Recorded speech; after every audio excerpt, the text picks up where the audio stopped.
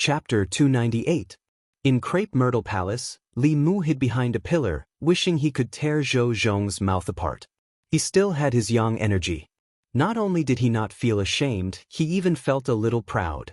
If it weren't for the fact that his primordial yang was still there, how could this case be explained so quickly? But pride was one thing. Pride and making the case known to the whole world were two different things. That damned Zhou Zhong. He had been a bachelor for decades. What right did he have to criticize him? After Zhang Chun's incident, the order in the imperial court was a little chaotic. Many people knew that Li Mu was sent to the Ministry of Justice's prison yesterday and later came out. But they only knew the result, not the process. Some people even guessed that His Majesty had secretly instructed the Ministry of Justice. If that was the case, whether Li Mu had fallen out of favor would have to be re-evaluated. But then again, this case was really a disaster. No matter how many people hated Li Mu, they had to admit that he was as handsome as Cui Ming. He was the most handsome man in the divine capital. If he was willing, countless women would throw themselves at him and be his groom every night. But the truth was that such a person was just a virgin. Even the person who framed him must not have thought of this. Otherwise, he would not have framed Li Mu for rape. Today's morning court session ended quickly. To everyone's surprise, His Majesty did not say a word about Li Mu's being framed. This confirmed a conjecture. That person had really fallen out of favor. After the court, Li Mu went to Changel Palace to seek an audience with the Empress. But he was still rejected, and he left the palace alone. All of this was seen by a palace made at the entrance of Changel Palace. The officials in the palace, such as the palace secretary and the minister of the 3 provinces, also saw Li Mu's lonely figure leaving the palace. This news quickly spread to all the residences in the north and south courtyards.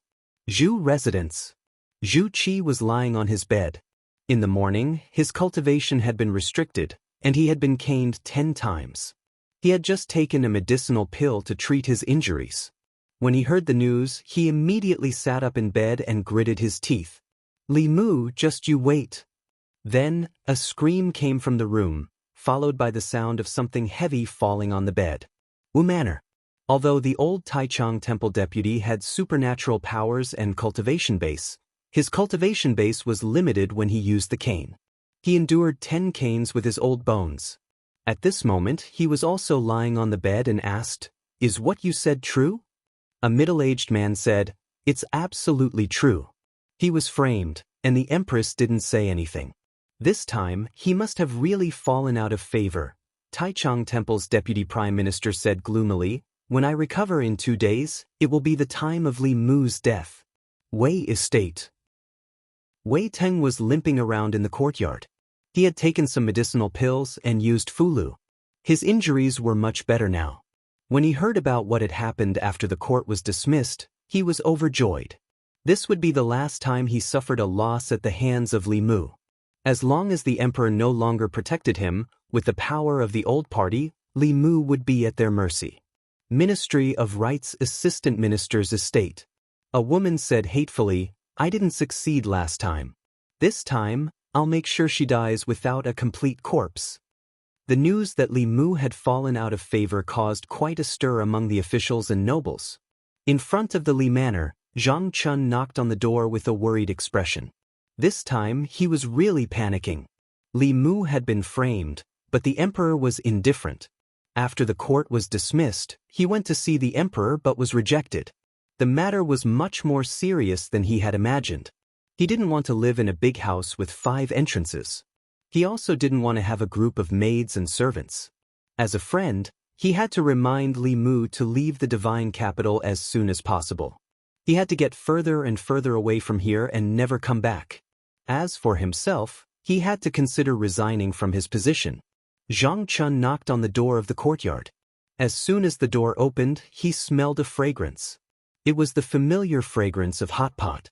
Li Mu stood at the door and asked, "Why are you here, Zhang?" Zhang Chun was about to speak when he suddenly saw a figure beside the stove in the courtyard. It was a beautiful woman. She was putting a piece of tofu from the pot into a bowl. The moment he saw the woman's face, Zhang Chun's head buzzed. The news that Li Mu had fallen out of favor had spread like wildfire. Who would have thought that the Empress would refuse Li Mu's request to see her and eat hot pot with him in the Li Manor an hour later? No one would believe it if he told them about it. When he came back to his senses, he immediately looked at Li Mu and said, "It's nothing. I just came to tell you that we should have a meal together when you're free." Li Mu said, "We're eating. Do you want to come in and eat with us?" Zhang Chun quickly waved his hand and said, "I can't today. Maybe another day. My wife is waiting for me at home. Goodbye." He turned around and left. However, he did not return to his residence.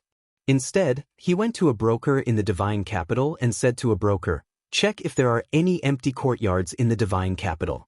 I won't consider those below the 5th rank. As long as they're above the 5th rank. Ministry of Justice."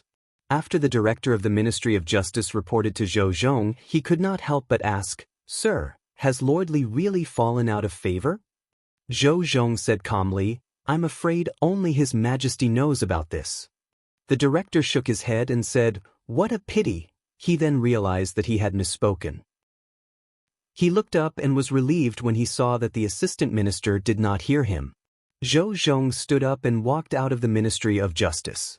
The director hurriedly chased after him and asked, "Where are you going, sir?" "I still have some things to report." Zhou Zhong waved his hand and said, "Let's talk about it tomorrow. I have an appointment with a friend today. We're going fishing outside the city." Ministry of Rights. An official walked into a government office and said to someone in the office, "Director Liu, the assistant minister is going to impeach Li Mu tomorrow. Should we follow him?" That person looked up at him and asked, "Why should we follow the assistant minister's impeachment?" The official said, "The assistant minister has this intention. You've just come to the Ministry of Rights, so you shouldn't curry favor with the assistant minister. After all, Li Mu has fallen out of favor. You don't have to worry about His Majesty blaming you for impeaching him. Perhaps His Majesty is waiting for someone to impeach him." That person waved his hand and said, "If you want to go, you go." "I'm not going." The director of the Ministry of Rights left helplessly. The Ministry of Rights originally only had one director. Later, for the imperial examinations, the imperial court added another one. However, this new director Liu did not seem to understand the ways of officialdom. Director Zhu was biased towards the old party. However, he did not dare to disobey the assistant minister. He had just come to the Ministry of Rights, but if he did not listen to the assistant minister, he would not have a good life in the future. After the director of the Ministry of Rights left, Director Liu curled his lips and said, "Impeach my ass. A bunch of idiots." Prince Shou's residence. Prince Shou liked to listen to operas. In addition to the stage built in the residence, there was also more than one opera troupe. Today, he seemed to be particularly interested. After listening to a few plays, he waved his hand at the performers on the stage and said, "I'm not listening to Prince Consort Chui today. King Love is fishing for me, Zhou residence." During the meal in the Zhou residence, Zhou Xiong ate a few mouthfuls and put down his chopsticks. He looked at Zhou Jing and said, "Big brother, this time, Li Mu will not be able to escape this calamity. Should we call fourth brother out? If he sees this scene, he will be very happy. Will not be able to escape this calamity?" Zhou Jing looked at him and asked, "How so?" Zhou Xiong said, "Li Mu has already lost the emperor's favor. As far as I know, this time, whether it's our people or the old party, they all want to get rid of Li Mu completely. Fourth brother hates him to the bone. We have to let him see it with his own eyes." Zhou Jing put down his chopsticks and said, "Use your brain and think about it. With Wu Er's personality, even if it's not her close official, if any official in the imperial court was framed and slandered in such a despicable way, she will not do anything. Will she not let the Ministry of Justice and the Supreme Court investigate?" Zhou Xiong was stunned and said in shock, "This," Zhou Jing said, "How can I not understand my own daughter? If she wasn't really angry, she wouldn't have done this. The next morning court will probably be very lively." Zhou Xiong's expression changed and said, "What should we do? The matter of framing Li Mu was obviously instigated by my sister-in-law. The director of the Ministry of Rights is in danger. We have to remind him that the imperial examination is imminent. Nothing can happen to him, it's too late." Zhou Jing said, "Last time, The Zhou family didn't do as she wanted. Now, she hates you and me to the bone. She won't even return to the Zhou family and won't listen to you. If she had succeeded in framing Li Mu last time, it would have been fine. But if she had failed, the director of the Ministry of Rights would have been lost. It's too late for you to remind her now. Zhou Xiong was stunned and muttered, "Could this be Li Mu's scheme again?" Zhou Jing didn't deny it and said, "I'm afraid that even his fall from grace last time was fake news released by him and Wu." Zhou Xiong said with a sullen face, "Her Majesty used to be so naive and pure. How did she become like this? She couldn't think of such a method. That Li Mu is as cunning as a fox.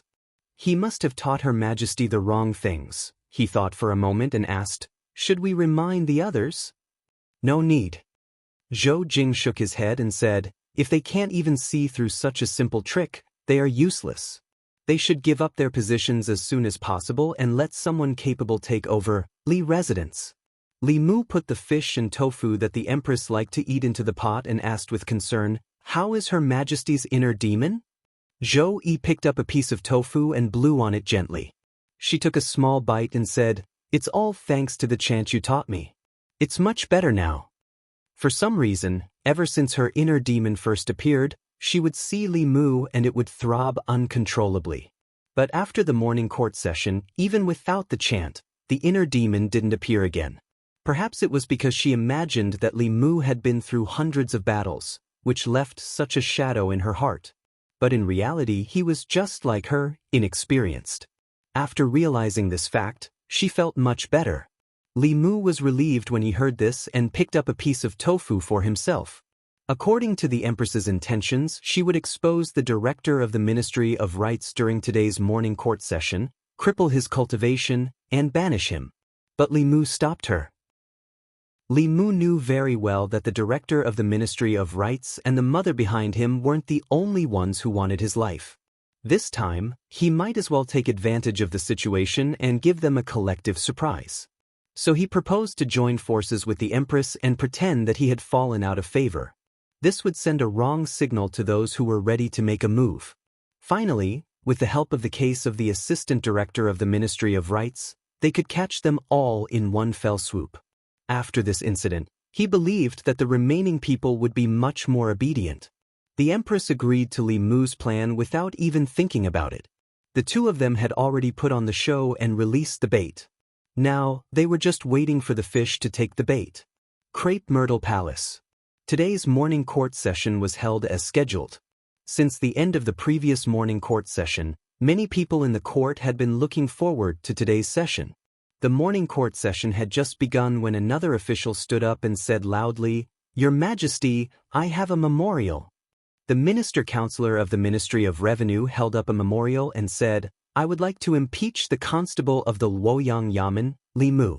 During his patrol, he often hung around the music hall and neglected his duties." As soon as he finished speaking, the director of the Ministry of Rights also stood up and said, "I would also like to impeach Li Mu. During his tenure, he accepted bribes from the people." The deputy director of the Taichung Temple also stood up and said, "I would like to impeach Li Mu. As the imperial censor of the palace, he used his position to suppress dissidents and abused his power. I would also like to impeach Li Mu. I would like to impeach Li Mu. I would like to." After the minister-counselor of the Ministry of Revenue, the director of the Ministry of Rights, and the deputy director of the Zongjing Temple stood up, a few more officials stood up one after another. The target of their impeachment was also Li Mu. Without a doubt, this was a premeditated impeachment. These officials had already discussed this matter before going to court. Among these people, there were officials from the old party and also officials from the new party. Among them, officials from the Ministry of Rights made up the most. However, after these people stood up, they looked at each other and saw the confusion in each other's eyes. According to their guesses, there were countless people in the court who wished for Li Mu's death. However, at this moment, there were less than 10 people who stood up. This was far from the number they had expected. What were the other people in the court waiting for? Although the assistant director of the Ministry of Rights was also puzzled, there was indeed no one who stood up to impeach. According to the procedure, it was time for him to appear. He walked out with his ceremonial tablet and said, "Your Majesty, the imperial censor was originally a clear stream in the court. The imperial censor of the palace, Li Mu, has many controversial actions and is no longer suitable to be the imperial censor." He did not impeach Li Mu. He just took the opportunity to raise a request that sounded reasonable. The imperial censor was an honest official. With so many officials impeaching Li Mu, it meant that he was no longer suitable to be the imperial censor. Moreover, the reasons for their impeachment were not groundless. In the past 3 days, he had put in a lot of effort to impeach Li Mu. If Li Mu was not the imperial censor, he was just a lowly constable in the divine capital. A lowly constable could be easily transferred out of the divine capital for any reason. By then, they would have the final say on how Li Mu would die. After the assistant director of the Ministry of Rights finished speaking, the court was very quiet. The important officials in front of him did not agree or disagree. Most of the other officials were also quiet. At this moment, the Empress's voice came from behind the curtains. "You want to impeach Li Mu?" The assistant director of the Ministry of Rights walked forward and said, "Your Majesty, we want Li Mu." At this moment, nearly 10 officials behind him, including the assistant director of the Ministry of Rights, were stunned. Li Mu? Hadn't Li Mu fallen out of favor? Why was the Empress still addressing him so intimately? They dared to impeach Li Mu because Li Mu had fallen out of favor. If Li Mu had not fallen out of favor, then they looked at each other, their hearts sinking into a bottomless abyss. Oh no, they had fallen into a trap. Chapter 299.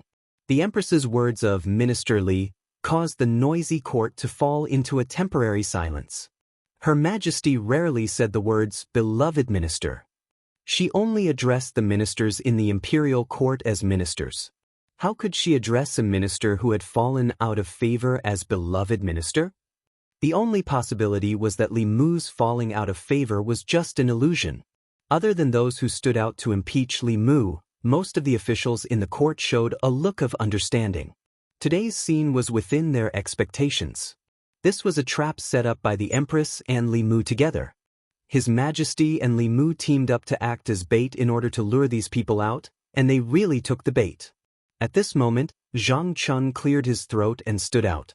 He said, "Your Majesty, I have something to say." Mr. Mei looked at him and asked, "What do you have to say, Lord Zhang?"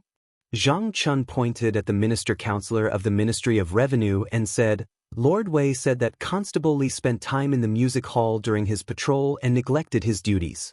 Then I would like to ask, in the case of Jiangzhe, who was not afraid of the Academy's pressure.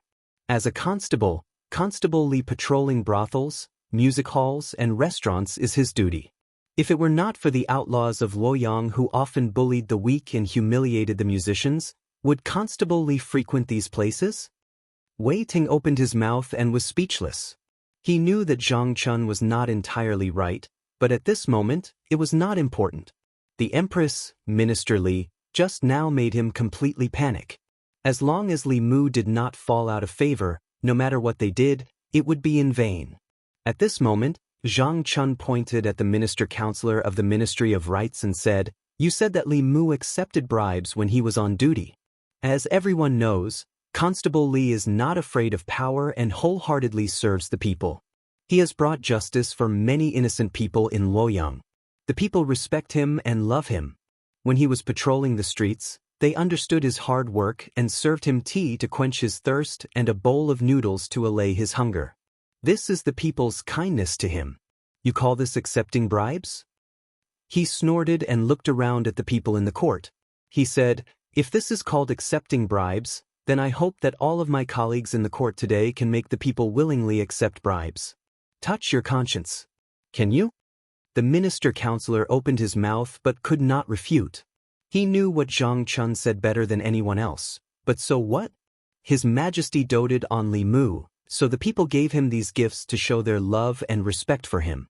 Li Mu had lost the favor of the emperor, and the commoners had given him these gifts. He had accepted bribes. This was the court. They guessed that Li Mu had lost the emperor's favor. That was why they dared to stand up today and use this as a reason to impeach Li Mu. But judging from the situation in front of them, they seemed to have guessed wrong. One wrong step and the whole game was lost.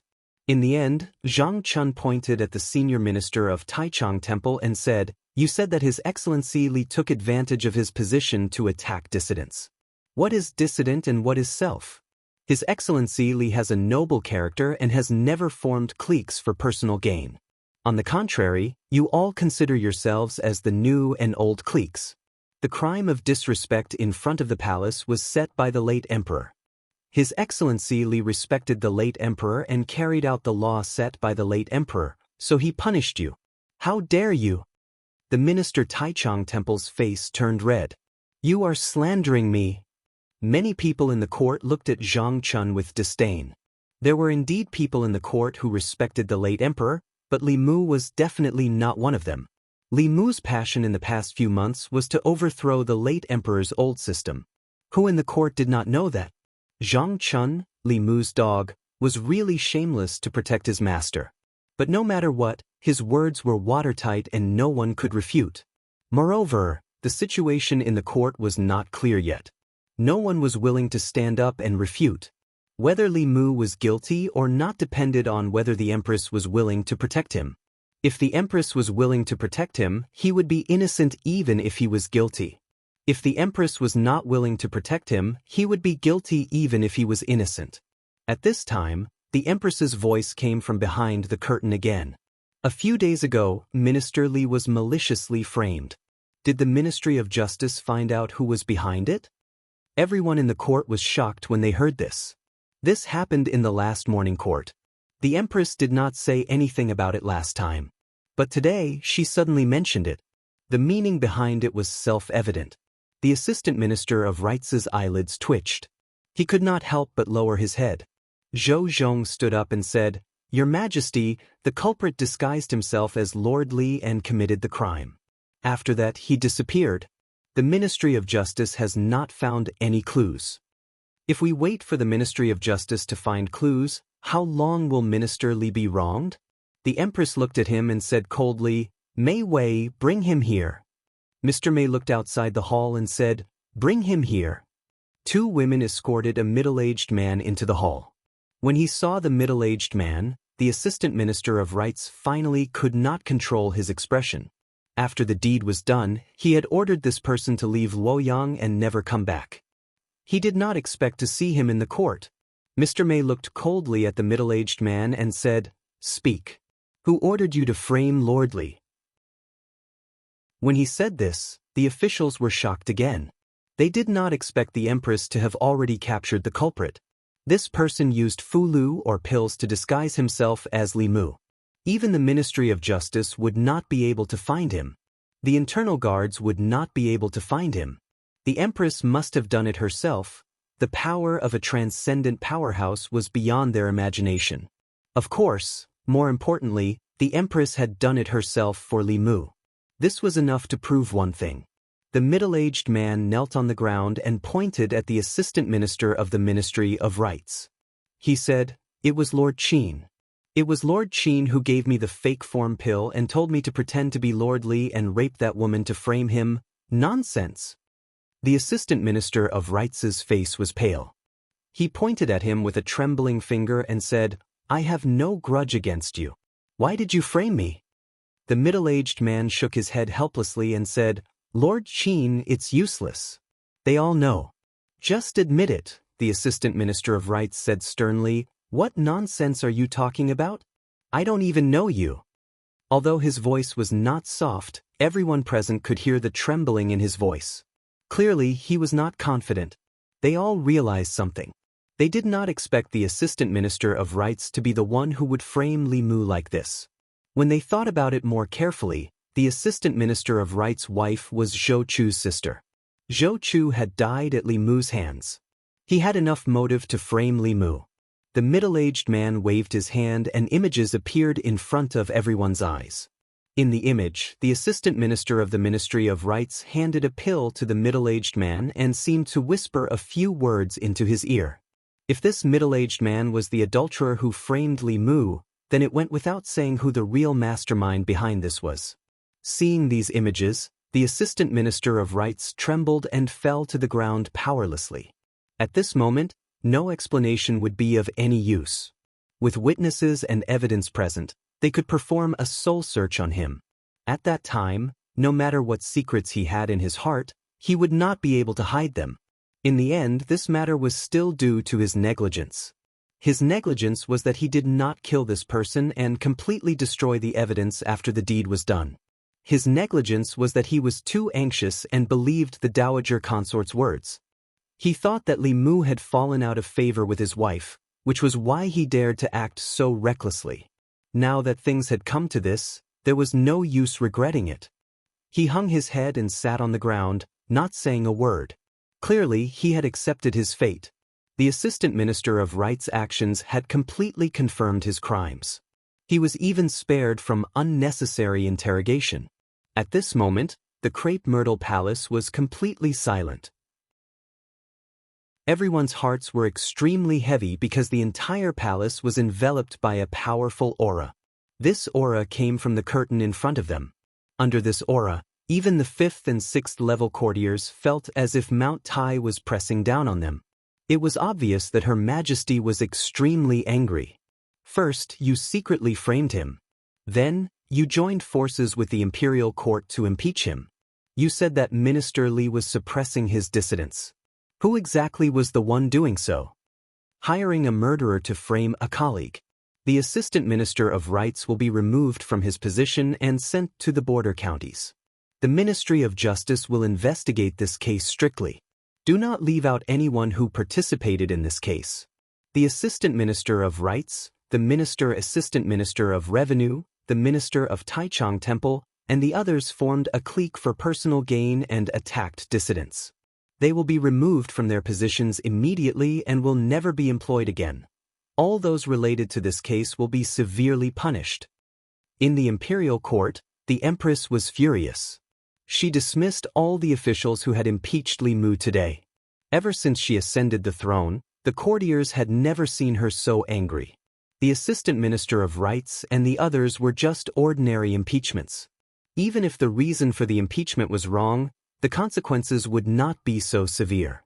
Impeachment was an impeachment based on hearsay. Afterward, there would naturally be internal guards or imperial censors to verify the truth.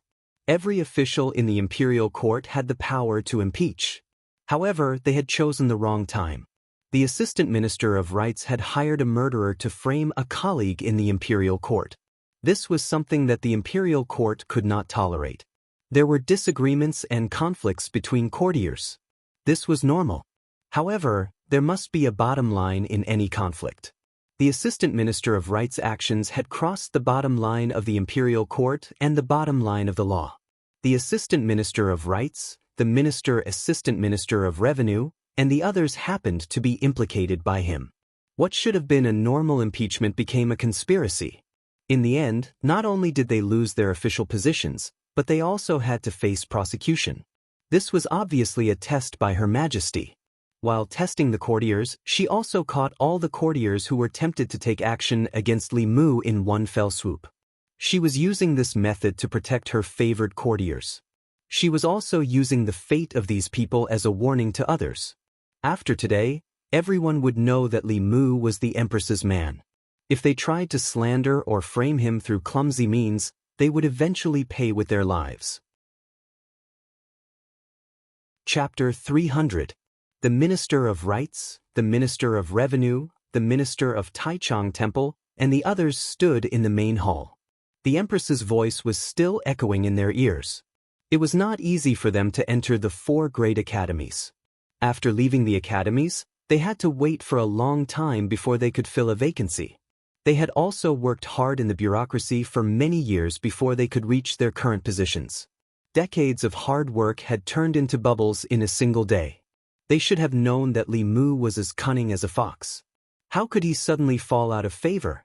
This was all a trap set by him. There were so many officials in the court, but only a few of them took the bait. After the morning assembly, the Minister of Rights was taken away by the Ministry of Justice. No one knew how many people were involved behind him. The other 9 officials were also demoted, especially the Ministry of Rights. Under the Minister of Rights, half of the important officials were gone. The imperial examination was imminent, and the court had to fill the vacancy in the Ministry of Rights. The imperial examination could not be delayed. As usual, this matter was nominated by the Hall of Secretaries. The position of Minister of Rights was very important. It needed an experienced official. However, there were not many rank 4 officials in the court. Every one of them held an important position. It was not possible to transfer officials of the same rank to the Ministry of Rights. If they were transferred back and forth, there would be a vacancy that could not be filled. It would cause chaos in the other departments. After thinking about it, Liu Yi came to the Ministry of Rights to seek the opinion of the Minister of Rights. The Minister of Rights was also worried about this matter. The imperial examination was imminent, and the Ministry of Rights did not have enough manpower. After this incident, more than half of the officials in the Ministry of Rights were gone. Even the Minister of Rights was dismissed. He urgently needed an assistant. He thought about it but could not think of a suitable candidate. In the end he said, "Why don't we let Minister Liu take over?" Although he has not been in the Ministry of Rights for long, he is familiar with the affairs of the ministry. He can take on this responsibility. Liu Yi had some impression of Minister Liu. He said, "Minister Liu has just been transferred and he is going to be the Minister of Rights. Isn't this promotion speed a bit too fast?" If he had someone he could use, the Minister of Rights wouldn't be forced to do something beyond his ability. He shook his head and said, "Dr. Liu was transferred here on a regular basis. It can't be considered a promotion. His experience is not shallow. Although he is still somewhat lacking as an assistant minister, there is no other way at the moment. The imperial examinations are important. If it is delayed, none of us can bear the responsibility." According to Great Zhou's usual practice, the officials of the various ministries were rarely transferred outside. The position of assistant minister of the Ministry of Rights was usually taken over by a doctor. However, the doctor often had to work hard for 10 years or even longer before he could become an assistant minister. This Dr. Liu had just been transferred not long ago, but he had already made an exception and was promoted. This was very rare in the officialdom. But who asked the former assistant minister of the Ministry of Rights to seek his own death? Of all the people he could have touched, he just had to touch Li Mu. This move was not a big deal, and Li Mu did not suffer any losses. More than half of the Ministry of Rights was lost by him. If the vacancy in the Ministry of Rights was not resolved as soon as possible, the imperial examinations would definitely be affected. After thinking for a long time, Liu Yi nodded and said, "Since the minister recommends Dr. Liu, the Secretariat will nominate him Ministry of Justice." Inside the prison of the Ministry of Justice, the Assistant Minister of Rights, who had been in high spirits during the morning court session, was now a prisoner. He sat dejectedly in a corner with a lonely expression. Zhou Zhong walked to the door of the prison and said, "Open the door." The jailer hurriedly opened the door, and Zhou Zhong slowly walked in. He walked in front of the Assistant Minister of the Ministry of Rights and said, "His Majesty has ordered that the people involved in this case be severely punished. Lord Qin and that Li Mu have no enmity. Who is behind this?" The Assistant Minister of the Ministry of Rights said, "Zhou Zhong is my wife's younger brother. He died because of Li Mu. I just want to avenge him. There is no one behind this." Zhou Zhong shook his head and said, "You are the Assistant Minister of the Ministry of Rights. You have a high position. After the imperial examinations were reformed, you have even more power. Zhou Zhong is your wife's younger brother, not your biological brother. You have no reason to do this." The Assistant Minister of the Ministry of Rights said, "I am responsible for what I did. Don't waste your breath." Zhou Zhong smiled and said, "Actually, even if you don't say it, I know. On the day Li Mu was imprisoned, your wife and mother-in-law came to the Ministry of Justice. If there is anyone in Chengdu who hates Li Mu the most, it would be your mother-in-law. Her son died at the hands of Li Mu. It is reasonable that she wants to kill Li Mu for revenge." The Assistant Minister of the Ministry of Rights looked at him and said, "Lord Zhou, you should know better than me that some things require evidence." Zhou Zhong shook his head and said, I know what you are waiting for. You are waiting for the Zhou family to protect you. However, have you ever thought about why no one from the new party stood up for you in the imperial court today? The assistant minister of the Ministry of Rights' expression froze. This was something he could not understand even now. Zhou Zhong continued, they already knew that this was Her Majesty and Li Mu's scheme, but they did not tell you. It is obvious that they have given up on you. You hired assassins to frame your colleagues and touched Her Majesty's bottom line.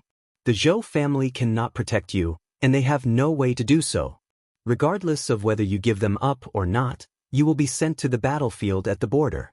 With your cultivation, you will become a dead soul at the hands of those demon kings and ghost kings in less than a month. No, they will devour your body and soul. They will not give you the chance to become a dead soul. The assistant minister of the Ministry of Rights thought carefully and his face gradually paled. Zhou Zhong looked at him and said, when the late emperor was still alive, Her Majesty was already chosen as the crown prince's wife. At that time, the Zhou family's goal of stealing the country had not been exposed. The late emperor treated the Zhou family very well and gave them 2 death exemption tokens. Now that you have been sentenced to exile, it is no different from a death sentence. If the Zhou family is willing to save you, although they cannot restore your position, they can let you stay in the divine capital and keep your life. If the Zhou family is not willing to save you, then you can only wait for death. Zhou Zhong looked at him one last time and turned to leave. 15 minutes later, a woman came to visit him in the prison. When the assistant minister of the Ministry of Rights saw the woman, he immediately got up and ran to the door of the prison. He shouted, wife, wife, save me. The woman's expression was ugly. She asked, how did this get exposed? The assistant minister of the Ministry of Rights said, it must be Her Majesty's divination. Li Mu's fall from grace was fake. We were all fooled by them. The woman gritted her teeth and said, we are her family. She actually treated us like this for an outsider. The assistant minister of the Ministry of Rights quickly said, it's too late to say this now. Wife, you have to think of a way to save me. I heard that the Zhou family has 2 death exemption tokens. As long as I have one, I won't be exiled to the border counties. The woman nodded and said, I will go and beg father. Wait for me here. Zhou Manor. Zhou Ting had just finished his seclusion. When he heard about the recent events, he was furious. Stupid. The woman who had returned to the Zhou family said with a cold face, stupid or smart, I have to avenge Chu. He is a piece of flesh that fell from my body. I will not let him die in vain, Zhou Ting said with a sullen face. Because of your stupidity, we lost an assistant minister of the Ministry of Rights. Do you know how important that position is? The woman said coldly, I don't know and I don't want to know. I only know that I have to avenge Chu. Zhou Qian looked at her father and said, Father, you have to save my husband. If he is exiled to the border counties, what will happen to me? What will happen to our child? Zhou Ting said indifferently, this matter is already known by the entire court. His Majesty has personally issued a decree. How can I save him? Zhou Qian said, doesn't our family have a death exemption token? As long as we use the death exemption token, we can exempt him from the crime of being exiled, right? Zhou Ting glanced at her and asked, who told you that? Zhou Qian did not answer directly. She said, Father, I beg you, save my husband. Zhou Ting was expressionless. The Zhou family did have a death exemption token, and there were 2 of them. They were both bestowed by the previous emperor. The Zhou family had seized the emperor's aura and destroyed the continuation of the Shao royal family. If they were to use their death exemption token, it would probably enrage the old faction of the Shao royal family. Moreover, the minister of the Ministry of Rights was already a useless person. There was no need to waste a token to save him. Even if he agreed, his eldest brother and the rest would not. Zhou Ting said, the Zhou family does not have a death exemption token. We cannot save him. Zhou Qian complained tearfully, Father, are you so heartless? Are you going to watch your daughter lose her husband and your grandson lose his father? Zhou Ting thought for a moment. He looked at her and said, there are many talents in the fairies' capital. After separating from him, I will choose another young talent for you. No matter what, he will be several times stronger than him." Zhou Qian looked at her father. Her crying gradually stopped. An hour later, in the prison of the Ministry of Justice, Zhou Qian stood outside the cell and said to the Minister of the Ministry of Rights, "I have asked. The Zhou family does not have a death exemption token. Father cannot save you. Don't worry. After you go to the border counties, I will take good care of the child. Do not involve more people in this matter." Zhou Qian did not stay for long. She left in a hurry. The Minister of the Ministry of Rights leaned against the cell door and slid down weakly. After an unknown period of time, a sigh came from behind him. He turned his head and looked at Zhou Zhong, who was standing in the shadows. He asked, "What are you sighing about?"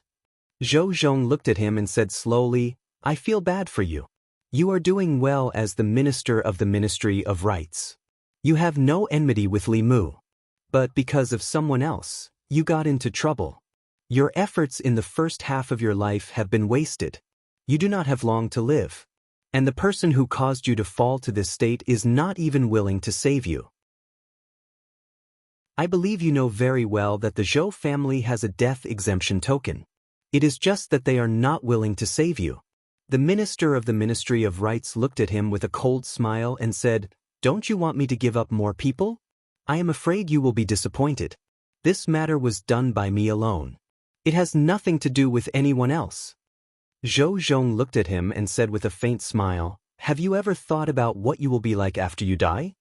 He looked at the Minister of the Ministry of Rights. His eyes were like deep pools. His voice carried a strange power as he slowly said, "Your wife, although no longer young, is still in the prime of her life. After you die, she will still have a long life. She will definitely remarry. At that time, she will take in an even younger and more handsome husband than you. In the future, they will have their own children. That person will live in your mansion, sleep with your woman, and if he is not happy, he might even beat up your children." Zhou Zhong looked into his eyes. His gaze was deep as he said slowly, "They treated you like this. Is it worth it for you to protect them like this?" Zhou Zhong's voice seemed to have a magical power. When the Minister of the Ministry of Rights heard this, a trace of confusion appeared on his face. Then his chest began to rise and fall slightly. His breathing became rapid, the veins on his forehead bulged, and his eyes became bloodshot. "I didn't want to interfere, but that old woman forced me to do so. That false form elixir was given to me by her, but she didn't save me. What right does she have to not save me? Since she doesn't want me to live, then let her die with me." Translator's note: Lu_Kaixin translator, Kaixin editor, Valvrave editor, Valvrave editor, Valvrave editor, Valvrave editor, Valvrave editor, Valvrave editor, Valvrave editor, Valvrave editor, Valvrave editor, Valvrave. Chapter 301. Ministry of Justice. When Zhou Zhong walked out of the prison, the Assistant Minister of the Ministry of Justice, who was waiting outside, whispered into his ear, "Lord Qin from the Ministry of Personnel is here." The Ministry of Personnel and the Ministry of Justice were the pillars of the old party in the imperial court. Zhou Zhong walked into the yamen and saw a figure standing there. He asked, "Lord Qin, are you here for something important?" The Assistant Minister of the Ministry of Personnel turned around and looked at Zhou Zhong. He asked, "The higher-ups say that the Assistant Minister of the Ministry of Rights must be punished severely. This is a big blow to the Zhou family and the new party. We can't let go of this opportunity." Zhou Zhong said calmly, "Just the Assistant Minister of the Ministry of Rights is not enough." The Assistant Minister's eyes flashed. He asked, "Lord Zhou, you mean?" Zhou Zhong said, "The source of this matter is Zhou Ting's wife, not the Assistant Minister of the Ministry of Rights. If we can drag her down, the Zhou family will protect her for the sake of their reputation or for other reasons. My goal is the Zhou family's 2 death exemption medallions. Without them, it will be much easier for us to fight the Zhou family in the future." The Assistant Minister of the Ministry of Personnel nodded. The late Emperor's death exemption medallions were actually given to a thief who stole the country. It is indeed a disgrace to us. It would be best if we can make them use the medallions. However, I don't think the assistant minister of the Ministry of Rights will rat out his mother-in-law. The Zhou family will not use the medallions for a mere assistant minister of the Ministry of Rights. Zhou Zhong looked at him and asked, "Does Lord Chen not believe me?" The assistant minister of the Ministry of Personnel was stunned. He asked, "Could it be?" Zhou Zhong said, "The assistant minister of the Ministry of Rights has already confessed that it was his mother-in-law, Zhou Ting's wife, who instigated him to frame Li Mu. She is the mastermind behind the scenes. This time I will make the Zhou family pay the price." The assistant minister of the Ministry of Personnel was shocked. The assistant minister of the Ministry of Rights actually ratted her out. Then he came to his senses and praised, "Lord Zhou is always full of surprises. If we can make the Zhou family hand over the 2 death exemption medallions, Lord Zhou will have done a great service." Zhou Zhong said calmly, "This is what I should do in order to support the legal wife." An uninvited guest arrived at the entrance of Zhou residence. The assistant minister of justice, Zhou Zhong, also had the surname Zhou, but he was different from the Zhou family. When he was in the imperial court, he sided with the old party. Over the years, the officials of the new party had suffered many losses in his hands. Zhou Zhong came to the Zhou clan alone. Even though there were no officials from the Ministry of Justice following him, the first Missy's husband was still in the Ministry of Justice's prison. Nothing good could come from Zhou Zhong's visit to the Zhou clan at this moment. Even so, the Zhou clan's gatekeeper did not dare to slight him. After inviting him into the Zhou clan's residence, he went to report it as quickly as possible. Zhou Zhong sat in the front hall, sipping his tea. After a while, someone stepped into the hall. Censor Zhou Xiong walked to the main seat and sat down. Only then did he look at Zhou Zhong and ask, "Assistant Minister Zhou, what business do you have with my Zhou residence?" Zhou Zhong put down his teacup and said, "I'm here on official business, so I won't beat around the bush." The assistant minister of the Ministry of Rights hired assassins to frame an important official of the court. Before he could finish, he was interrupted by Zhou Xiong. "The assistant minister of the Ministry of Rights has committed a serious crime.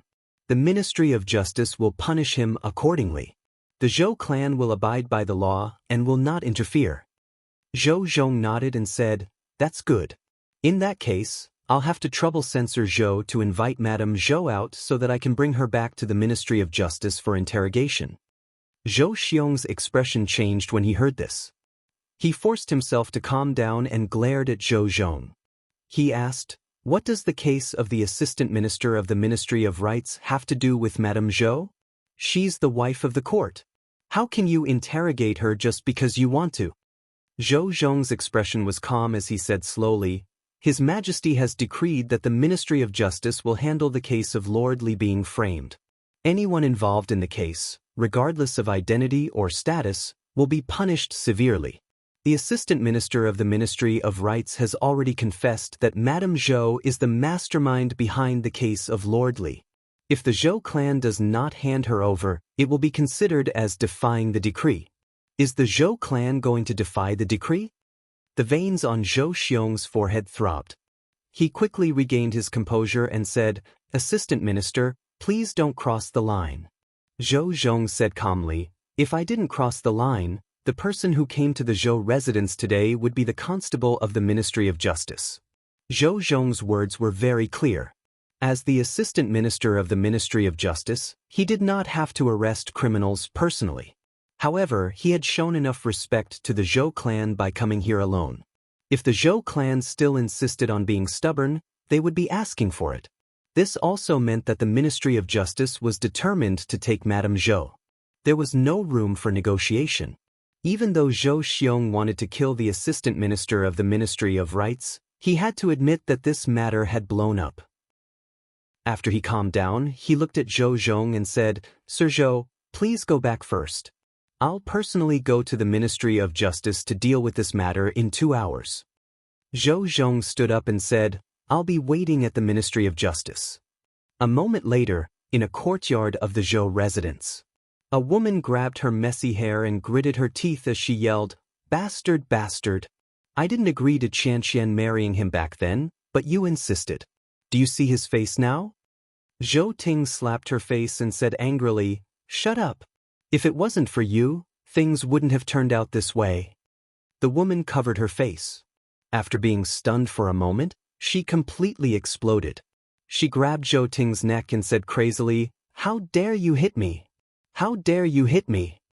Zhou Ting knocked her out with a slap and ordered the maids in the courtyard, "Take Madam back to her room to rest. Without my orders, don't let her out of her room." The two maids helped the woman back to her room. Zhou Xiong looked at Zhou Ting and asked, "Fourth brother, about this?" Zhou Ting closed his eyes and said, "Go and ask Big Brother. No matter what Big Brother decides, I'll agree." Zhou Xiong walked out of the courtyard and crushed a jade talisman. Soon, a figure suddenly appeared in the courtyard. It was the minister, Zhou Jing. Zhou Xiong walked forward and said, "Big Brother, the assistant minister of the Ministry of Rights at the Ministry of Justice sold out sister-in-law. Earlier, Zhou Zhong came to the residence to ask for her. I told him to go back and wait. How should we deal with this matter?" Zhou Jing's eyelids drooped slightly. He said, "As expected, the old party won't let go of this opportunity." Zhou Xiong sighed and said, "We have to answer to the Ministry of Justice. We can't really hand sister-in-law over." Zhou Jing said, "I'm afraid they don't want her." Zhou Xiong was stunned for a moment. He quickly reacted and asked, "Big Brother, are you saying that their goal is the Zhou family's death exemption medallion?" Zhou Jing extended his hand. There was a flash of golden light and two medallions appeared. He handed the medallions to Zhou Xiong and said, "Send these two medallions to the Ministry of Justice." Zhou Xiong took the medallions and said doubtfully, "Two?" Zhou Jing said, "Either send them two or none. Sister-in-law is a member of the Zhou family. Isn't Qian Er's husband one too?" The death exemption medallion was too important. Zhou Xiong was reluctant to part with it and did not understand. After Zhou Jing's reminder, he quickly understood the matter. They could either save both of them or not save both of them. The Zhou family only had these two choices. As for saving one and giving up the other, as one of the 9 families of the Great Zhou, the Zhou family would be ridiculed if they did such a thing. The Zhou family could not afford to lose face. To them, they could lose benefits, but they could not afford to lose face. He kept the medallion inside. He left the Zhou family and headed to the Ministry of Justice.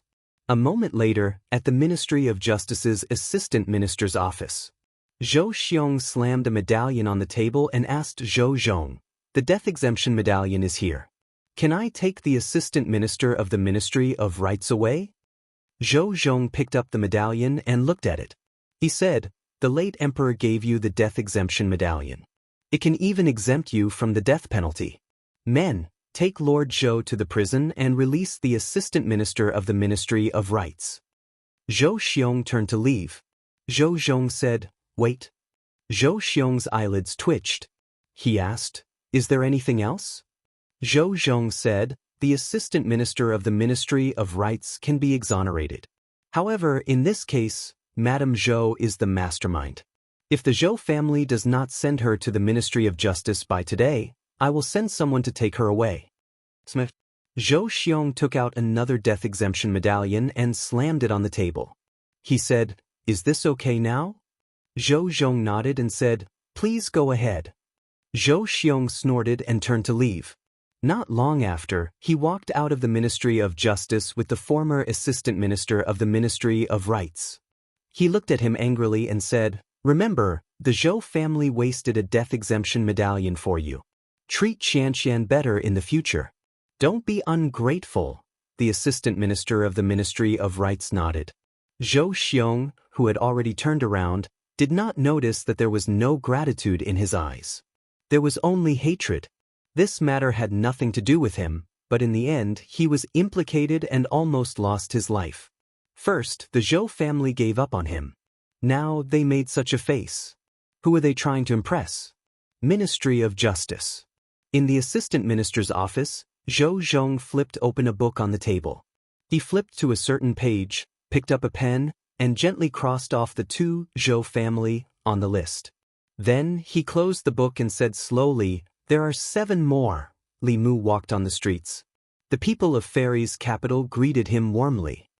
"Hello, Constable Li. Constable Li, you're still single. My daughter is also of age. Constable Li, do you want to consider my daughter? Constable Li, I have 2 daughters. One is prettier than the other. Constable Li, don't go. Li Mu could not resist the people's enthusiasm. He did not even bother to collect his telekinesis and fled. The case was cleared. It was very thorough. The people even knew the details of the case. Now, all the people of Fairy's capital knew that he was a virgin. Along the way, there were countless people who wanted to marry their daughters to Li Mu. Although Li Mu usually got along well with them, he did not have any thoughts about their daughters. It was all Zhou Zhong's fault. Because of this, he became famous in Fairy's capital again. Sooner or later, Li Mu would find him and settle the score. When he finally reached his house, he saw a few carriages parked at the entrance. Beside the carriages, Mr. Mei was instructing a few people to move the things inside. Li Mu walked over and asked, "What's all this for?" Lord Mei smiled and said, "This is His Majesty's reward to you.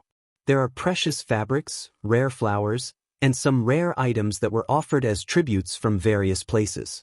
Later, His Majesty will have people rearrange the array formation in your residence." The carriages were parked in a row outside Li Mu's residence. If not for Mr. Mei's explanation, Li Mu would have thought that the Empress was moving into his house. He really didn't expect that Li Si would be right about this. Li Si said that the Empress would warm up to him again after a short period of coldness. Looking at the boxes of rewards, Li Mu even suspected that the Empress was trying to flirt with him. Li Mu did not know whether she had met her inner demons or not, but it was true that she was inexplicably cold and hot to him. Li Si had said that this was a routine between men and women. Only by being both hot and cold, and being neither friendly nor distant could they arouse the other party's nervousness and sense of danger. Now that Li Mu thought about it, during that period of time when he had been ignored, he had indeed been worried about his gains and losses. He had not been able to eat or sleep well, and his mind had been filled with thoughts of the Empress. But thinking about it carefully, it was impossible for the Empress to know such a sophisticated trick. Her EQ was not much better than Xiaobai's. How could she come up with such a sophisticated trick? He shook his head, threw this bold and unrealistic thought out of his mind, and walked into the residence. The Empress had rewarded many things. Li Mu planned to pick some and send them to Zhang Chun. Old Zhang's protection of him in the imperial court was no less than Li Mu's protection of the Empress. Li Mu was very touched by this. He specially asked the Empress to reward Zhang Chun with a 3-sectioned residence. It was located in the North Court, not far from the Li residence. Although they were not neighbors, it was just a matter of walking a few steps. At this time, in a residence not far from the Li residence in the North Court, Zhang Chun stood at the door and ordered 2 palace guards. He said, move slowly. Don't break the things." Today, he finally fulfilled his wish of moving to a new residence. Although the residence was only changed from a 2-sectioned one to a 3-sectioned one, the location was worlds apart.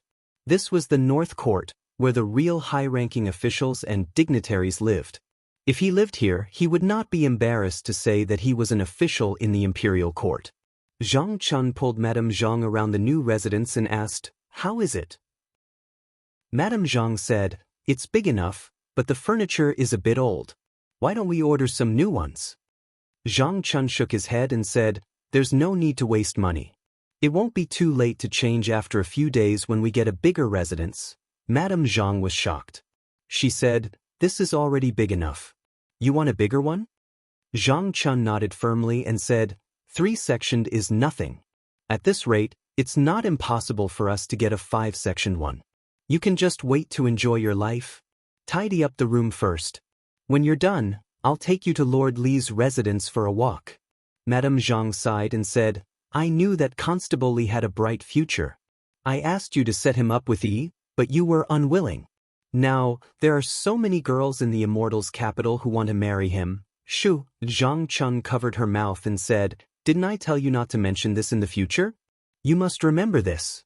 Otherwise, there won't even be a 2-sectioned or 3-sectioned residence, let alone a 5-sectioned one. You don't want us to bring our daughter back to the small courtyard of the Yamen, do you?" Chapter 302. The case of the assistant minister of the Ministry of Rights being instigated by his mother-in-law to frame his colleague had attracted widespread attention, both among the people and in the imperial court. Everyone's attention was on the Ministry of Justice as they paid close attention to the progress of this matter. Using despicable means to frame a colleague had crossed the bottom line of the imperial court. According to the law, both the Zhou family's wife and the assistant minister of the Ministry of Rights would be severely punished.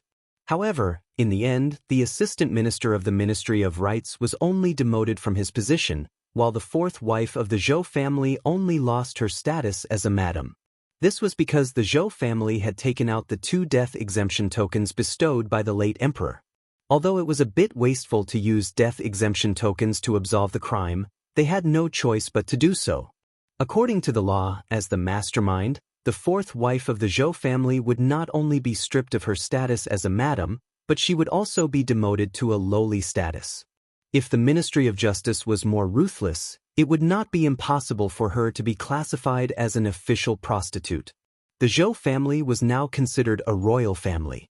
If the Zhou family's wife became an official prostitute, the Zhou family's face would be trampled on. The Zhou family would also become the laughingstock of the entire divine capital. The Zhou family had used the death exemption tokens to absolve the 2 of their crimes. However, the old party, especially the Shao royal family, did not feel good about it. The Zhou family had seized the late emperor's empire, and now they had to use the death exemption tokens bestowed by the late emperor to absolve the Zhou family of their crimes. To the Shao family, this was more disgusting than swallowing 100 flies. Fortunately, these 2 tokens would not appear in the future. Sooner or later, they would be disgusted. It was better to be disgusted sooner rather than later. A grand banquet was being held in a luxurious mansion in the southern court. At the banquet, everyone from the old party gathered. Apart from the officials of the imperial court, there were also many members of the Shao royal family. The table was filled with delicacies. Everyone toasted and laughed. The Ministry of Justice's Zhou Zhong was undoubtedly the main character of this banquet. His position in the old party was extremely high. This time, he had made the Zhou family suffer such a huge loss and made a great contribution to the old party. The Zhou family scoundrels tried their best to curry favor with the late emperor when he was still alive and obtained 2 death exemption tokens from the late emperor. Every time I think of this in the past few years, it feels like a fishbone is stuck in my throat. Now that I've finally spat out this fishbone, it feels great. This is simply satisfying. The Zhou family's 2 death exemption tokens are gone.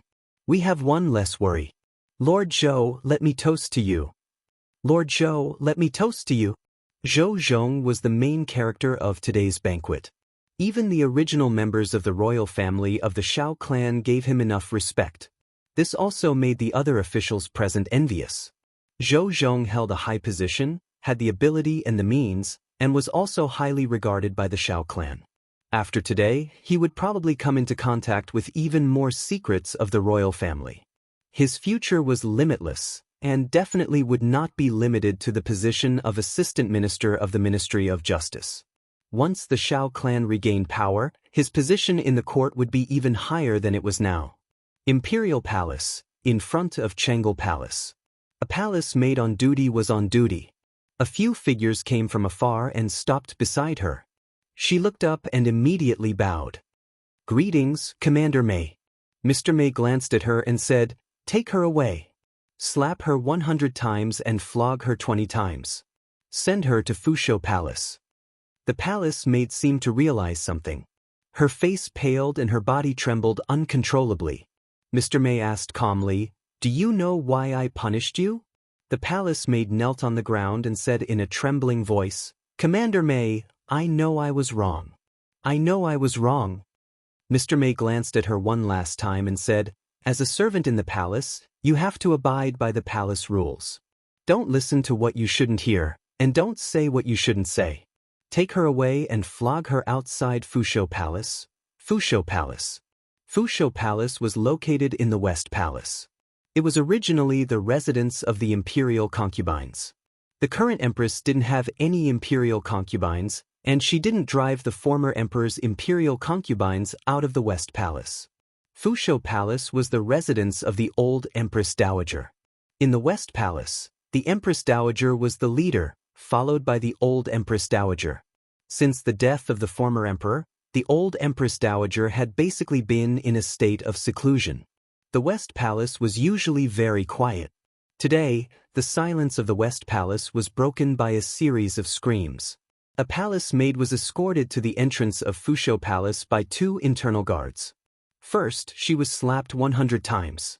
Then, she was pressed to the ground and flogged 20 times. Her miserable screams could be heard clearly in the West Palace. The West Palace was a quiet place. The internal guards didn't have the guts to do this. It must be the Empress order. The palace maid was not tortured in the Empress Dowager's everlasting palace, nor in front of the other old Empress Dowager's palaces. It couldn't be a coincidence that she chose the old Empress Dowager's Fusho Palace. It must be that the old Empress Dowager did something that displeased the Empress Dowager and touched the Empress Dowager's reverse scale. That was why she changed her respect for the old Empress Dowager and didn't give the old Empress Dowager any face. This was an obvious warning. In Fusho Palace, an old palace maid was angry. She said loudly, "There are so many places in the palace, but she chose to do it in front of our palace. Isn't this a show for the old Empress Dowager to see?" The old Empress Dowager sighed and said, "Yes, this is her warning to me. I didn't expect her to be so protective of that person. I was negligent." Not long after, a palace maid came in and said, "Old Empress Dowager, that palace maid fainted. Should we send her out of the West Palace?" The old Empress Dowager shook her head and said, "No matter what, she is still one of my people. Bring her into the palace and let her work in Fusho Palace." Then she looked at the old palace maid and asked, "How is Yunyang?" The old palace maid sighed and said, "The prince consort's accident was a big blow to the princess. She locked herself in the princess residence all day and didn't see anyone." The imperial concubine said, "No one would have thought that the one surnamed Chui was actually a spy from the devil sect. Go to the princess mansion and say that it was Aijia's order to let her come to Fusho Palace and stay with Aijia for a few days." Princess Yunyang's residence. After Chui Ming's identity as a spy was exposed and he escaped from Luoyang, Princess Yunyang locked herself in the residence. She didn't see anyone except for her personal maid who brought her food every day. At this time, in Princess Yunyang's room, she looked at a woman who suddenly appeared and asked in shock, "Who are you?" The woman smiled at her and said, "It doesn't matter who I am. What matters is that I am here to help you."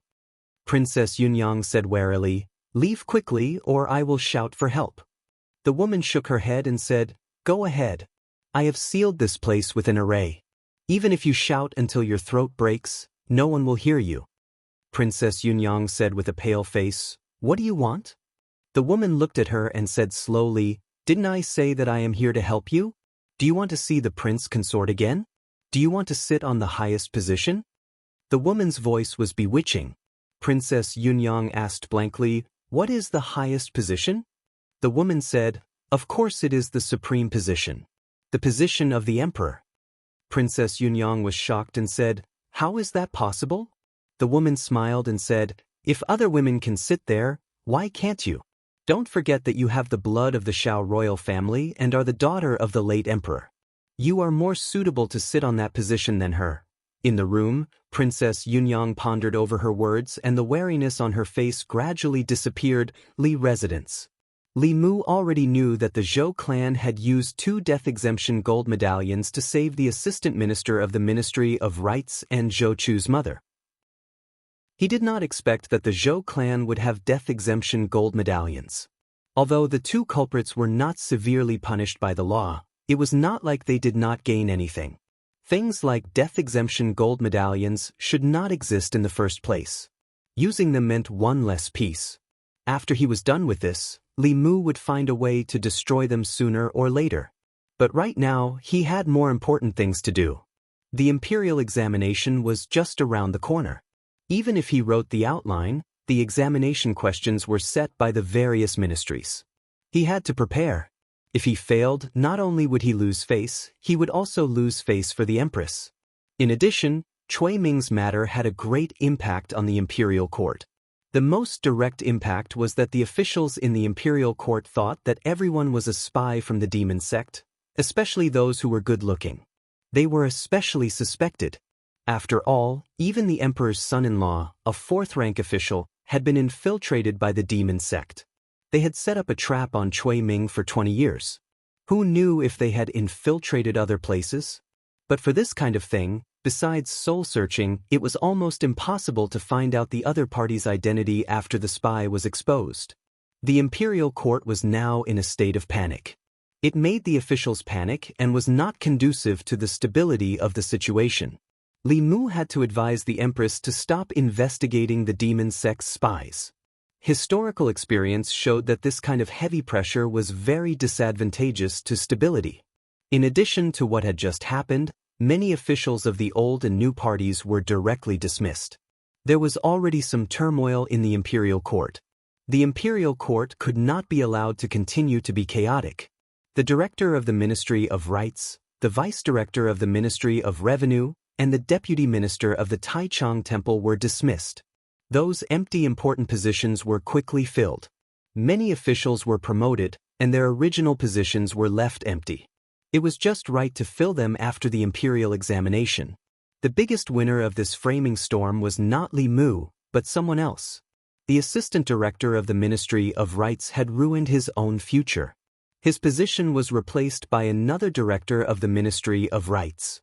This director Lu did not go along with the assistant director of the Ministry of Rights and participate in the impeachment of Li Mu. It just so happened that the Ministry of Rights was seriously short of people this time. He took advantage of this matter and rose up the ranks. From a director to an assistant director, he took the step and saved at least 10 years of suffering. He was probably the biggest winner of this matter. Shendu, a mansion in the North Courtyard. The new assistant director of the Ministry of Rights, Lu Qing, opened the door. Two children playing in the courtyard threw away their toys and ran over quickly. They opened their arms and said happily, "Daddy is back." Lu Qing picked up the two children, a boy and a girl, and played with them for a while. Then he put them down and said, "You two play by yourselves. Daddy is busy with official business." Because of the imperial examination, the officials of the Ministry of Rights were busy. Even after he went to the yamen, he still had many things to do. He walked into the study and habitually glanced at a bronze mirror on the table. His eyes narrowed slightly. A strange rune appeared on the bronze mirror.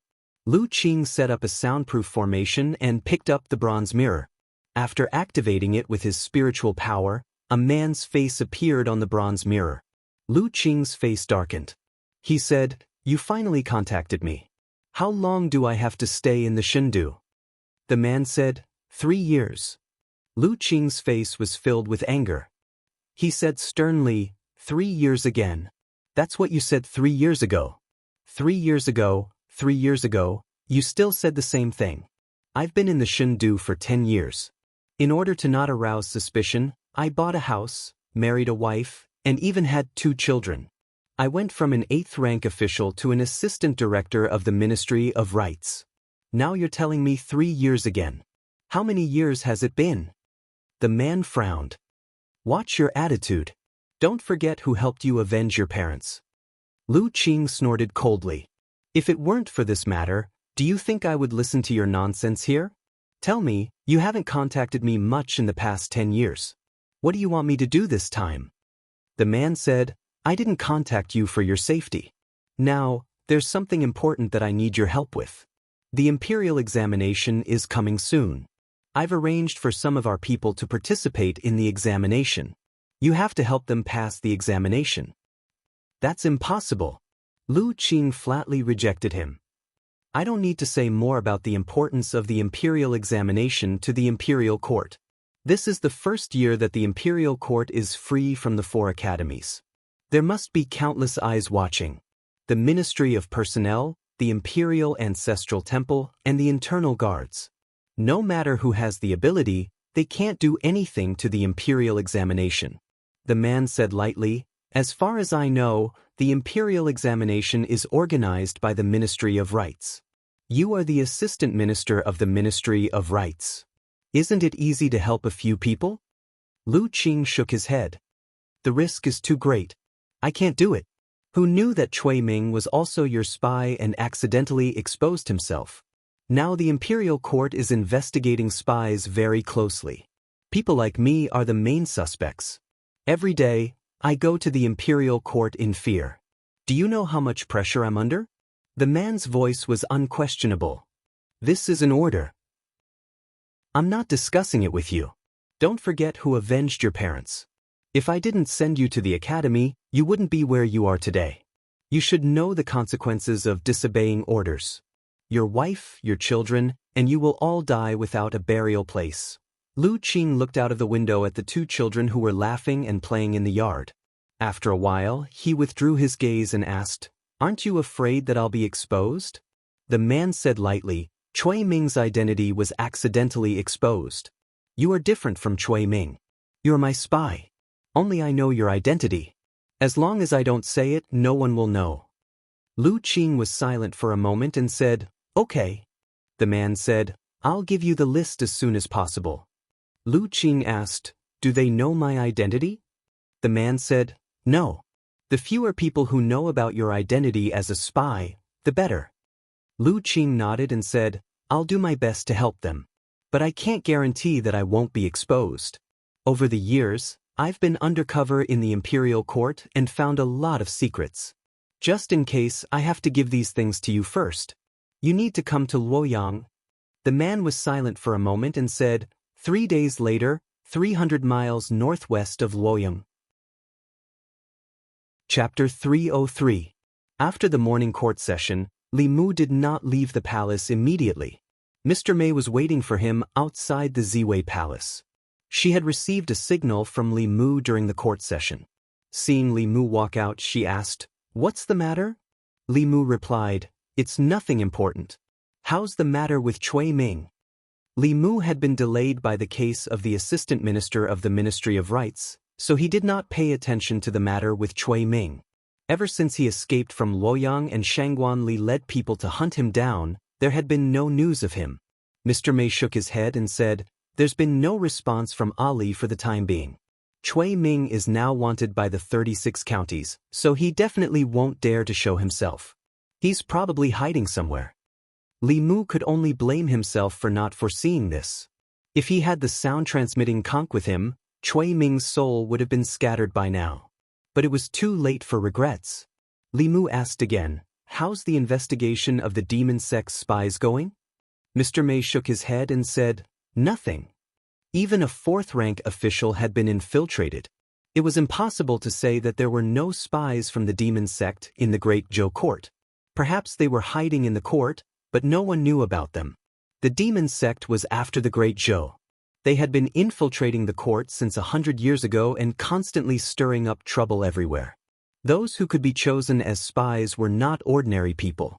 Their minds were abnormally firm, and they could hide for years or even decades without exposing themselves. The soul-sucking technique would not work on them, and the soul-searching technique was not realistic either. Even if a 10-year-old official in the imperial court looked cautious and conscientious, there was no guarantee that he did not have any ill intentions towards the Great Zhou dynasty. The entire Shin-du seemed calm and peaceful. However, no one knew how many undercurrents were lurking beneath this tranquility. Mr. Mei said, "If there are still spies from the demon sect or other forces in the imperial court, we won't be able to find them in such a short time. The most important thing now is the imperial examination. We have to make sure that there are no problems with the candidates from each county."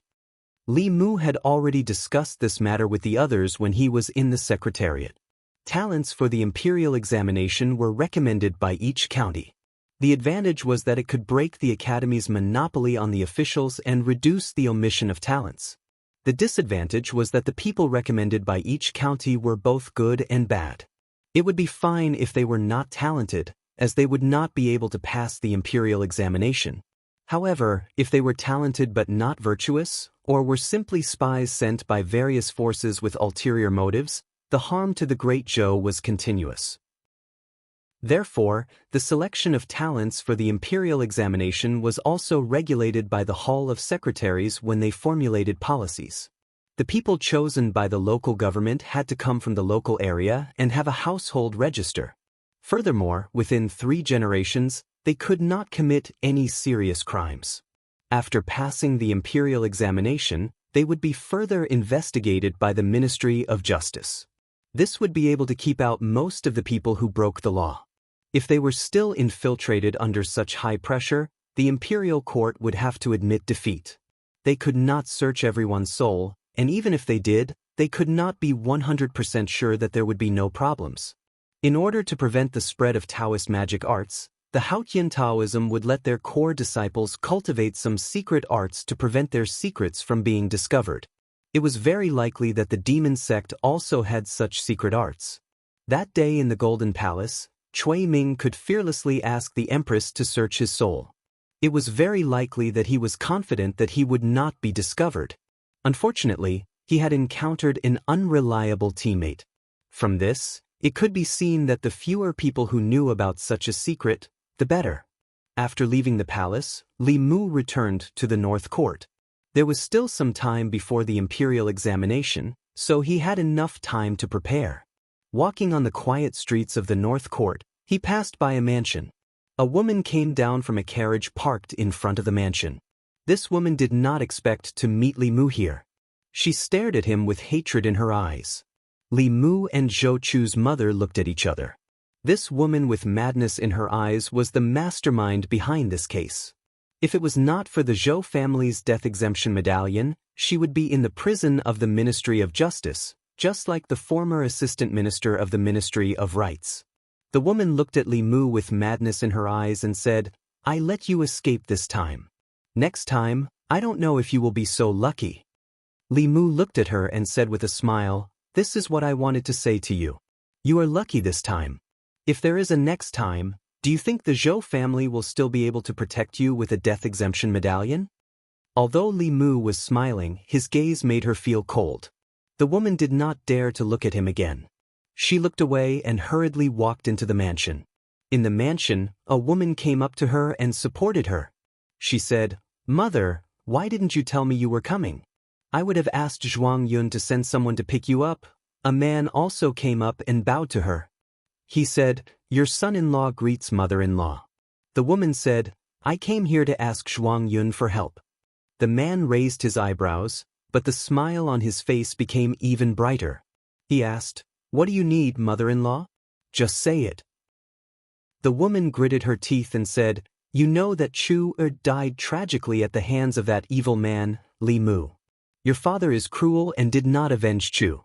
Unfortunately, I am weak and can only watch that evil man roam freely in Luoyang. Zhuang Yun is the vice minister of the Supreme Court. He must have a way to avenge your brother." The man smiled and said, "Welcome, mother-in-law. Please rest in the inner courtyard." The woman asked, "Then about your brother?" The man said, "How can I not listen to mother-in-law? This is not the place to talk. Let's go in first." He led the woman in. When they entered the inner courtyard, his lips moved slightly but no sound came out. After entering the inner courtyard, the woman looked at the man. Just as she was about to speak, a servant suddenly rushed in from outside. He said, "Sir, it's not good. The Supreme Court sent someone. They said that there is an emergency in the temple. The minister wants you to go there immediately." The man looked at the woman and said awkwardly, "It's not convenient for me right now." The servant said, "I saw that person in a hurry. It seems that there is something important. If you delay it, I'm afraid the minister will blame you." The man looked helpless. He could only look at the woman and said, "Mother-in-law, it's really unfortunate.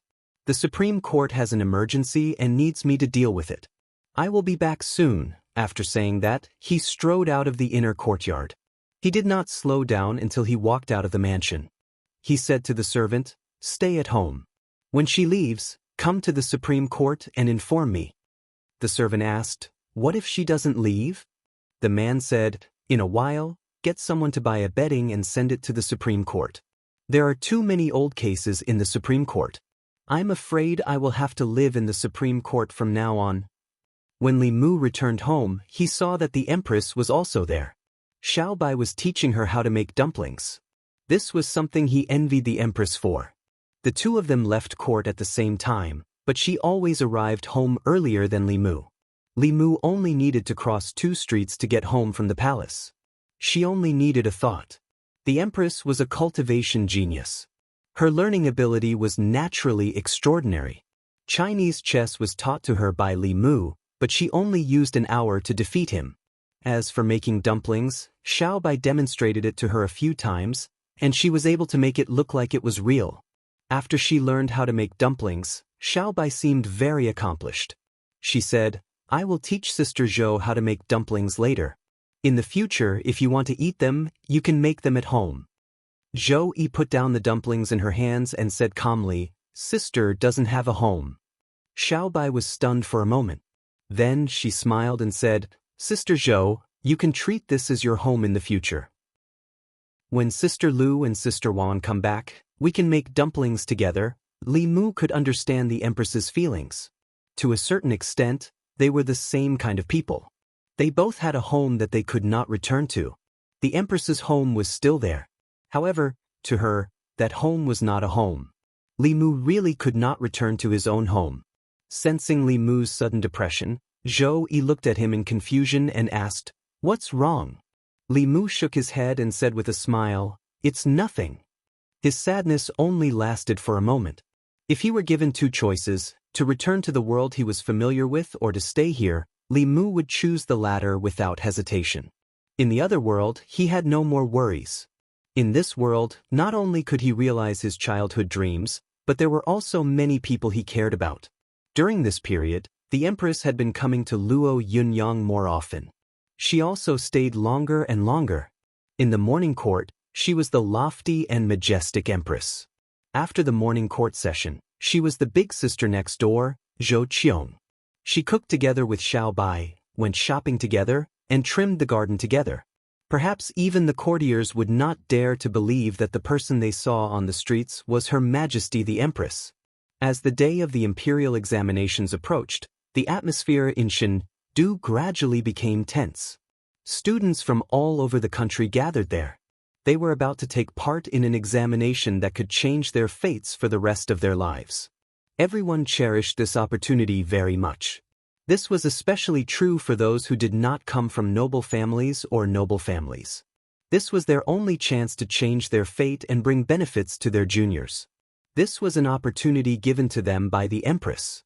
In a certain inn in Chengdu, Li Mu was training Li Si before the examination. Although he was suspected of being a judge when he took part in the examination, if he did not take part, he could only be a constable and an imperial censor. There were also many restrictions when he worked for the Empress in the imperial court.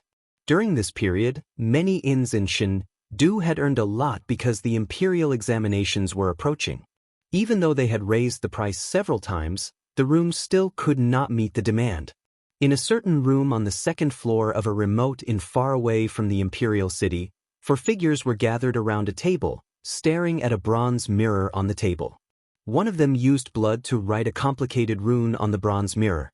Then he used his magic power to activate it. The bronze mirror flashed, but there was no change. That person had a puzzled look on his face. "That's impossible. That lord clearly said that when we reach Chengdu and activate this magic artifact, he will immediately contact us. In the past 3 days, we have tried many times. Why hasn't he responded even once?" Chapter 304. These days, Li Si's performance really exceeded Li Mu's expectations. Back in the North County, with Chen Miao Miao by his side, it was understandable that Li Si restrained himself. But this was the divine capital, thousands of miles away from the North County. Chen Miao Miao was far away on Baiyun Mountain. Li Si didn't hang around brothels or hook up with girls. After all, he had lost his primordial yang long ago. Even if he really messed around in the divine capital, Chen Miao Miao wouldn't find out. But he didn't. He locked himself in his room all day to prepare for the exam. If he didn't have to go to the Ministry of Justice to check his identity today, he might not even leave the inn. When he indulged himself, Li Mu was shocked. When he restrained himself, Li Mu was shocked. On the way to the Ministry of Justice, Li Si asked, "How's your friend?" Li Mu asked, "Which friend?" As soon as he said this, he remembered who Li Si was talking about. Li Mu said, "You're right. He and that girl have reconciled, but it's not like what you said. There's just a small misunderstanding between them. It'll be fine after they explain it clearly." Li Si raised his eyebrows. "It's not like that?" Li Mu said, "Between a man and a woman, besides love, there's also friendship. It's not necessarily like what you said." Li Si asked, "Is she beautiful?" Li Mu nodded. "Yes." In all fairness, the Empress's appearance was at least in the top 10 of the divine capital's 100 beauties. Whether she wore a dragon robe or ordinary clothes, she was beautiful. Li Si asked again, "Is your friend handsome?" Li Mu said, "He's as handsome as me." Li Si looked at him meaningfully but didn't say anything. Li Mu looked up and said, "We've arrived at the Ministry of Justice." Even though the 36 counties had already investigated the identities of the candidates, the imperial court still had to investigate again in order to prevent people with ulterior motives from mixing in. A long queue had already formed at the entrance of the Ministry of Justice. They were all the examinees who were here for the identity verification today. Among them, Li Mu saw many wearing the uniforms of the 3 academies. Although the imperial court no longer chose officials directly from the students of the academy, the students of the academy still had a lot of privileges in the imperial examinations. Any student of the academy could directly participate in the imperial examinations without being nominated by the local government. The academy had a history of 100 years and had contributed far more to the Great Zhou than to the destruction. It was unrealistic to directly exclude the academy from the imperial examination. In fact, although the imperial court had introduced the imperial examination, it still could not change the special status of the academy. The students who had been taught in the academy for a few years were far superior to the local talents in terms of character and talent in all aspects. In order to completely change the academy's domination of the imperial court, they had to strengthen the local basic education. This was not something that could be changed overnight. Of course, the academy was also aware of this. Therefore, when the Empress almost arbitrarily carried out the imperial examination, there was not much resistance from the academy. Whether it was changed or not, it did not have a big impact on the academy. Although Li Mu had acquaintances in the Ministry of Justice, he did not openly seek special treatment. He stood at the back of the queue with Li Si. However, when he stood in the queue, a few students in front of him who were wearing the academy's uniforms did not even line up. They moved far away and looked at him in horror. The scene of Li Mu grabbing people at the entrance of the 3 academies with a metal chain in his hand was still engraved in their minds.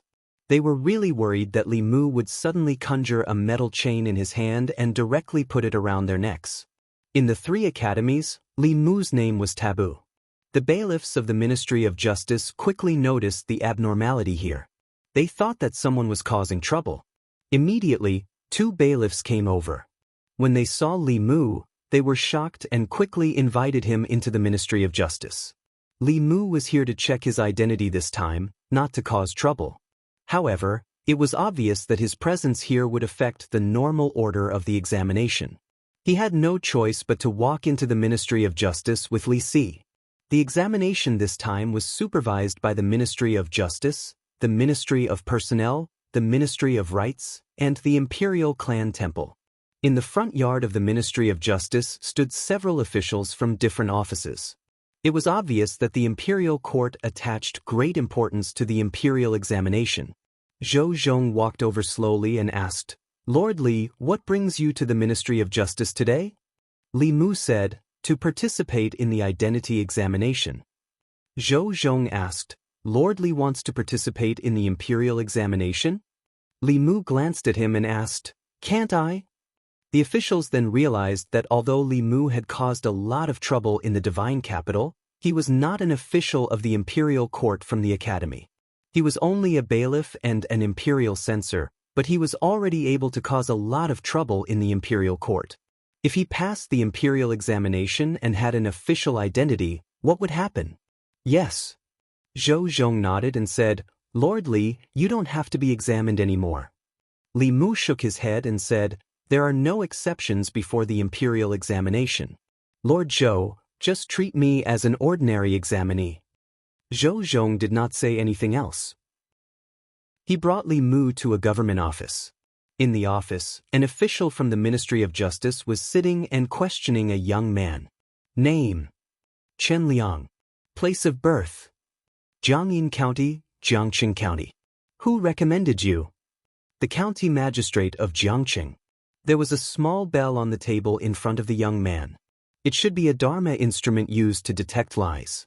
If he lied and caused the instrument to respond, it would be difficult for him to walk out of the Ministry of Justice today. After the young man walked out, the official from the Ministry of Justice said, "Next." Another examinee was about to enter but was stopped by Zhou Zhong. He was unhappy and looked sideways.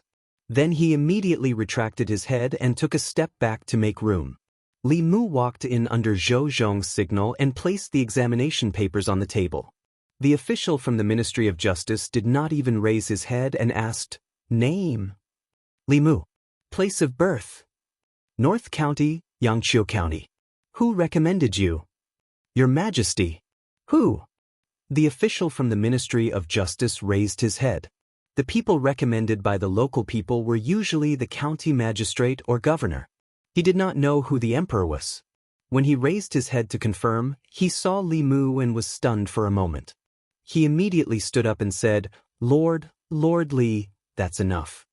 Zhou Zhong looked at the official and said, "Write me down as the recommended person."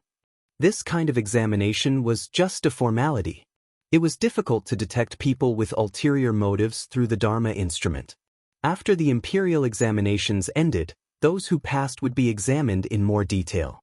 After Li Mu, Li Si passed the examination quickly. When the two of them walked back to the courtyard, an official hurried in and said to Zhou Zhong and the others, "Sorry, I'm late." The assistant minister looked at him and frowned.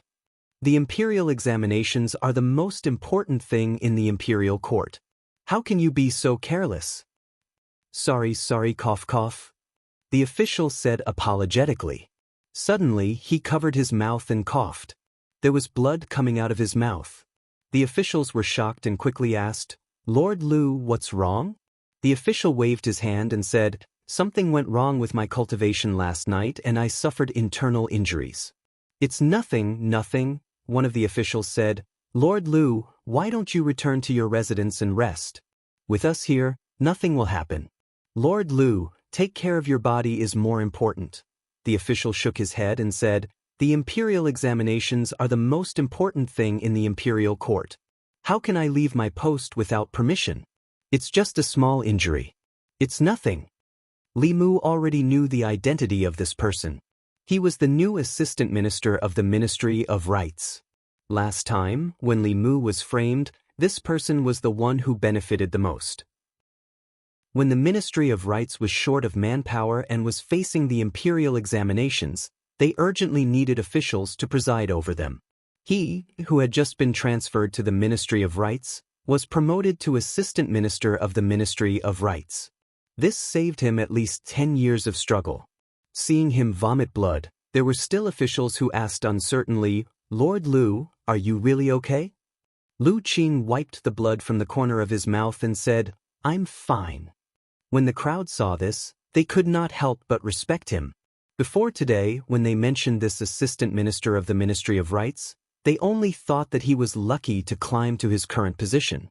Now, it seemed that this person was so ruthless to himself that it was no coincidence that he was able to climb to his current position. This was also the first time Li Mu had seen such a ruthless person. He couldn't help but take a few more glances. He realized that, besides being ruthless to himself, this assistant minister of the Ministry of Rights was also rather handsome. Although he was not as bewitching as Cui Ming, he could definitely be considered a handsome man, comparable to several Zhang Chuns. The assistant minister of the Ministry of Rights also noticed him. He clasped his hands and said, "This must be Lord Li Mu. My apologies.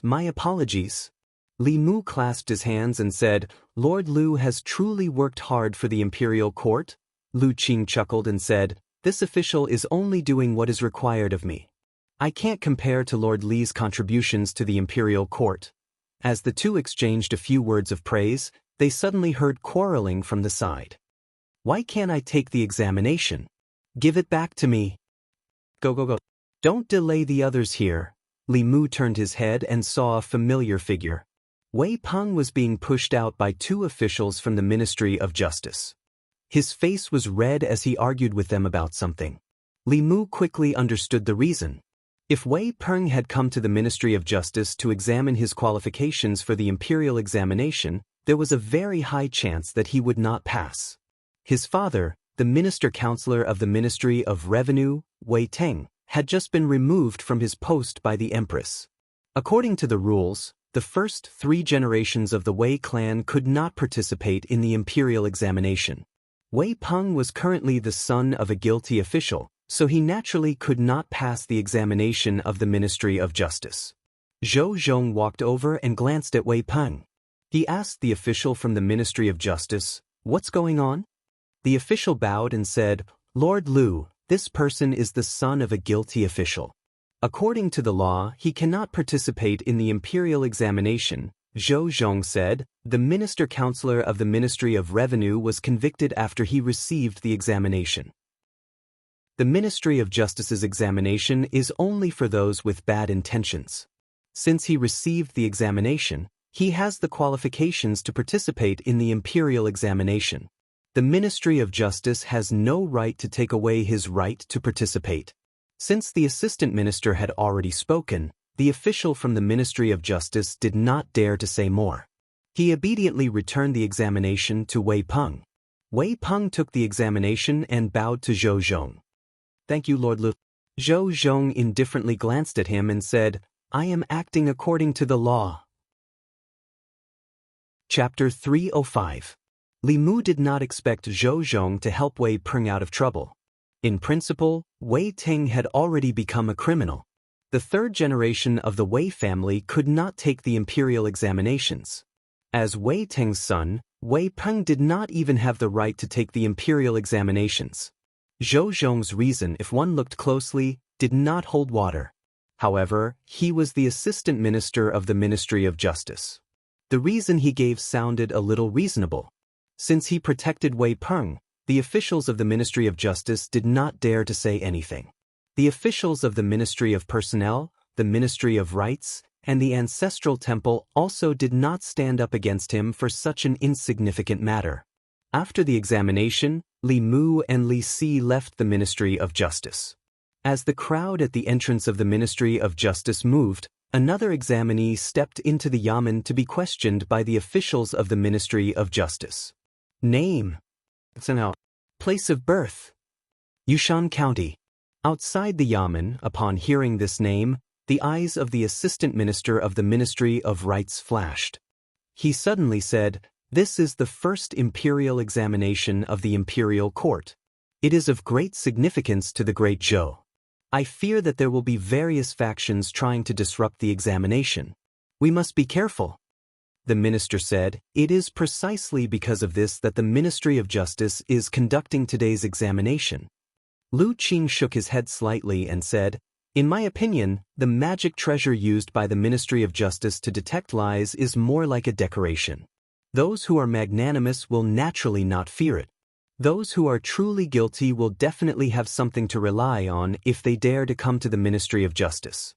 They will not fear this magic treasure." The minister thought for a moment and nodded. Assistant Minister Lu's words are reasonable. However, it is impossible to perform a soul search on everyone. Not only is it difficult to carry out, it is also easy to cause chaos. Lu Qing shook his head. Naturally, there is no need to investigate everyone. As long as we investigate those who are highly suspicious, we can eliminate most of the risks. The assistant minister of the Ministry of Personnel snorted disdainfully. "It is easy for you to say. How do we know who we should suspect and who we should not?" Lu Qing glanced at him and said, "As we all know, demon sex spies generally require a handsome appearance. Cui Ming is an example. The imperial examination is of great importance. It's not too much to examine candidates who are too handsome." After some thought, Minister Zhongshan said, "I think that Sir Lu's words make sense. The imperial examination concerns the future of the imperial court. No matter how careful we are, we can't be too careful. If we find out later, I'm afraid we won't be able to escape the blame. After discussing with each other, they all agreed to Lu Qing's suggestion. It was just a little more effort. If it could eliminate some of the risks that might erupt in the future, it was worth it. Lu Qing pointed at an examinee who had walked out of the office and said, "You, come over here." The examinee, Zhou Jing, walked over nervously and asked, "Sir, do you have any orders?" Lu Qing asked, "What's your name?" The examinee said, "My name is Xen Hao." Lu Qing looked at Zhou Zhong and the others and said, "This examinee's appearance is extremely outstanding. Why don't we start with him? I've been injured in my cultivation recently and can't use too much mana. I'm afraid I'll have to trouble you all." Zhou Zhong walked out and said, "I'll do it." The examinee's face was filled with shock and worry. He didn't understand and said, Sir, what is this for?"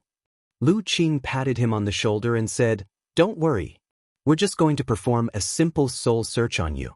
If there are no problems, we'll let you go." The examinee was confused and said, Why?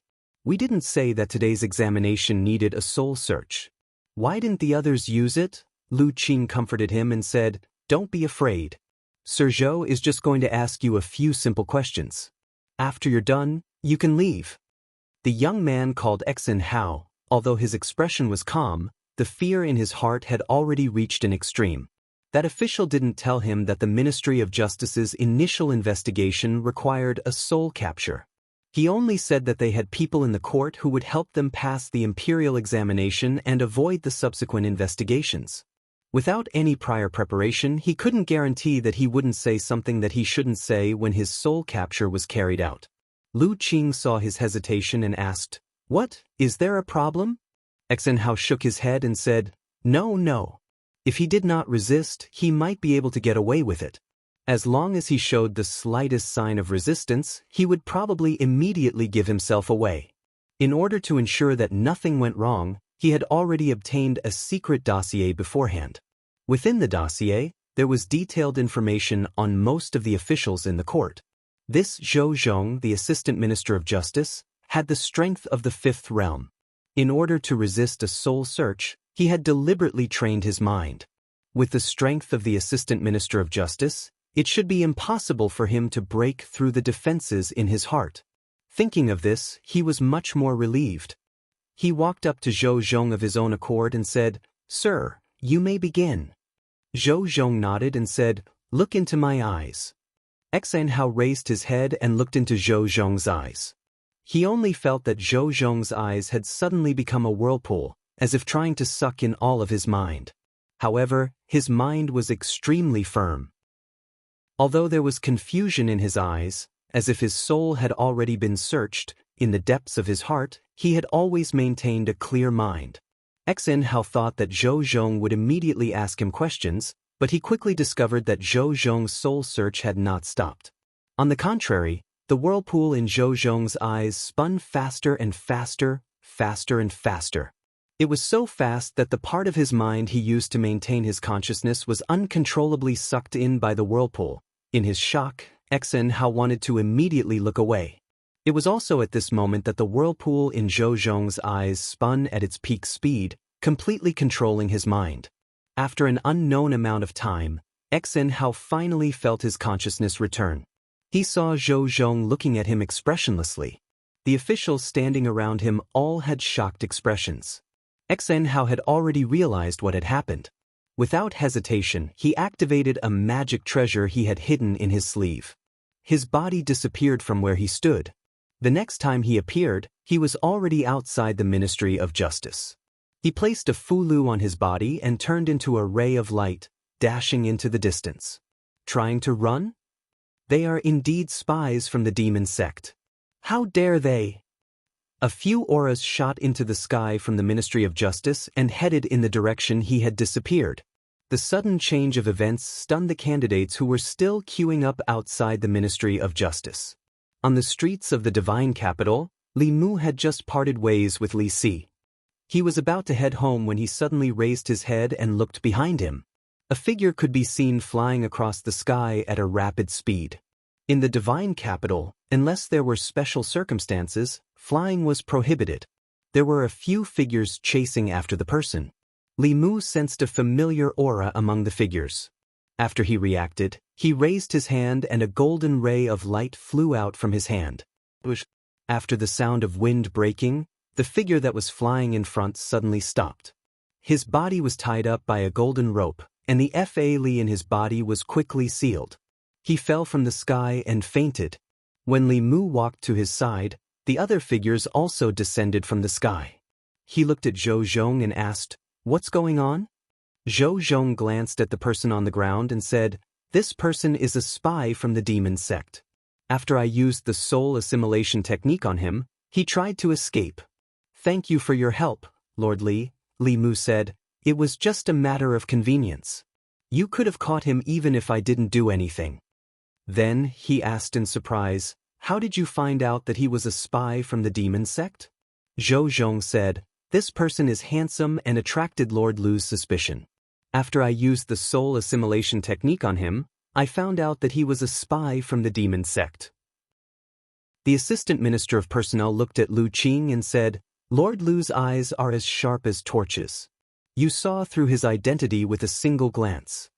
Lu Qing waved his hand and said, "I don't have such ability. I just happen to be lucky." The deputy minister sighed and said, "Lord Lu's luck is really good these days." He had just been transferred to the Ministry of Rights when the Assistant Minister of Rights was in trouble. Coincidentally, the Ministry of Rights was short of people for the imperial examination, so he was promoted to Assistant Minister. The first person he met with was a spy from the demon sect. His luck was really unparalleled. In this short period of time, Zhou Zhong had already completed the soul assimilation technique on this person. He said in a low voice, "He still has 3 accomplices in the inn. Lords, follow me and take down these demon sect spies." On the first day of the Ministry of Justice's investigation, they found out that there were spies from the demon sect who tried to sneak into the imperial examination. If they were lucky enough to pass the imperial examination and avoid the investigation, they would bring a lot of trouble to the imperial court. In addition, through the soul assimilation technique on these 4 people, they found out that there were still spies from the demon sect in the Great Zhou court. This news caused quite a stir in the imperial court. However, the 4 people didn't know the identity of the spy. The imperial court could only wait for this person to reveal himself. Only then would they find out. Cui Ming had been a spy for more than 10 years before he was accidentally discovered. No one knew who the next Cui Ming would be. The newly promoted Assistant Minister of Rights had undoubtedly contributed the most in this incident. If it weren't for his suggestion, these 4 demon sect spies wouldn't have been discovered so early. There had always been rumors in the imperial court about Lu Qing's promotion to Assistant Minister of Rights. They believed that he had relied on luck to obtain his current position. If it weren't for the previous Assistant Minister of Rights accident and the Ministry of Rights confirmation, this position wouldn't have been his. This time, these people all shut their mouths. Luck was also a kind of strength. Why was it that he was always the one with good luck? This already explained everything. After this incident, although Lu Qing didn't receive any rewards, his wife received the status of a woman with a title. This meant that this newly appointed Assistant Minister of Rights and his family had truly stepped into the ranks of the nobility in the divine capital. Lu Manor. In the study, Lu Qing snapped his fingers, and a ball of flame appeared out of thin air. A bronze mirror on the table slowly flew up. After being enveloped by the flame, it quickly melted and turned into a pool of bronze liquid. Chapter 306. The imperial examinations were the cradle of the Great Zhou's officials. Li Mu guessed that the opposing powers of the Great Zhou wouldn't let go of this opportunity. However, he didn't expect the demon sect to be so brazen. It was a pity that they had gone through so much trouble to open up a path and send the spy to the divine capital, only to lose in an unexpected way. Spies were suspected because they were too handsome. After this matter, it was likely that the several demonic path sects would change their bad habit of judging people by their appearance. The more handsome and beautiful a spy was, the easier it was to arouse suspicion and the easier it was to be exposed. Of course, This wasn't necessarily a good thing for the imperial court. If the demon sect changed their habit of judging people by their appearance, it would be more difficult for the imperial court to find the spy. The investigation by Cui Ming and the Ministry of Justice made Li Mu realize that the demon sect's infiltration of the Great Zhou court had reached a level where they would stop at nothing. This power that covered the entire ancestral state was like a terrorist organization, stirring up storms in various countries. The Great Zhou seemed powerful, but the imperial court was divided internally by the new party and the old party. Apart from internal troubles, there were also many external troubles. The Ghost Realm and the Demon Nation wanted to leave Yudu and the wilderness, and the dragon race didn't want to stay in the dark depths of the sea forever. The surrounding countries seemed to be subservient, but they were probably already disloyal behind the scenes. They were happy to see the Great Zhou wither away and collapse. In addition to the demon sect's invasion, this prosperous country was already riddled with holes. The Empress had probably realized this long ago. She didn't want to be the Empress, but she had no choice but to sit in that position. In the entire Great Zhou, she was the only one who could convince everyone to sit in that position. Once she gave up, the new party and the old party would inevitably cause an even greater dispute. When that time came, with internal and external troubles, the Great Zhou's empire might come to an end. She would also become the last empress in the history of the Great Zhou. The Empress definitely did not want to become the ruler of a fallen country, so she was facing a dilemma. Li Mu sat at the stone table in the courtyard and looked at the Empress, who was watering the flowers in the garden with Xiao Bai. He thought to himself, the pressure of the rise and fall of the country is all on her shoulders. It's not strange that she would develop inner demons or split personalities. He had to pay more attention to the imperial examinations. Only by passing the imperial examinations would he be qualified to share some of the Empress's burden. Amidst the tense atmosphere in Chengdu, the first imperial examination in the history of Great Zhou arrived as scheduled. This was also the first time in history that the imperial court had bypassed the 4 academies and had the power to choose officials. The imperial examination system had taken the secretariat more than a month to come up with. The examinees had to complete the 4 subjects within 3 days. Out of the 4 subjects, the first 3 were liberal arts. They were mathematics, criminal law, and policy. The last subject was martial arts, which tested the examinees' cultivation. Among them, the first 3 subjects were the most important. The cultivation level of the martial arts was only used as a reference. Apart from the 36 prefectures, which required officials with profound cultivation, most of the positions in the imperial court did not have any requirements for the official's cultivation level or cultivation level. The questions for the mathematics subject were set by the Ministry of Revenue. The criminal law subject was set by the Ministry of Justice. As for policy, the questions were set by the head of the Secretariat and the 6 officials of the Secretariat. A month ago, the Ministry of Works had built the examination hall in Chengdu at the fastest speed possible. The examination hall could accommodate thousands of examinees. This morning, the first mathematics exam was held. In the examination hall, officials from various departments of the imperial court took turns to invigilate the exam. None of the invigilators' cultivation was lower than the 4th realm. There were many 5th and 6th realm heads of the Secretariat who personally guarded the examination hall. Under such circumstances, no one could cheat. In a certain room in the examination hall, Li Mu received the mathematics exam paper for the first subject. He had fought hard to make mathematics a compulsory subject and a separate subject. Back then, he had even quarreled with a few officials of the Secretariat because of this. Those officials of the Secretariat thought that mathematics was a side subject and should not have a separate subject. In the end, Li Mu persuaded them with reason and emotion, and they were finally convinced. This mathematics exam paper was as simple as it could get for Li Mu. The Minister of Revenue had set the questions according to his outline. Although the format and numbers had been changed, the essence was still the same. In terms of mathematics attainments, Li Mu could dominate the Great Zhou. There were a lot of questions in mathematics. Even Li Mu took almost an hour to finish the entire paper. Then, he put the paper into a paper bag and sealed it with a fulu. The Minister of Revenue personally set the questions for the first subject of mathematics. During the mathematics exam, he patrolled the examination hall.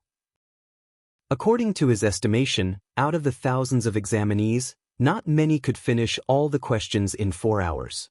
However, after only an hour, he saw someone leave the examination hall after handing in their papers. He recognized Li Mu and looked at his back as he left. He said disdainfully, "You're just relying on His Majesty's favor to jump up and down in the imperial court. When faced with a test of real ability, you have to show your true colors." Lu Yi was beside him and asked, "Minister, are you talking about Li Mu?" The Minister of Revenue said, "Who else could it be? My exam paper is difficult for an ordinary person to answer in 4 hours. He left in an hour. I'm afraid he didn't calculate much." Lu Yi shook his head and said, "Minister, do you know who came up with the mathematics exam paper?" The Minister of Revenue asked, "Isn't it your minister?" Lu Yi said, "It's Lord Li." The Minister of Revenue was stunned for a moment. He then asked, "You mean to say that the exam paper I received was written by him? He came up with the mathematics exam paper himself?" Lu Yi nodded and said, "You can understand it that way." The Minister of Revenue frowned and said, "How can that be?" Lu Yi said, "Minister, you don't have to doubt the fairness of the mathematics exam. Lord Li's attainments in mathematics are probably unmatched in the entire Great Zhou. Otherwise, the Secretariat wouldn't have let him write the mathematics exam paper. With Lord Li's ability, he doesn't need to prove himself in the imperial examination." During the month in the Secretariat, Lu Yi and the others had a deep understanding of Li Mu. Other people's impression of him might be that he was a hothead who cursed the heavens and the earth, but the 6 officials of the Secretariat of the Central Secretariat knew very well that Li Mu was not only proficient in mathematics and criminal law, but also often had unique opinions when it came to political affairs. He didn't need to use the imperial examination to prove his ability. This was because the imperial examination used his ability as a blueprint to select talents. The imperial examination lasted for 3 days. The first day tested mathematics in the morning, criminal law in the afternoon, policy on the second day, and cultivation on the last day. Mathematics was very simple for Li Mu. However, the criminal law exam was different. Criminal law was one of the 4 subjects of the imperial examination. It was extremely important. After receiving the exam paper, Li Mu knew that the person who came up with the questions was something. There wasn't a single question in the entire exam paper that tested the original text of the law of the Great Zhou. All of the questions on criminal law were based on case studies. Moreover, they weren't simple cases. The cases involved were often more complicated. Sometimes, there would be discussions on law and morality. Li Mu often had to think for a long time before he could write down many of the questions. When he was leaving after the exam, Li Mu happened to meet the director of the Ministry of Justice and asked him a question. According to the director of the Ministry of Justice, the questions on criminal law were set by the Assistant Minister of the Ministry of Justice, Zhou Zhong. This was the same as Li Mu's guess. Only he could come up with such strange questions. The policy questions on the second day were much simpler for him. This subject was about how to govern a country. The students of the 3 great academies were very good at this. The policy questions were set by the Secretariat. During that month, Li Mu and the 6 officials of the Secretariat discussed it countless times.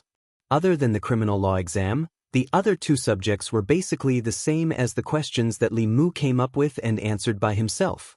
In the future, if he was short on money, he could write a few sets of mock exam papers and set up a pre-imperial examination class. Those who were qualified to receive education and could participate in the imperial examination were mostly rich people. A few sets of exam papers would allow him to make a lot of money. This was much faster than opening a shop. It was a completely cost-free business. Chapter 307. After careful consideration, Li Mu dismissed the idea of starting a pre-examination class. The imperial examination was a channel for the imperial court to select officials. It was a very serious matter. If he really did that, he would be looking down on the imperial court. If a cultivator wanted money, it was very simple.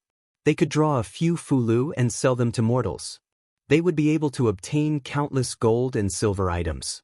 The 3 examinations from 2 days ago had been completed. From now on, the fate of all the examinees in the imperial examination was decided. The results of the 3 examinations would determine whether or not they could pass the imperial examination. As for the combat examination, it would not affect the final results of the imperial examination. The combat examination was a separate subject. Those who performed well in the combat examination would receive more attention from the imperial court. They would have more opportunities to hold important positions in the imperial court in the future. For the last question, Li Mu did not hand in his paper early. Instead, he waited for Li Si to come out after the gong sounded. Seeing Li Si come out, Li Mu walked over and asked, "How was it?" Li Si said, "There are a few questions that I don't know how to answer, but it's not a big problem." After saying that, he looked at Li Mu strangely and asked, "You really didn't come up with the imperial examination questions?" Out of the 3 questions, he felt that the only difficult one was the criminal law. The laws that he memorized were almost useless. Fortunately, he had many years of experience as a constable in Yangqiu County. Even if he had never solved a case, he had seen Lord Zhang solve a lot of cases. Moreover, the law was used to maintain social justice. There were many questions that did not need to follow the law. A normal person could make the correct judgment based on their intuition. As for the mathematics and policy questions, other than a few, he could easily answer most of the questions. It was not because he was proficient in these 2 questions, but because these questions were all in the key points that Li Mu had highlighted for him. He could not help but suspect that Li Mu was the one who came up with the imperial examination questions. Li Si was not a big problem, so Li Mu did not need to worry about him. For Li Si, it was enough as long as he did not fail the rankings. With his cultivation, he would at least be able to obtain an evaluation of B in the martial examination tomorrow. His future development would even be above that of his father-in-law. The combat examination wasn't a competition between examinees. Instead, the examiners would assess the students' abilities based on their performance. The results of the combat examination from top to bottom were divided into B, C, and IT. Each grade was further divided into 3 subgrades. At noon on the 3rd day, all the examinees gathered at the examination grounds. The examinees who had never cultivated before did not need to participate in the combat examination. They could just watch from the sidelines. There were thousands of examinees in the imperial examination this time, and there seemed to be close to 1,000 cultivators. The combat examination was held by the Ministry of War. Among the 3 provinces and 6 departments of the imperial court, the Ministry of War was a very special department. Since the establishment of the Great Zhou, the purpose of the Ministry of War's existence was to defend against foreign invasions. They rarely participated in ordinary national affairs. All the generals of the Great Zhou were under the command of the Ministry of War. They led troops to guard the borders of the Great Zhou, guarding against the Ghost Realm and Yao Nation. They usually did not leave easily. The reform of the imperial examination this time had a great impact on the other 3 academies. However, it did not affect White Deer Academy much. White Deer Academy nurtured talented generals. After the students of White Deer Academy left the academy, they would go to guard the borders instead of staying in the divine capital. Naturally, they would not form factions in the imperial court. The officials of the Ministry of War all had deep cultivations. The Minister of War was the Dean of White Deer Academy. He was also the only 7th-level expert among the officials of the imperial court. The 2 assistant ministers were both 6th-level cultivators. The few directors of the Ministry of War were 5th-level cultivators. Even the small minister counselor was at the peak of the 4th level. The one in charge of the combat examination this time was the left assistant minister of the Ministry of War. The 1,000 examinees with cultivation were divided into 10 groups. Each group had about 100 people. There would be 2 examiners in each group. They would evaluate the overall strength of the examinees and give the final results. The Ministry of War nurtured talented generals and placed great emphasis on the actual combat ability of the examinees. The method of the combat examination was also very simple. Without using Fulu or Dharma treasures, the examinees had to rely on their own cultivation to attack the examiners. The longer they could last against the examiners, the higher the result they would receive. On the drill ground, one of the examiners in Li Mu's group pointed at the examinee at the front of the group and said, "You, come out. Choose a weapon and attack me with all your strength." That examinee looked refined. He was only in the soul refinement realm. Moreover, he looked like he had just refined 2 or 3 souls. He picked a sword from the weapon rack at the side and swung it straight at the examiner. Bang! Just as he got close to the examiner, the sword in his hand was kicked away. He stood there blankly. The examiner glanced at him and said indifferently, "Your Majesty Ding." Beside the drill ground, a clerk recorded the examinee's result. The examiner shook his head in disappointment. He looked at the next examinee and said, "You, come out." The second examinee had already refined 5 souls. It was clear that he had learned the rock leap technique. His footwork and figure seemed to have some kind of routine. He managed to last a few more moves against the examiner. After sending him flying with a kick, the examiner said calmly, "Your Majesty Ding, next. Your Majesty Ding, next. Your Majesty Ding, continue." Li Mu stood in the crowd and watched the examinees in front of him take the test one by one. Their results had a lot to do with their cultivation. Generally speaking, if they were in the soul refinement realm, they would be classified as Grade D. As for whether they were Grade D, or Grade D, it would depend on their performance in the test. In the combat test, they could use their own Dharma spells and Abhijna, but they could not rely on Fulu Dharma treasures or other external objects. Li Mu could tell that the Ministry of War was very concerned about the examinees' actual combat ability. Even if they were only in the soul refinement realm, if they were able to last a few more moves against the examiner, they might be evaluated as Grade C. If they were in the soul condensation realm but only had dermic powers and were defeated in 1 or 2 moves, they would only be given Grade D. The examiner did not bully the examinees. When he encountered soul refinement realm examinees, he would only use the dermic powers of the soul refinement realm. When he encountered soul condensation realm and spirit condensation realm examinees, he would raise his dermic powers to maintain the same level as the examinees. However, the difference between cultivators of the same realm could sometimes be so great that it was unimaginable. This examiner was very experienced in actual combat. Even if they were of the same cultivation level, he could easily crush these examinees. This must have been trained from hundreds of battles. From the murderous aura emanating from his body, it was not hard to guess that he had been on a real battlefield before. Be it soul refinement realm or spirit condensation realm examinees, they were powerless against him. As for transcendent realm examinees, Li Mu had not seen them in this group yet. This kind of crushing battle started and ended quickly. Soon, it was Li Mu's turn. The examiner looked at Li Mu and asked, "What's your name?" Li Mu walked out and said, "Li Mu." If there was no important matter, officials of the Ministry of War would not attend court. Only now did the examiner know that the person in front of him was Li Mu, the one who had been causing chaos in the fairies' capital recently. This person's cultivation level had clearly reached the middle realm. The examiner suppressed his dermic powers to the 4th realm and said, "Choose a weapon." Li Mu said, "I'm used to using my fists." The examiner did not waste any more words. He said calmly, "Then let's begin."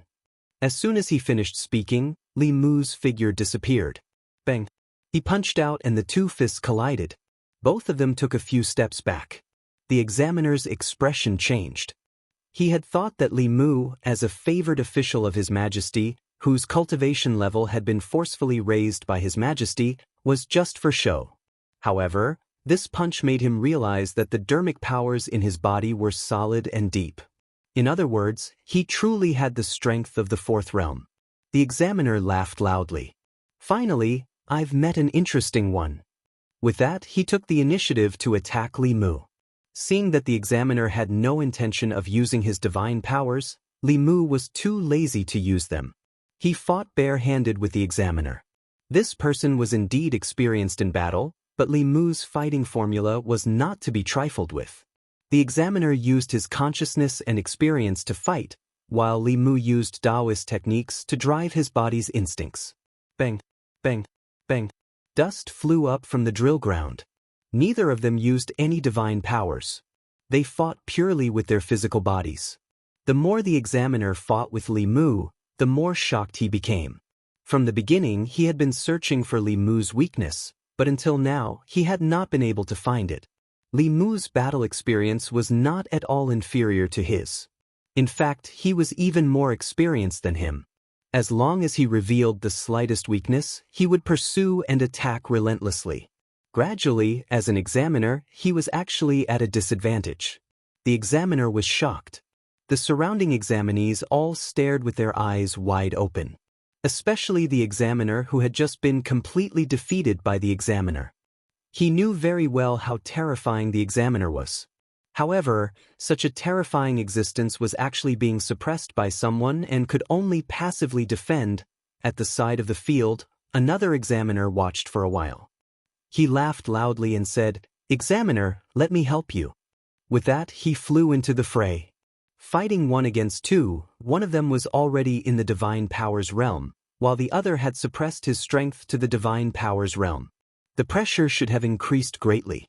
However, to Li Mu, there was not much of a difference. Under the effects of Tao techniques, his body was completely relying on instinct. With one more person, the only difference was that the speed at which his mana was depleted would be faster.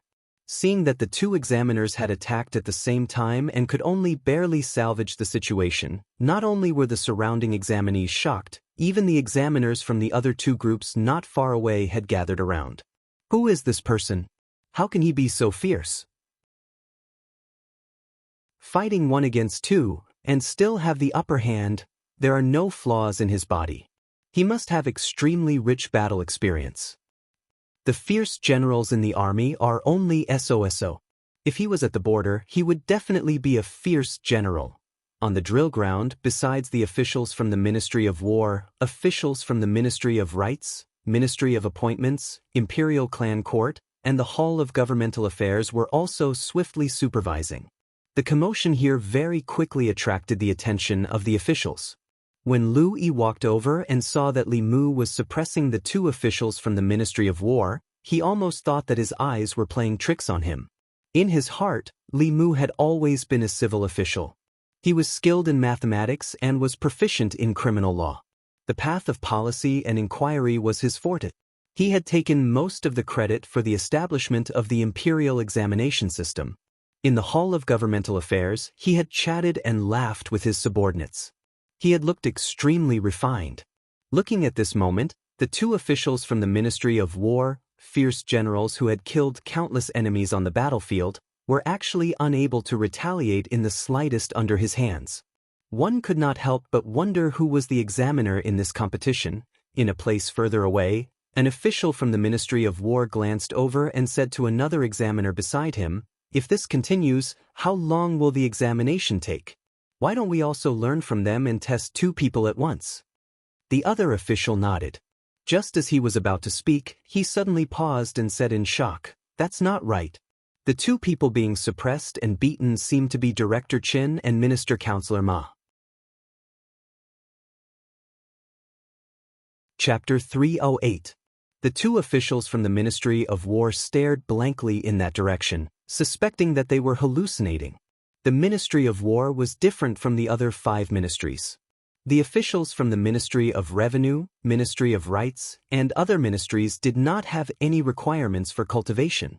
But the officials of the Ministry of War, from the manager to the assistant minister and minister, were all famous generals who had fought their way out of mountains of corpses and seas of blood. Their cultivation was not necessarily very high, but their battle experience was not lacking. On the battlefield, Fulu would be used up and Dharma treasures would be destroyed.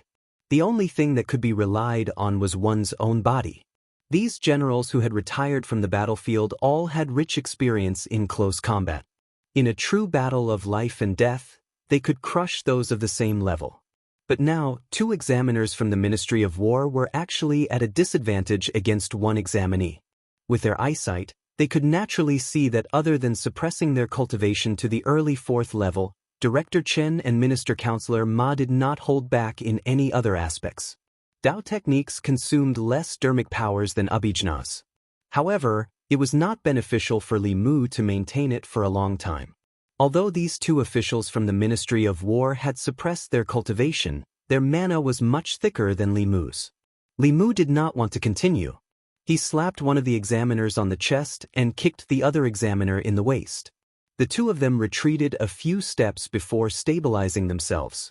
The 2 of them were about to advance again when Li Mu stopped. He looked at them and asked, "Is it done?" The 2 of them paused and looked at each other. They smiled bitterly and said, "It's done." After the short battle just now, the 2 of them were very clear that if they only suppressed their cultivation to the same level as Li Mu, they would not be his match even if they worked together. From the last blow that he forced the 2 of them back, he probably still held back in the battle just now. The director from the Ministry of War looked at the official at the side of the field and said, "Li Mu, results of the combat examination, A+. A+ was the highest result in the combat examination, and also the highest evaluation they gave Li Mu. Under the influence of the Thousand Illusions Venerable Master, Li Mu pursued the principle of keeping a low profile when it came to his own strength. In the past few months, he had almost never revealed his strength. But this time was different. It was not that he had to amaze the world with a single brilliant feat in the martial trial, but because he was participating in the imperial examination this time, not only for himself, but also for the Empress.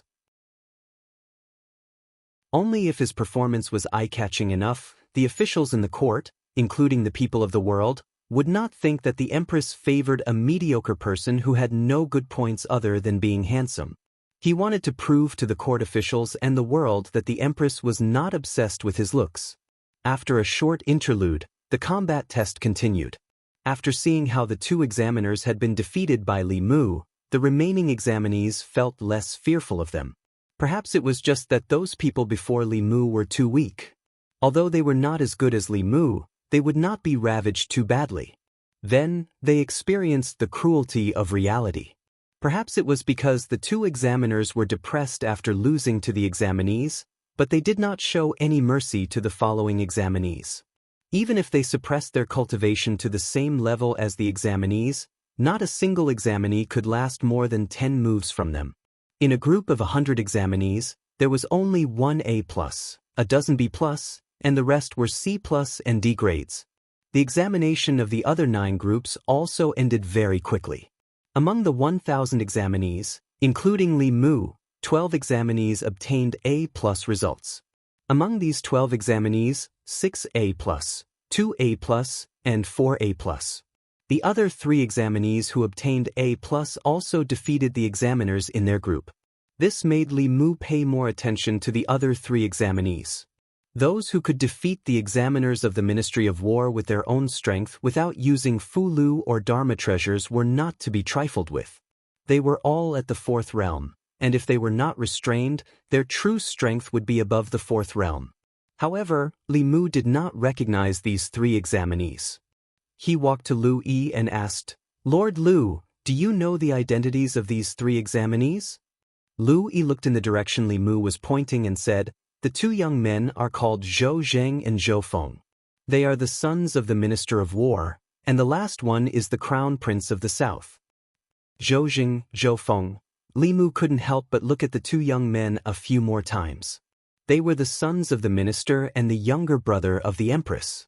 If the Zhou family could continue to be part of the royal family of the Great Zhou dynasty, one of them would be the future emperor of the Great Zhou dynasty. Similarly, if the Shao family regained power, the Crown Prince of the South would be one of the successors to the throne.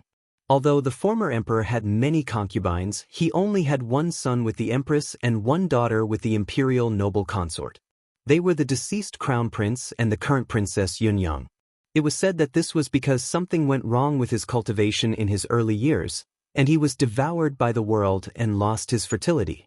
Even in this world, infertility was a problem for many people.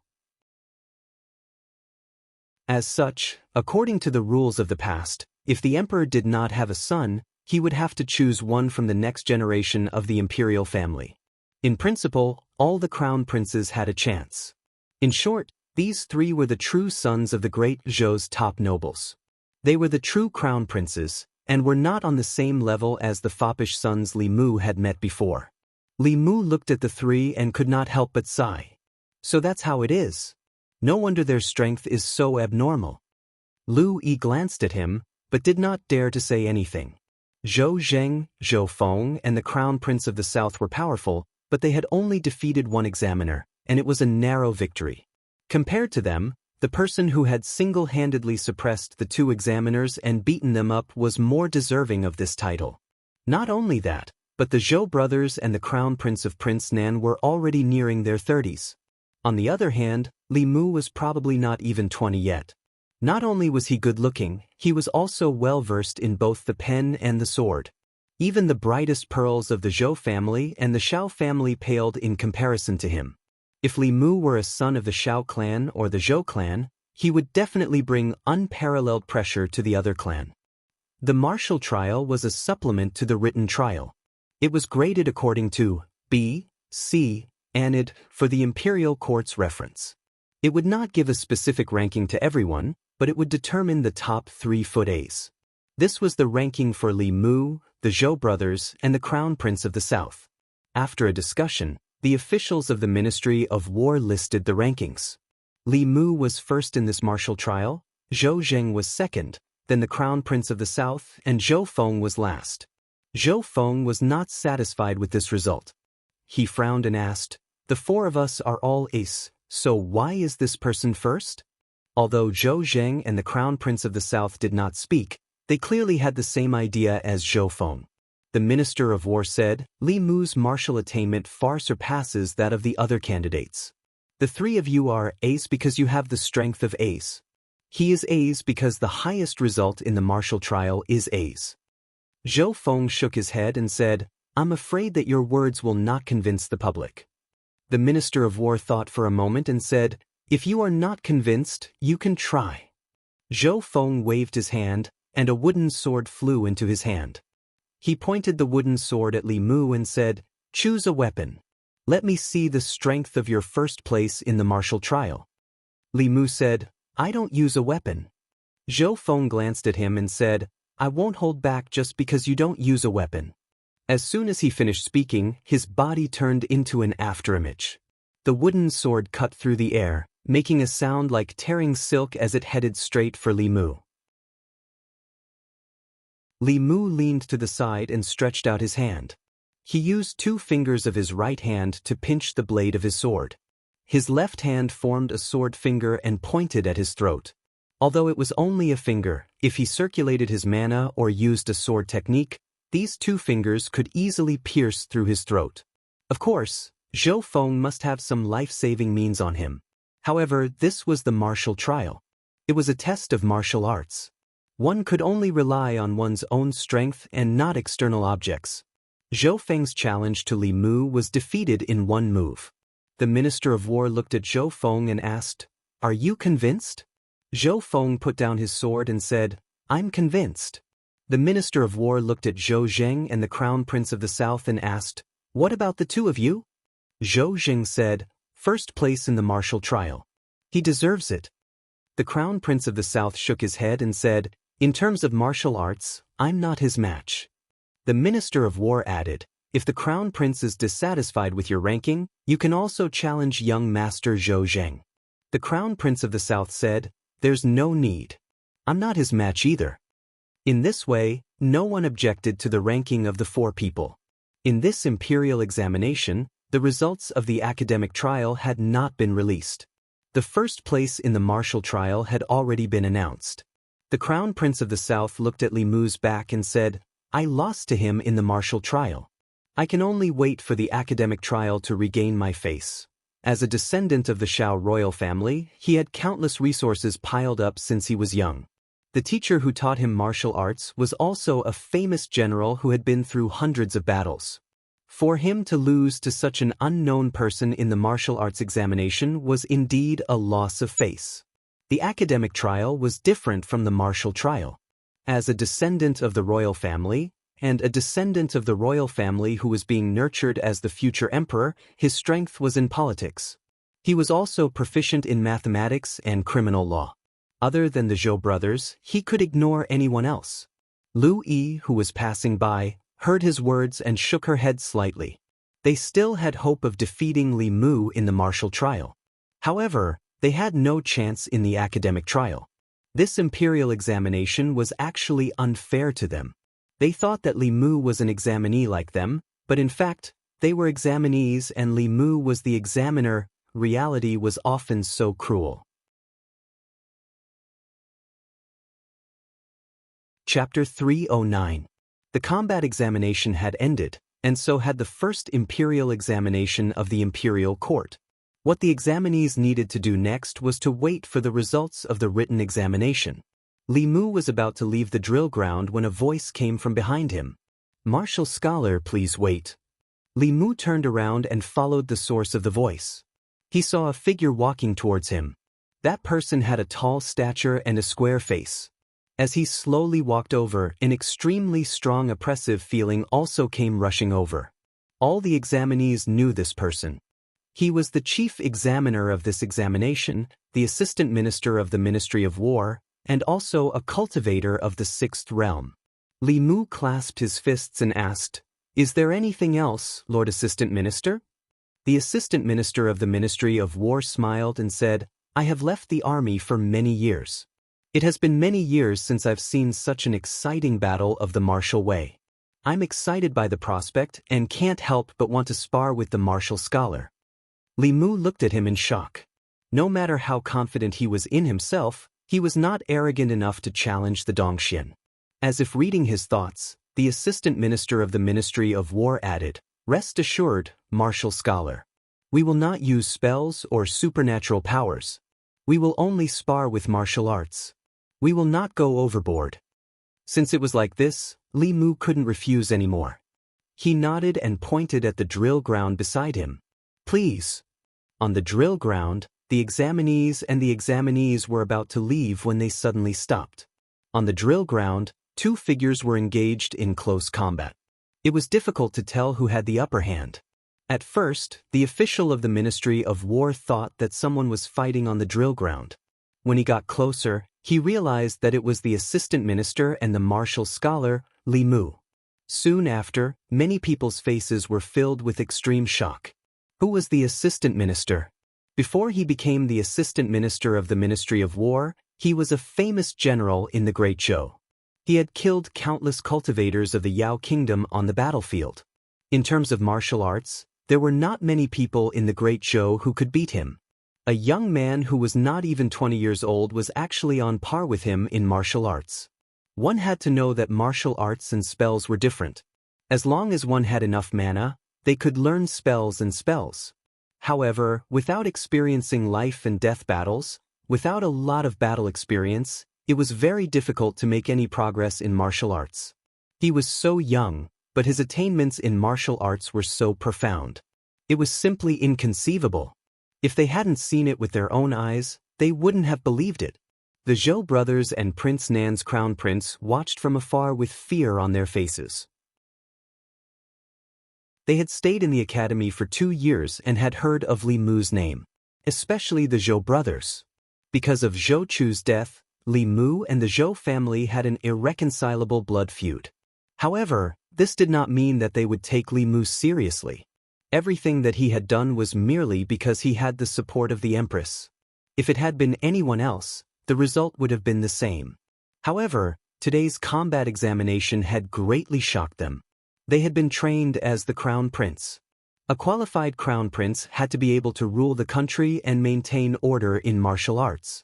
In terms of cultivation, they were confident that they could compete with any genius in the world, including the core disciples of the 4 sects and 6 schools. Only this Li Mu had shattered their confidence. Zhou Feng took a deep breath and said, "Martial arts cannot represent all one's strength. When cultivators fight, Fulu and magic weapons are the key to victory." Although this was somewhat self-comforting, it was also the truth.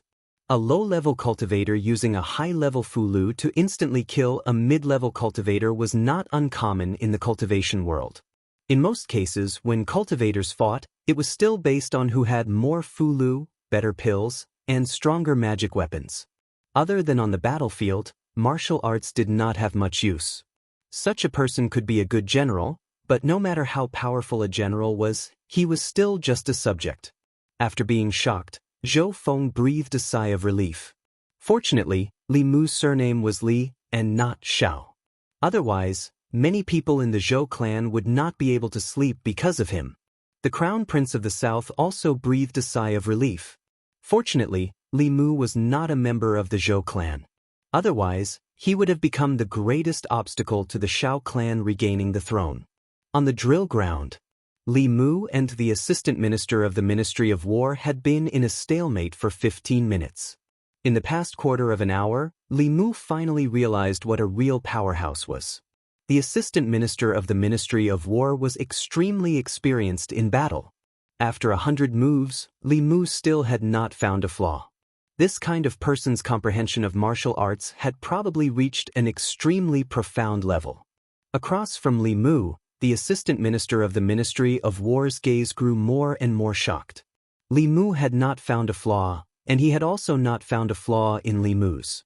His martial arts experience had been honed through countless life-and-death situations and thousands of battles.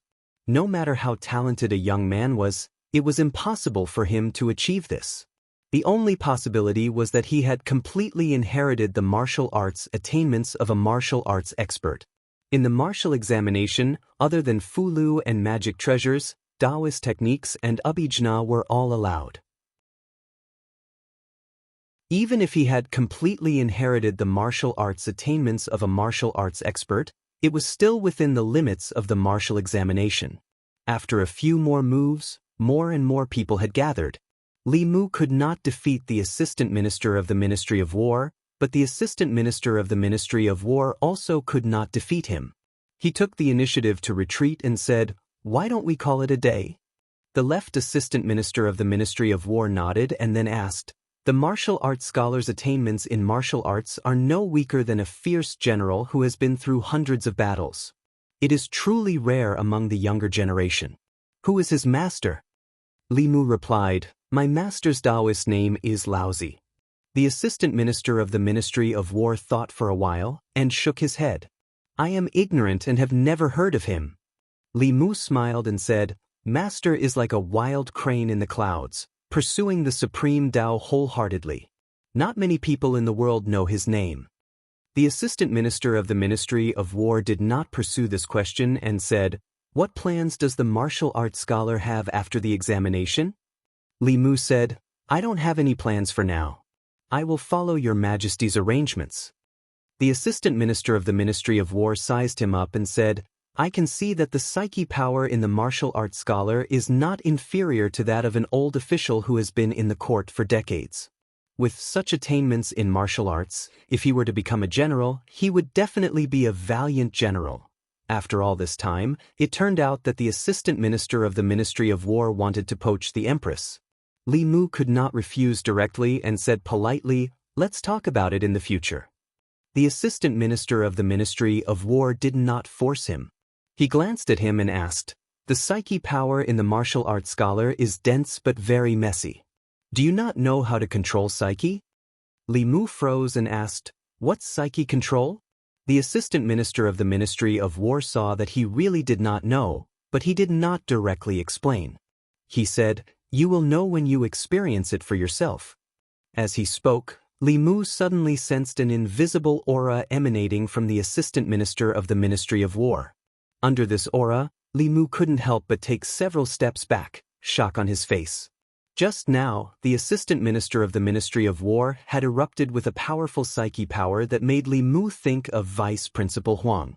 That day in the Crepe Myrtle Palace, he had used this move to almost heavily injure Li Mu. The assistant minister of the Ministry of War explained, "This is the psyche power that this official obtained from countless soldiers. Psyche power is a mysterious power. Its use is not only to accelerate the absorption of spiritual energy, but also to condense psyche into energy and form an attack. Li Mu clasped his fist and said, "Assistant Minister, please enlighten me." It had been a long time since he had experienced such a satisfying battle of the martial way. The Assistant Minister of the Ministry of War admired Li Mu. This psyche control technique was not a secret. His lips moved slightly as he whispered a few words to Li Mu. Psyche power cultivation was an unorthodox method. Li Mu knew how to use psyche power to speed up cultivation, but he had never heard of using psyche power to attack. Psyche control was actually a kind of magical power. After hearing the assistant minister's message, Li Mu formed a seal with both hands and channeled his mana. With himself as the center, he released his psyche power. Around the drill ground, the onlookers all felt a kind of pressure pressing against their faces. A few officials from the Ministry of War were fine. Their bodies only trembled a little before they stabilized themselves. Most of the examinees around them took several steps back. A few of the weaker ones even fainted. The examinees looked at Li Mu with shock and fear in their eyes. The assistant minister of the Ministry of War sent some spiritual energy to the unconscious examinees and woke them up. Then he said to Li Mu, "This is your first time using psyche control. You can't control it yet. With more practice, you will be able to control it freely in a few months." Li Mu had already experienced this wonderful use of psyche power. He clasped his fist and said to the assistant minister of the Ministry of War, "Thank you, assistant minister." The assistant minister of the Ministry of War waved his hand and said to the crowd, "The martial arts examination has ended. You can all leave now." In 3 days, outside the examination hall, the results of the written examination will be announced. This time, the written examination took 2 days, but the combat examination only took half a day. Unlike the written examination, the results of the combat examination were announced on the same day. The first imperial examination of the imperial court was already the center of attention. After the combat examination ended, the news quickly spread throughout the fairy's capital. Before the combat examination, people had already guessed who would be the top scorer of the combat examination. The brothers Zhou Jing and Zhou Feng were the sons of the Minister of War. They were also the most outstanding students of the Qingyun Academy. They were the sons of the South Prince. They were skilled in both civil and martial arts and were also outstanding talents of the younger generation. The Zhou family and the Shao royal family had poured too many resources into them. Since a few years ago, they had been groomed as the crown prince of the Great Zhou. The top scorer of both the civil and martial examinations would most likely be one of them.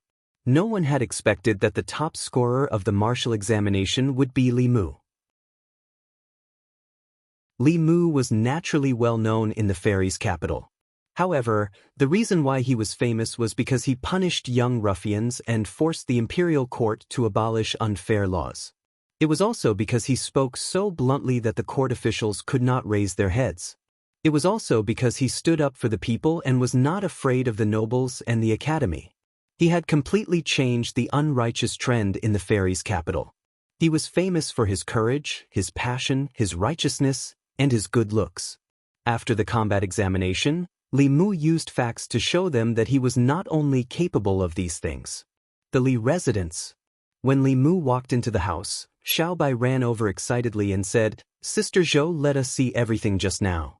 "Benefactor is so powerful." Li Mu looked around and asked, "Is your sister Zhou home too?" Zhou Yi walked out of the kitchen with a bowl of noodles and said, "This is my reward for you." Chapter 310. Li Mu ate the noodles personally cooked by the Empress. If he were to say that the noodles were delicious, he would be lying. An ordinary bowl of noodles with a few slices of vegetables and chopped green onions wouldn't taste that good, but it wouldn't taste that bad either. This bowl of noodles cooked by the Empress could only be said to be ordinary. Li Mu had eaten Lu Hanyan's noodles, Xiaobai's noodles, Wanwan's noodles, and even Su he had personally cooked at Clearwater Bay in order to reminisce about her days as a human. Among all the noodles he had eaten, the Empress's noodles were probably the worst. But she was the Empress. In the entire Great Zhou, perhaps only Li Mu could eat her personally cooked noodles. This wasn't an ordinary bowl of noodles. This was the Empress's favor. Li Mu finished the noodles and even drank the soup. Then he said, "Thank you, Your Majesty." Zhou Yi asked, "How was the taste?" Li Mu, "This is the best noodles I've ever eaten." In the end, Li Mu still went against his heart.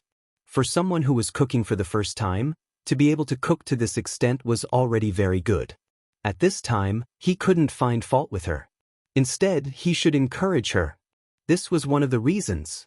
The other reason was that Li Mu knew better than anyone that the Empress's chest wasn't as big as her chest. In order to suffer less in the dream tonight, he was willing to go against his conscience. Zhou Yi didn't continue this topic. Instead, he asked, "How was the written exam?" Li Mu, "There shouldn't be any big problems." He could get full marks in mathematics. This subject was all objective questions. If it was right, then it was right. If it was wrong, then it was wrong. There was no possibility of losing marks. Li Mu was not sure about the criminal law. Criminal law was not a simple matter of right and wrong. There were many questions that needed to be looked at dialectically. There were also a few questions that were counterintuitive. He reckoned that many examinees would fall for them. As for policy, there was even less of a correct answer. The subjective view of the examiner was the deciding factor. Li Mu thought for a moment and asked curiously, "Can Your Majesty predict who will be the top scorer in the written examination?" Zhou Yi shook his head, divining this as calculating the fates of thousands of people at the same time. Even ninth-level cultivators can't do this. In the past, Li Mu thought that the seventh realm was very powerful, but after truly understanding them, he realized that they were not as omnipotent as he had imagined. There were many things that the Empress couldn't predict. There were so many seventh realm cultivators in the Immortal's capital, but the demon sect still managed to sneak up on them. Cui Ming had also been hiding in the imperial court for many years. If Li Mu hadn't coincidentally captured that tree demon, there was no telling how long he would have been able to hide. In the past, in Li Mu's heart, powerhouses of the upper realm were no different from gods. Now, it seemed that they were also humans, just stronger than ordinary people. They also had 7 emotions and 6 desires, people who could see and touch them. When he personally took the bowl of noodles from the Empress, Li Mu accidentally touched her hand. The Empress' hand was delicate, smooth, and warm. As Li Mu was thinking, he realized that he was distracted and immediately threw some inappropriate thoughts to the back of his mind.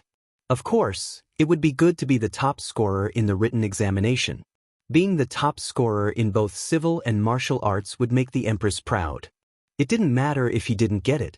No matter what, passing the imperial examination was not a problem. At this time, in the examination hall. After the imperial examination ended, the examination hall was covered by a huge formation. This formation completely isolated the examination hall from the outside world. People outside couldn't enter, and people inside couldn't come out. This formation would only be activated 3 days later when the examination hall announced the results. In these 3 days, many officials from the 3 provinces and 6 ministries were temporarily transferred. They had to finish marking all the examination papers and rank the examinees' results within 3 days. The examiners who were transferred were at least in the 4th realm. Even if they didn't sleep or rest for 3 days, it was nothing to them. In order to ensure the fairness of the imperial examination, the imperial court arranged for people to transcribe the examination papers as soon as the end of the written examination. The transcribed examination papers only had numbers and no names. Among the 3 examination papers, the mathematics paper was the simplest. They just had to follow the standard answers and check them one by one. The criminal law paper was second. Except for the Ministry of Justice and a few other special offices, there were very few officials in the Great Zhou who were proficient in criminal law. The second examination paper was mostly marked by the officials of the Ministry of Justice. The most difficult one was the policy question. There were no fixed answers to any of the questions in the policy section.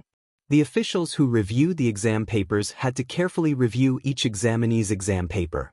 In order to finish reviewing the exam within 3 days, the officials of the Hall of Governmental Affairs came out in full force this time.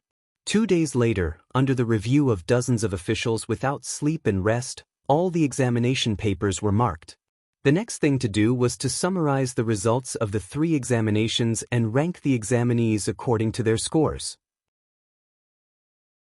The format of the written examination's results was different from the martial examination. It didn't use the A, B, C, or D grading method. For the 3 examination papers, full marks for each subject were 100 points. The results of the 3 subjects were summed up, and it was clear at a glance who was higher and who was lower. In addition, if any of the 3 subjects scored less than 60 points, no matter how high the other 2 subjects' scores were, they would be eliminated directly. After another half a day, all the examination papers were summarized. According to their scores, only 100 examinees would be selected out of the thousands of examinees in this imperial examination. These 100 examinees had already appeared, but they only had numbers and no names. The last step was to match their numbers with their names. Of course, everyone was most concerned about the top scorer of the written examination this time. After the results of the 3 subjects were summarized, many people gathered around. Then the crowd cried out in surprise. Who is this person with the number 9,527? He actually scored full marks for mathematics, criminal law, and policy questions. Not only mathematics, but there are many people who scored full marks for this subject. He actually scored full marks for criminal law and policy questions at the same time. Only one person scored full marks for those 2 subjects. Is it Zhou Zheng, Zhou Feng, or Prince Nan's son? Outside the crowd, a few officials from the secretariat stood there. Lu Yi sighed. I didn't expect Lord Li to score full marks for criminal law as well. The 6 imperial secretaries of the Hall of Governmental Affairs had studied the exam paper that scored full marks on policy together. There was no other person in the entire imperial court who could answer so many questions about politics so perfectly, to the point that they felt that they were inferior to him. Without a doubt, 9527 was Li Mu. He scored full marks for policy questions and mathematics. As expected, the officials from the Ministry of Justice had said that the examination paper from Assistant Minister Zhou was not simple. If they were to do this examination paper, they would not be able to get full marks. Full marks for criminal law not only required a thorough understanding of the laws of the Great Zhou, but also a thorough understanding of the laws. Zhou Xiong said, if that's the case, wouldn't he be the top scholar in both civil and martial subjects? Wang Shi shook his head and said, there's nothing strange about this. No one knows his ability better than us. If he were to participate in the imperial examination with these examinees, there would only be one outcome. Zhang Huaili said, he is indeed a talent that His Majesty has set his eyes on. The top scholar in both civil and martial subjects, his future is limitless. At this moment, an official had already brought over a thick booklet. To ensure fairness, before marking the papers, there were people who would transcribe the examinees' papers and erase their names. If one wanted to know which examinee these numbers corresponded to, they would have to look in this booklet. Quick. Lord Lu, find out who 9,527 is. I think it's Zhou Zheng. No, it should be Prince Nan's son. Want to take a gamble? The official flipped open the booklet and quickly flipped to the back. When he found the name corresponding to the number 9527, he was stunned.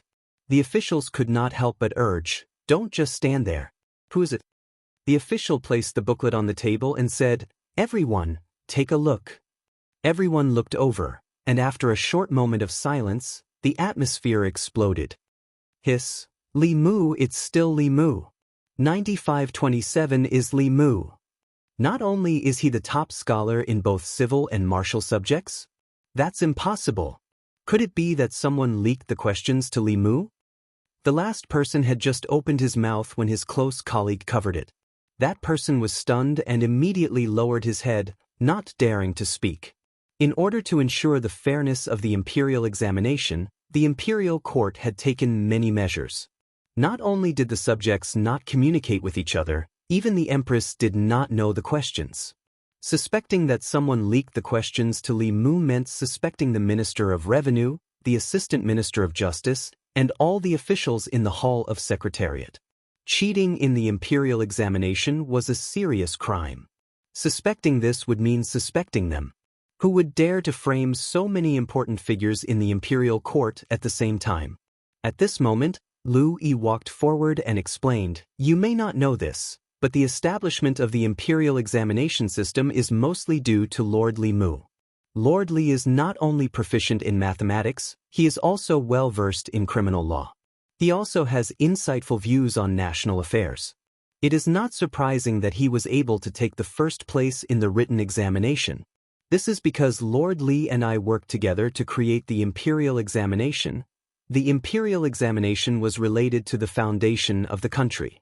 Before the imperial examination, it was not convenient for the Hall of Secretariat to disclose any details related to the imperial examination. It was only now that these officials knew that there was such an inside story. One of the officials could not help but say, if the examination was created by him, then wouldn't this be unfair to the other examinees? Not at all. Lu Yi shook his head and said, Lord Li only pointed out the direction for the imperial examination.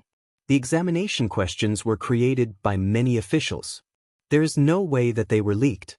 Even if one knew about the examination outline, it is impossible to get full marks. Without him, there would not be today's imperial examination. The imperial examination selection is based on him. He has contributed so much to the imperial court, but he still has to participate in the imperial examination. If this is not fairness, then what is? Everyone fell silent when they heard this. Their doubts came from their previous understanding of Li Mu. In everyone's understanding, he was bold, fearless, and cunning. This was the part of him that everyone had the deepest impression of. Without this imperial examination, they would not have known that Li Mu, in addition to these, was also proficient in both the pen and the sword. After accepting this reality, everyone's attention was gradually placed on the subsequent rankings of the written examination. 95. 28. Who is 95? 28. Zhou Zheng, Zhou Feng, or the Crown Prince of the Southern Prince. 95. 28 was right under Li Mu's name. Everyone looked down and their expressions froze. After a long time, someone said in shock, "Who is this Li Si?" Chapter 311. 3 days after the end of the combat examination. The street in front of the examination hall was packed with people. From the end of the street to the end, it was filled with people. Today was the day of the announcement of the written examination results. Because the results of the combat examination were only for reference and did not affect the results of the imperial examinations, the ranking of the written examination was the final ranking of the imperial examinations. The array outside the examination hall would disperse after the announcement of the results at noon. In order to ensure the fairness of the marking, no one could enter or leave the examination hall in the past 3 days. The officials of the imperial court, even the empress, did not know the results of the imperial examinations. There was still 15 minutes before the announcement of the results. The crowd gathered outside the array and discussed animatedly. I wonder who will be the top scorer of the written examination this time? If he can become the top scorer of the written examination, his future will be limitless. Is there a need to guess? The top scorer will definitely be one of the three. Who else can beat them? Although the results of the written examination had not been announced, the crowd already had their guesses about who the top scorer would be. The Zhou brothers and the Southern Prince were the most outstanding students in their respective academies. Their literary talents were outstanding, and their cultivations could be considered as the top prodigies of the Great Zhou. As potential candidates for the future Crown Prince of the Great Zhou, the education they received and the resources they enjoyed were far superior to those of the top-notch families in the Great Zhou. If there were no surprises, the top scorer of the written examination would definitely be one of the three. Zhou Zheng, Zhou Feng, and the Southern Prince were also in the crowd. Originally, they did not need to come personally. Even if they stayed in their manners, they would know the results the moment the examination hall's array was activated. However, the results this time were extremely important to them. If they could obtain the position of the theory examination's top scorer in front of everyone, it would greatly benefit their future. The people of the world naturally hoped that a more talented emperor would appear in the Great Zhou. This would be an invisible bargaining chip in the process of competing for the crown prince. It would also be a good story after they ascended the throne. The three of them looked calmly at the entrance of the examination hall. However, deep in their hearts, they were not as calm as they appeared. The students outside the examination hall were all as nervous as them. Noon had just arrived when the sound of a bell came from within the examination hall. After the sound of the bell, the doors of the examination hall that had been closed for 3 days slowly opened. Countless officials walked out from within. The Minister of Rights walked up to the array and formed a hand seal. The array dissipated. He looked at the many examinees in front of him and said, "It's time. Put up the notice." The Minister of Rights' voice was loud and clear, spreading in all directions. Not long after he finished speaking, hundreds of golden rays were fired into the sky. These golden lights shot up into the sky and exploded, forming huge golden characters that floated in the void, emitting a faint glow. Those were the names of the examinees who had passed the imperial examination.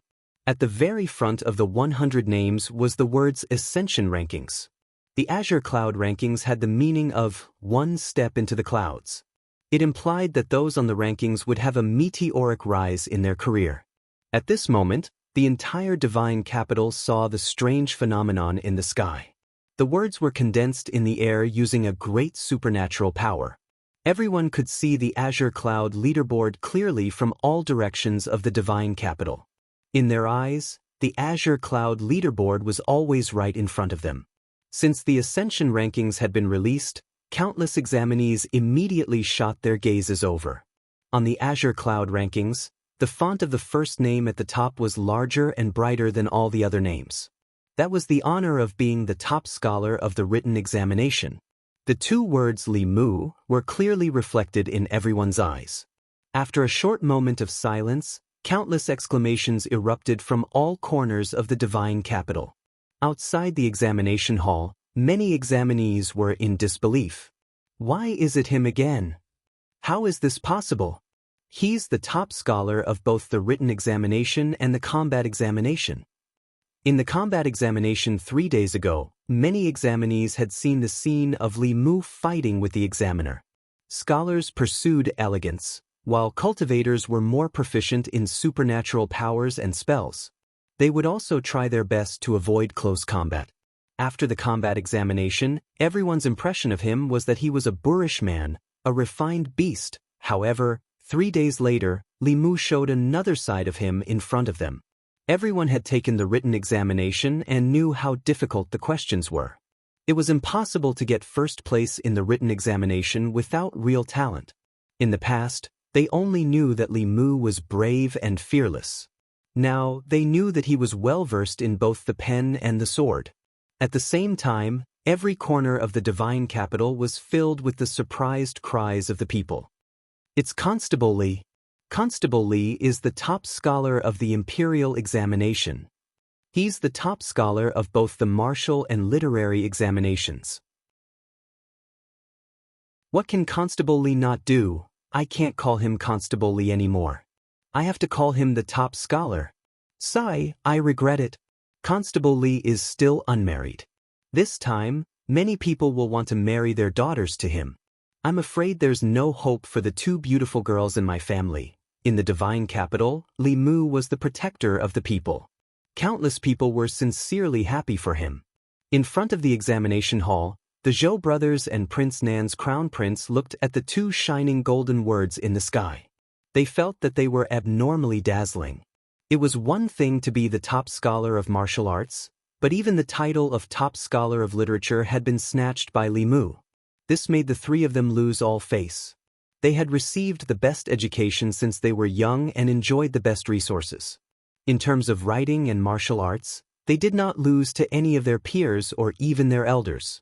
However, they had lost to a junior who they did not even know a few months ago. This was a reality that the 3 of them found hard to accept. However, at this point, they had to accept it even if they did not want to.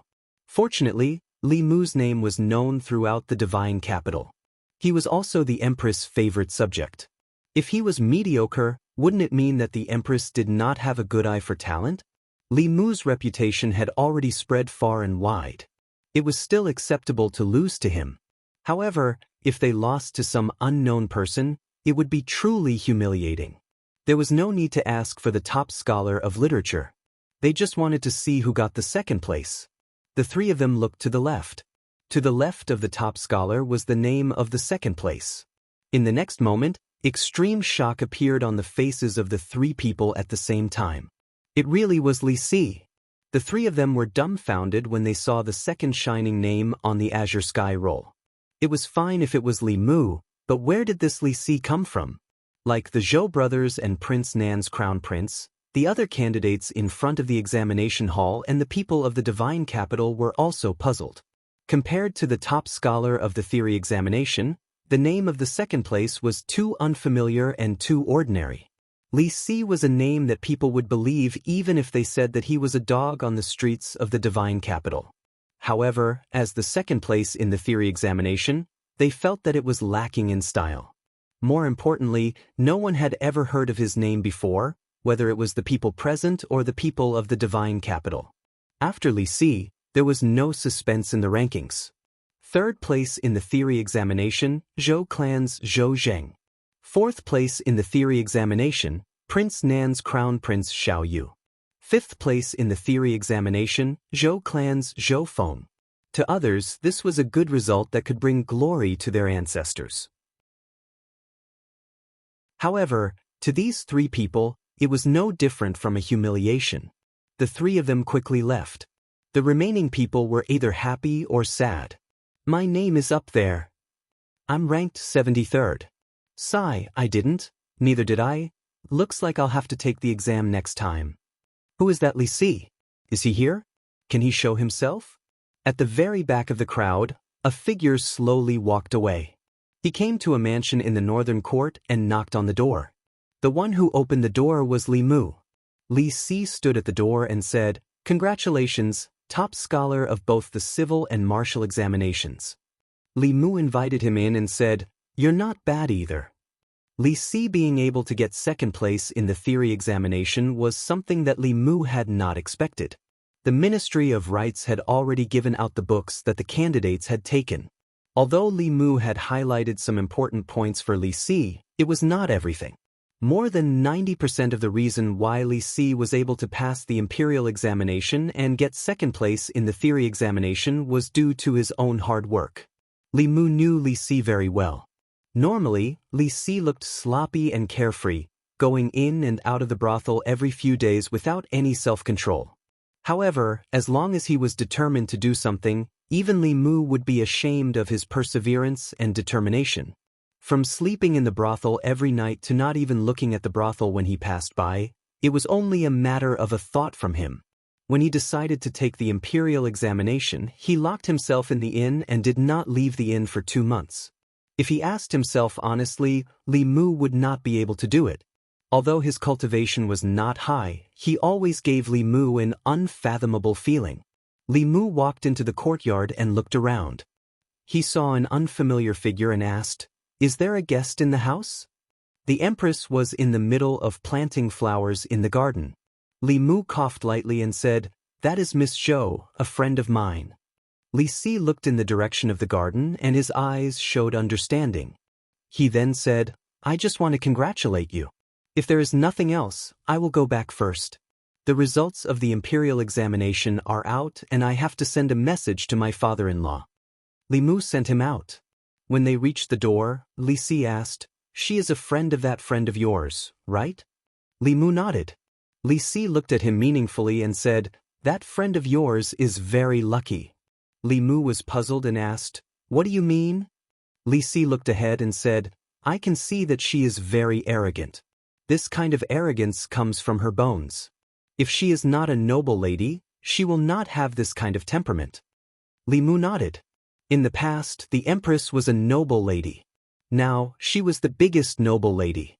She had the right to be arrogant in front of anyone. Li Si continued, "She is very arrogant and very lonely. This kind of loneliness even surpasses arrogance." Li Mu also wanted to learn this from Li Si. He had interacted with the Empress for a long time, and only then did he slowly understand her loneliness. Li Si had only taken a single look at her, and was able to see these things. This was something that no mystical power could achieve. Li Si looked at Li Mu one last time and said, "She is so lonely. She should not have any family or friends by her side. This kind of woman yearns for the nourishment of love. If you treat her well, she will repay you 10 times, or even more. This kind of woman is the easiest to woo."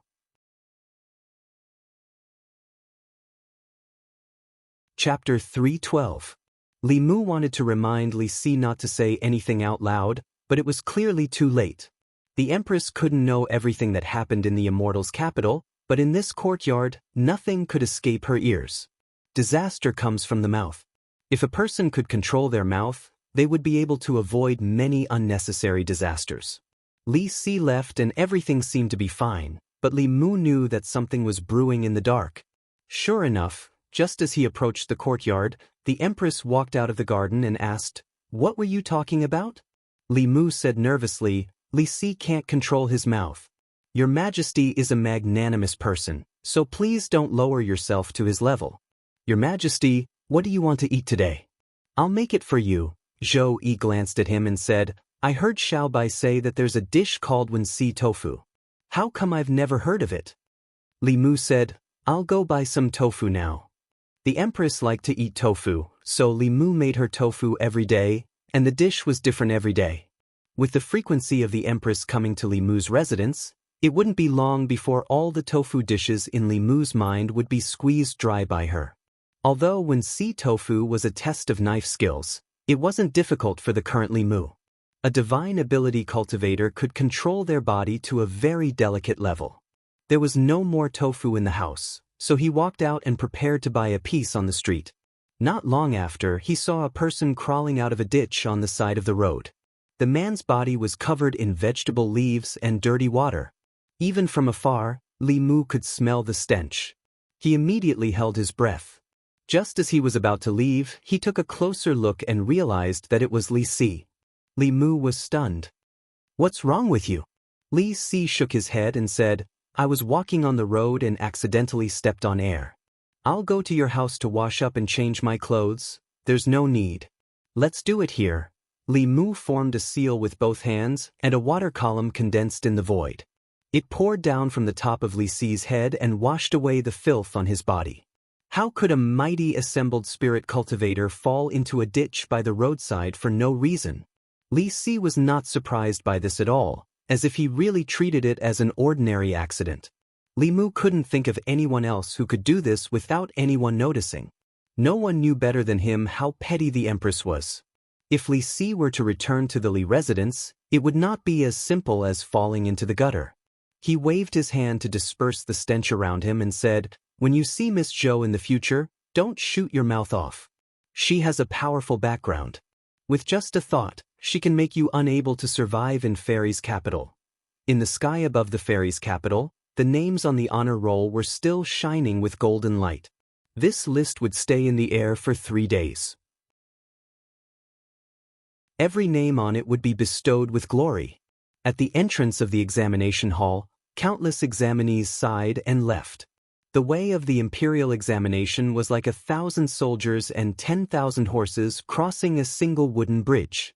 Only 1 out of 10 people would be able to make it on the list. This was only the first year. In future imperial examinations, the various counties would be able to recommend more talents. It would probably be 1 out of 100 or even 1 out of 100. Those who made it on the list naturally had limitless glory, but they were in the minority. Most of the examinees were just accompanying them. After the examinees left, the officials of the various ministries walked out of the examination hall. An official from the Ministry of Revenue shook his head and said, "The competition for the imperial examination is too cruel.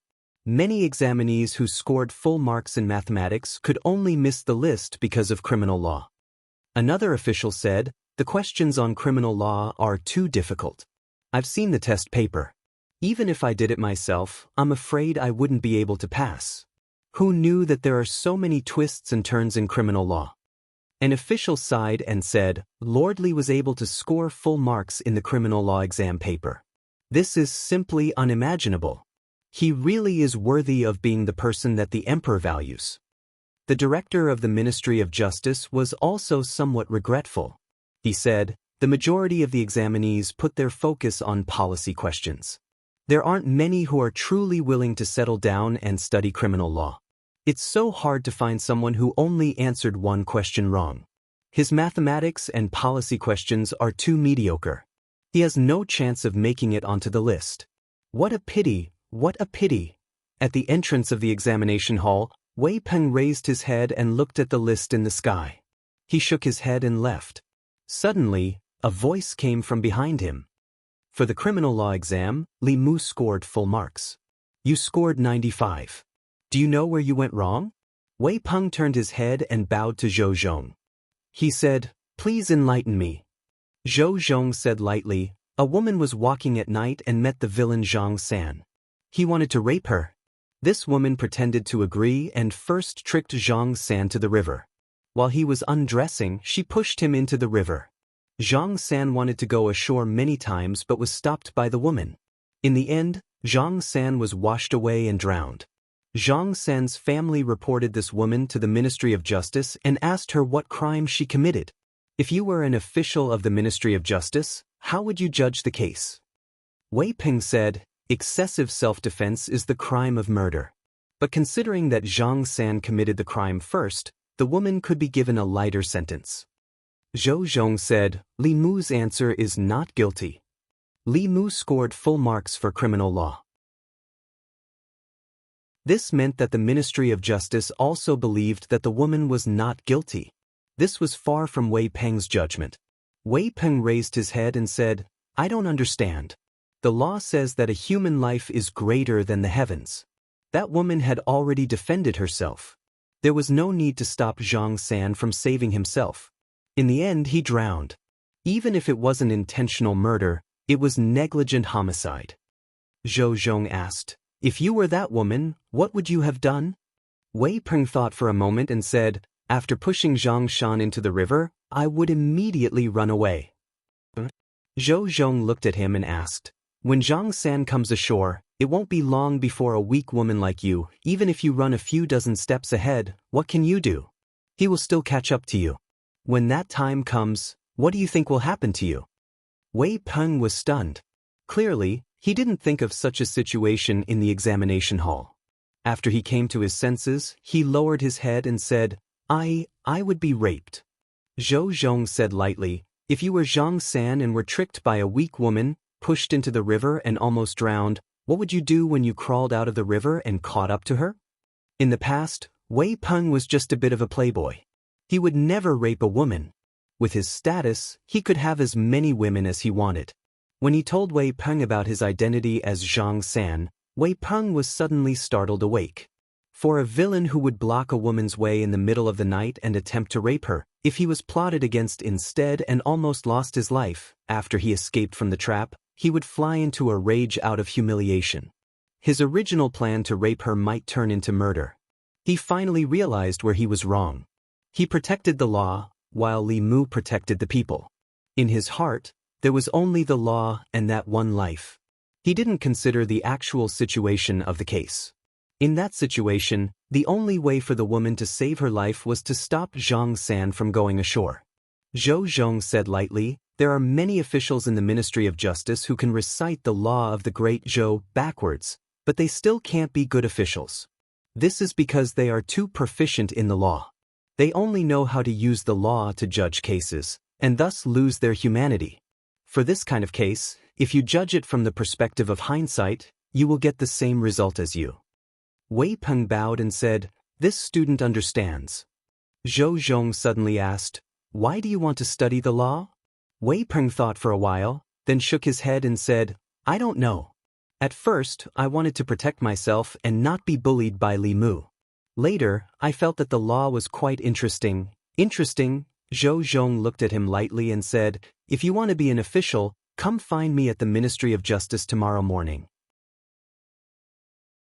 The results of the first imperial examination held by the court were announced today.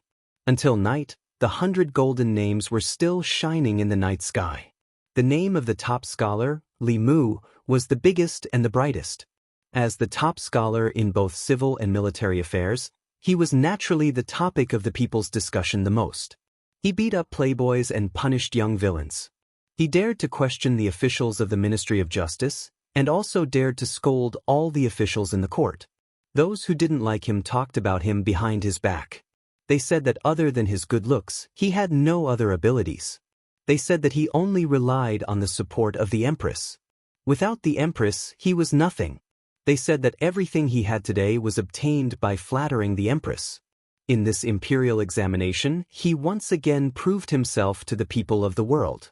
He suppressed the students of the 4 great academies, suppressed the talents of the 36 counties, and became the top scholar in both civil and military affairs. He completely shut the mouths of those people. He let the people of the world see clearly why the Empress only favored him out of all the officials in the court. He could bring peace to the world with his pen and settle the world with his military affairs. This was a true talent. He was worthy of the Empress's special favor. The students of the academies and the future crown prince could only serve as a foil in front of him. Of course, Li Mu becoming the top scholar in both civil and military affairs also proved one thing. The Empress had a unique insight. She had discovered Li Mu's talent from the very beginning. It wasn't as the rumors said, that she was only interested in Li Mu's manliness. After the results of the imperial examination were announced, both the officials and the people couldn't help but praise the Empress in their hearts.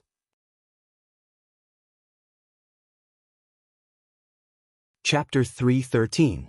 3 days after the results were announced, all the grand scholars who passed the examination had to face the Empress in the Golden Palace. This was an important ceremony. The purpose of this ceremony was to give them a special honor. For most of them, this might be their only chance to stand here in their lives. On the other hand, the Empress wanted to personally check if there were any spies from other countries or the demon sect among them. For officials of the 5th level and above, like Cui Ming, if they wanted to hide something, the Empress might not be able to find out. But among these grand scholars, the strongest was only at the 4th level. Before the examination, they had already been tested. Finally, the Empress tested them again. It was almost guaranteed that nothing would go wrong, unless they had a special chant or spell similar to the Clear Heart mantra. After the list of candidates who passed the examination was released, Li Mu looked at it carefully. The students of the White Deer Institute did not participate in the examination. But among the 100 candidates, there were still more than 70. Almost 80% of the grand scholars came from the 3 great institutes. The Empress's purpose of reforming the examination was to break the monopoly of the institutes over the officials in the imperial court. This result seemed to be a failure of Li Mu and her. But compared to the past, it was already a great improvement. Before this, the number was 10%. Now, the monopoly of the institutes had been broken, giving the local talents room to advance. Even if this promotion was very difficult, the imperial examinations were like an army of thousands of men and horses crossing a single wooden bridge. There might be some problems within the 3 great academies, but the students they taught were indeed the top talents of the great Zhou dynasty. They had to go through years of bitter study and cultivation in the academies, so there was no reason for them to lose to others. Although the results of the examination did not make much of a difference to the institutes, the influence of the examination on the institutes was far-reaching. From now on, the students of the institutes would no longer have an iron rice bowl. If they wanted to enter the imperial court as an official, they would have to compete with countless talents in the Great Zhou. Because there was no pressure within the institutes, some of the unhealthy practices would gradually be alleviated. After the examination, the candidates who failed would gradually leave the divine capital. These 100 grand scholars would also be given official positions by the imperial court. According to the rankings, the top scholar of the written examination would be given a 5th rank official position. It was rare to see someone who had no official position directly get a 5th rank official position in the history of the imperial court. One had to know that Zhang Chun had toiled for more than 10 years and was only a rank 5. From this, It could be seen that the imperial court attached great importance to the imperial examination. If one could stand out among the talents of the 36 counties and the students of the academy, it could be said that he had a meteoric rise.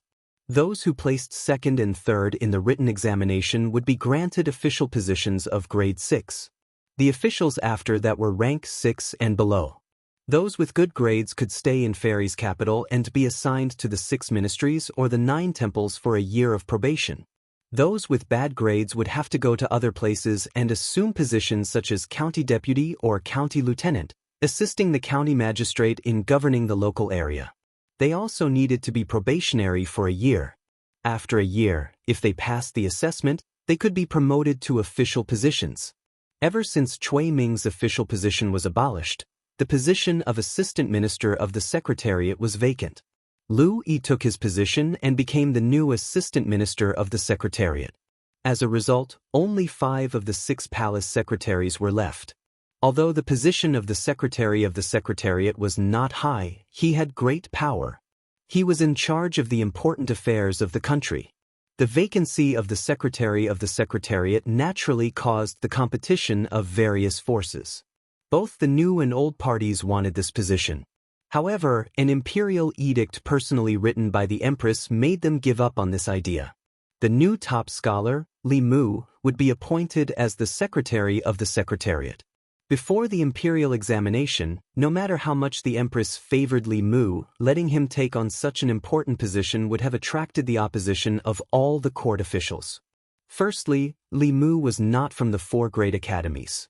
Other than being a low-level imperial censor, he could only be an official and not an official. Secondly, the position of secretary of the secretariat was not something that anyone could take on. One had to have enough talent, keen insight, and the ability to make decisions on important matters of the country. However, after the imperial examination, Li Mu's status as the top scholar in 2 subjects had shut everyone's mouth. In terms of qualifications, he was the top scholar in both civil and military affairs. Whether it was the imperial court or the military, he could go to either. In terms of ability, he scored full marks in all 3 subjects. Questions on policy were his forte. If he did not have the qualifications to be the secretary of the secretariat, no one else could. The empress let Li Mu take part in the imperial examination to give him the qualifications to shut the mouths of the people. Li Mu did not disappoint the empress. He took down 2 top scholars in one go. Those who wanted to oppose the empress had nothing to say. The empress had said before that he would be appointed as the secretary of the secretariat. Li Mu was not surprised by this result. After asking for Li Si's opinion, Li Mu asked the empress to arrange the position of the minister of God's capital for him. The 3 provinces and 6 ministries were filled with intrigue. It was not suitable for Li Si. Old Zhang had to manage the God's capital office and the imperial clan temple. He could not be at 2 places at once. The positions of minister of God's capital and commandant of God's capital happened to be vacant. He could share a lot of the burden with old Zhang. Li Mu did not say anything else. He had no say in these matters. If he said too much, he would be suspected of being a favored official interfering in politics. After becoming the secretary of the secretariat, Li Mu was no longer a constable of the God's capital office. Deputy constable's son got what he wanted. He finally got rid of the word deputy and successfully received 5 times the salary. Li Mu handed the constable uniform to the government office. The constables there sent Li Mu off. "Goodbye, boss. Boss, come back to the government office often. I wish you a meteoric rise in the future." The God's capital office used to be the office with the least sense of existence in the God's capital. As the constables of the God's capital office, the people did not trust them.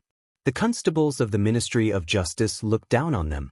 Even they themselves were used to it.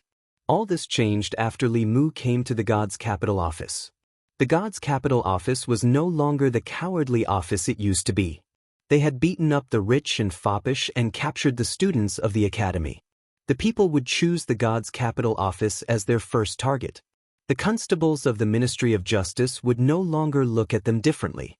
Some people had been constables their whole lives before they knew what a constable should be like. Li Mu waved at Wang Wu and the others. He walked out of the god's capital office and found that the outside was also crowded with people. Constable Li. Constable Li, stop calling him Constable Li. Now we have to call him Lord Li or Zhuangyun. The people greeted Li Mu. The owner of the noodle stall walked up slowly and asked, Constable Li, are you not going to work in the god's capital office anymore? Li Mu knew what they were worried about. He smiled and said, Don't worry. Even if I'm not here, you can still come to the god's capital office if you need anything. The god's capital magistrate, Lord Zhang Chun, is a good official who loves the people like his own children. The new minister of the god's capital, Lord Li, is my friend. He hates evil and will stand up for you. If you have any problems that the god's capital office can't solve, you can also come to me. When the people heard this, they were obviously relieved. In the past few months, as the people of the god's capital, they had finally lived a decent life. When they were bullied, they no longer had to be afraid of the other party being the son of an official or the descendant of a noble. That was because they had Constable Li behind them. He used his weak body to hold up the sky for them. There used to be people like him in the god's capital who brought hope and light to the people. However, those people were like a flash in the pan. They appeared for a short while and disappeared very quickly. Some people died, some were transferred out of the god's capital. There were also some who gradually stood against the people. Li Mu was the light in the people's hearts. The people of the god's capital were used to relying on him. Without him, their lives would return to how they were before. It was not easy to obtain light. No one wanted to return to darkness. Li Mu left the god's capital office. Along the way, the people sent him off.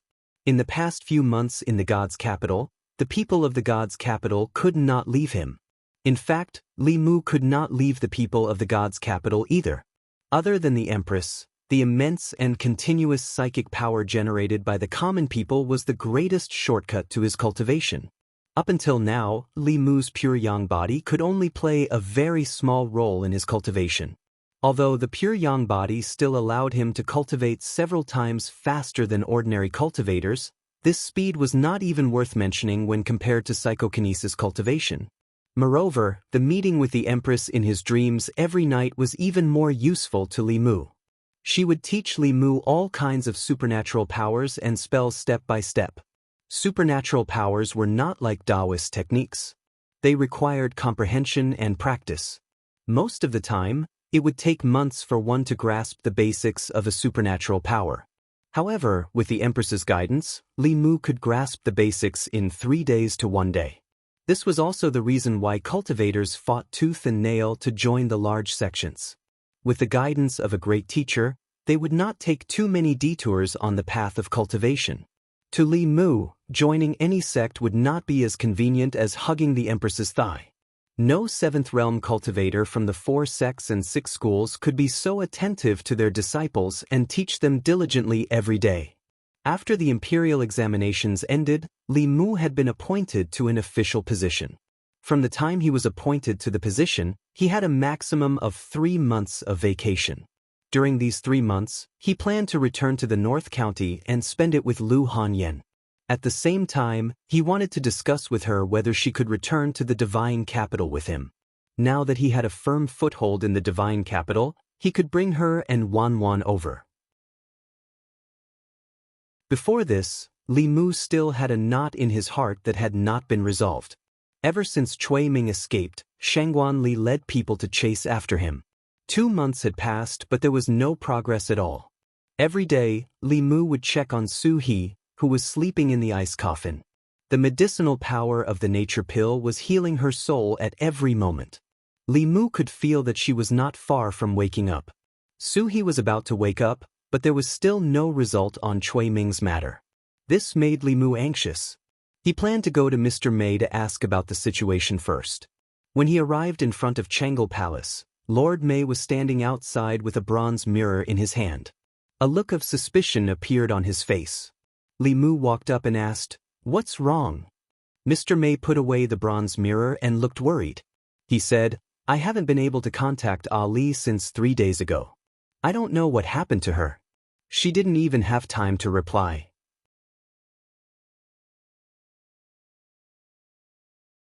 Chapter 3:14. In the time that Shangguanli wasn't in the divine capital, Li Mu had completely replaced her and became the subject closest to the Empress. Although no one could compete with Li Mu for the Empress' favor if she didn't come back, Li Mu didn't want anything to happen to her. Mr. Mei looked at the mirror and frowned.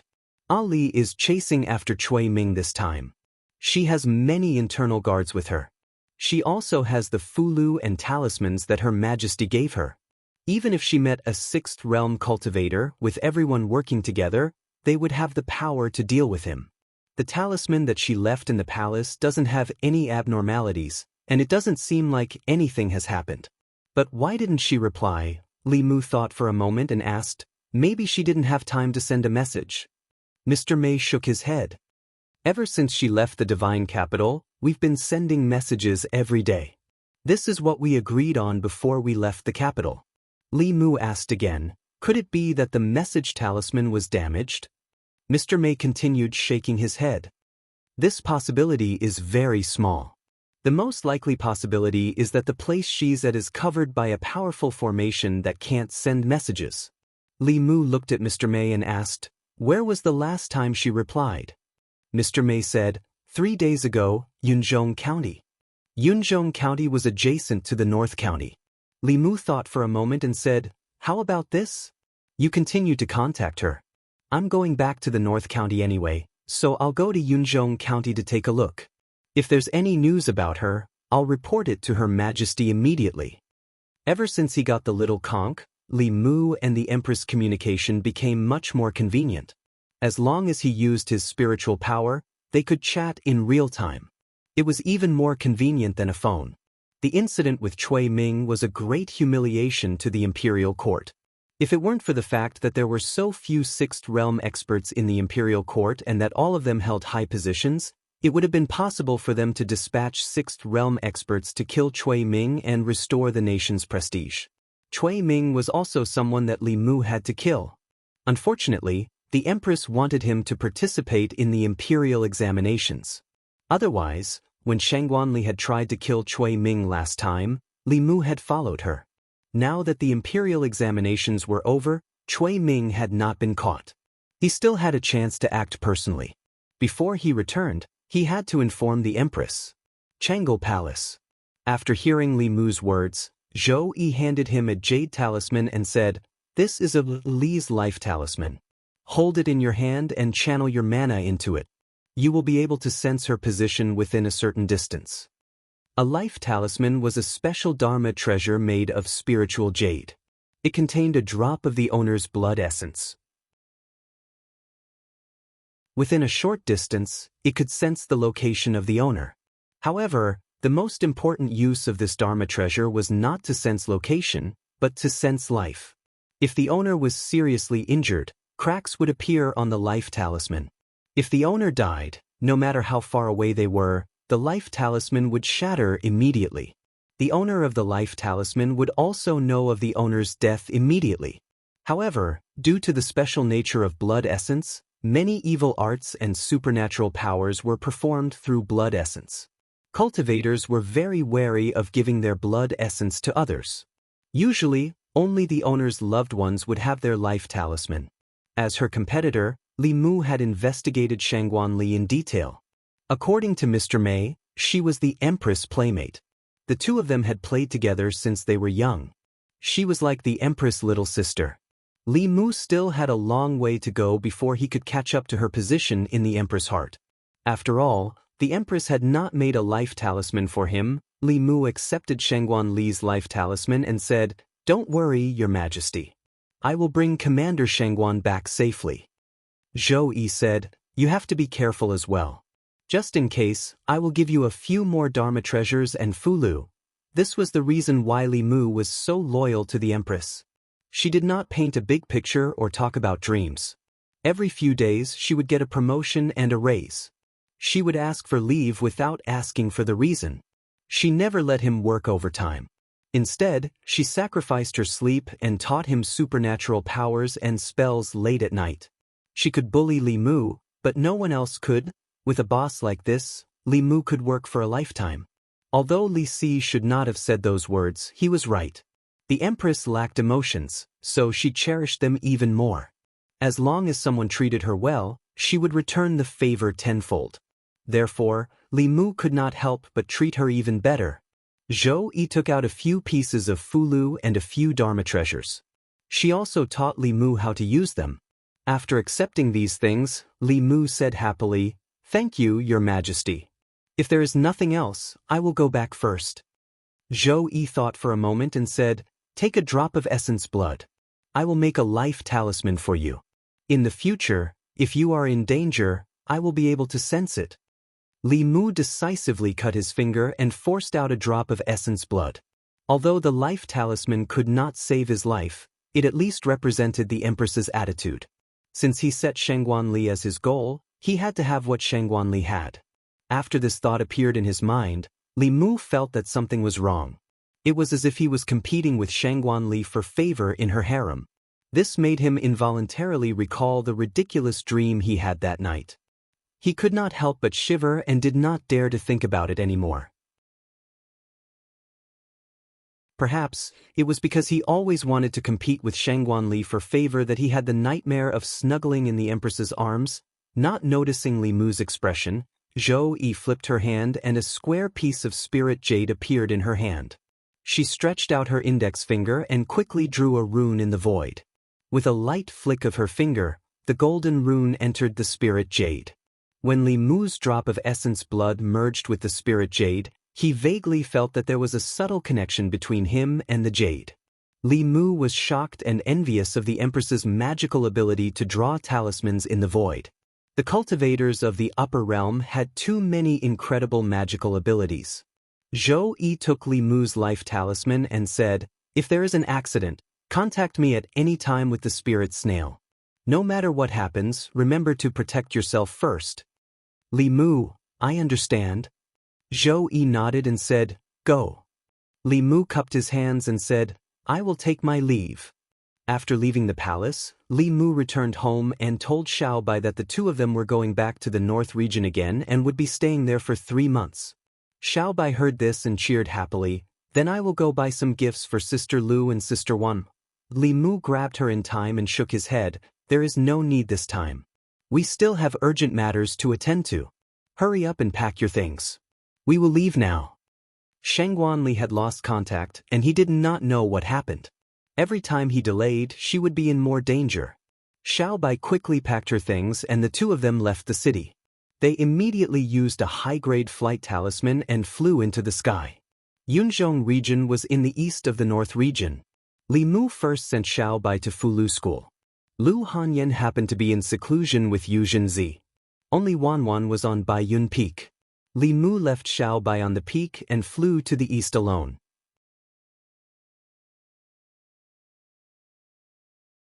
Chapter 315. Yunzhong Commandery. Yunzhong Commandery was located in the northeast of the Great Zhou. Within Yunzhong Commandery, there were very few plains. There were many forests and strange peaks. Peaks that were thousands of feet tall could be seen everywhere.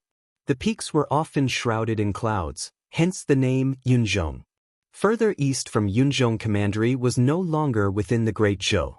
It did not even belong to the Zhou continent. Instead, it was Yingzhou. Compared to Zhou continent, Yingzhou was just a barren land. The environment of Yingzhou was harsh. There were many mountains, swamps, and poisonous miasma. There were no human countries. Even most demons were unwilling to live there. The border between Yunzhong Commandery and Yingzhou was an ancient mountain forest that stretched as far as the eye could see. The trees in the forest were extremely lush. There were often giant trees that were dozens of feet tall, blocking out the sun. Poisonous miasma would begin to rise from the ground 100 feet into the forest. The people of Yunzhong Commandery regarded this place as a forbidden area. At this moment, a figure arrived from outside the forest. When he was about 100 feet away from the forest, he slowly stopped and hovered in the air. Li Mu held a jade talisman in his hand as he gazed into the depths of the forest. He had used 3 days to travel all over Yunzhong Commandery. Shangguan Li's life talisman did not react at all. Just as he was about to give up, the jade talisman in his hand suddenly gave off a warm feeling. This meant that Shangguanli was within 50 kilometers of him. Li Mu followed the direction of the life talisman and found this place. Li Mu frowned slightly as he gazed at the forest filled with poisonous miasma up ahead. Stepping into the forest meant stepping into the territory of Yingzhou. Yingzhou was different from Zhou continent. Since ancient times, it had been a barren land. The poisonous miasma was not suitable for humans to live in. It was not beneficial to cultivators either. Apart from some poisonous insects and demons, regular demons were unwilling to enter this place. The people of Yunzhong Commandery called the ancient mountain forest. The demons born in this place would be nourished by the poisonous miasma from birth. Their intelligence would be eroded, making them more dangerous than regular demons. They would occasionally run out and cause trouble for the people of Yunzhong Commandery. No wonder there was no news from Shangguanli. The terrain here was complicated, and the mountains were stacked on top of each other. Mr. Mei did not receive Shangguanli's message, most likely because the signal was not good. Shangguanli was not far ahead. Li Mu did not hesitate too much and quickly flew into the forest. At the same time, deep in the forest, in a valley, Shangguanli raised her head and looked up. The canopy of the ancient trees above her covered the sky and the sun. They had been trapped here for 3 days. Along the way, Cui Ming had almost been caught several times, but he had managed to escape. Later on, they were trapped here by Cui Ming's scheme. Someone had set up a huge formation in this valley. This formation was extremely powerful. Entering the formation was very easy, but exiting it was harder than ascending to the heavens. With the few of them working together and the Dharma treasure that His Majesty had bestowed upon her, they could even put up a fight against a powerhouse in the early stage of the sixth realm. However, they could not break this formation from the inside. Not only that, this formation also blocked her from sending messages, causing her to completely lose contact with the fairy's capital.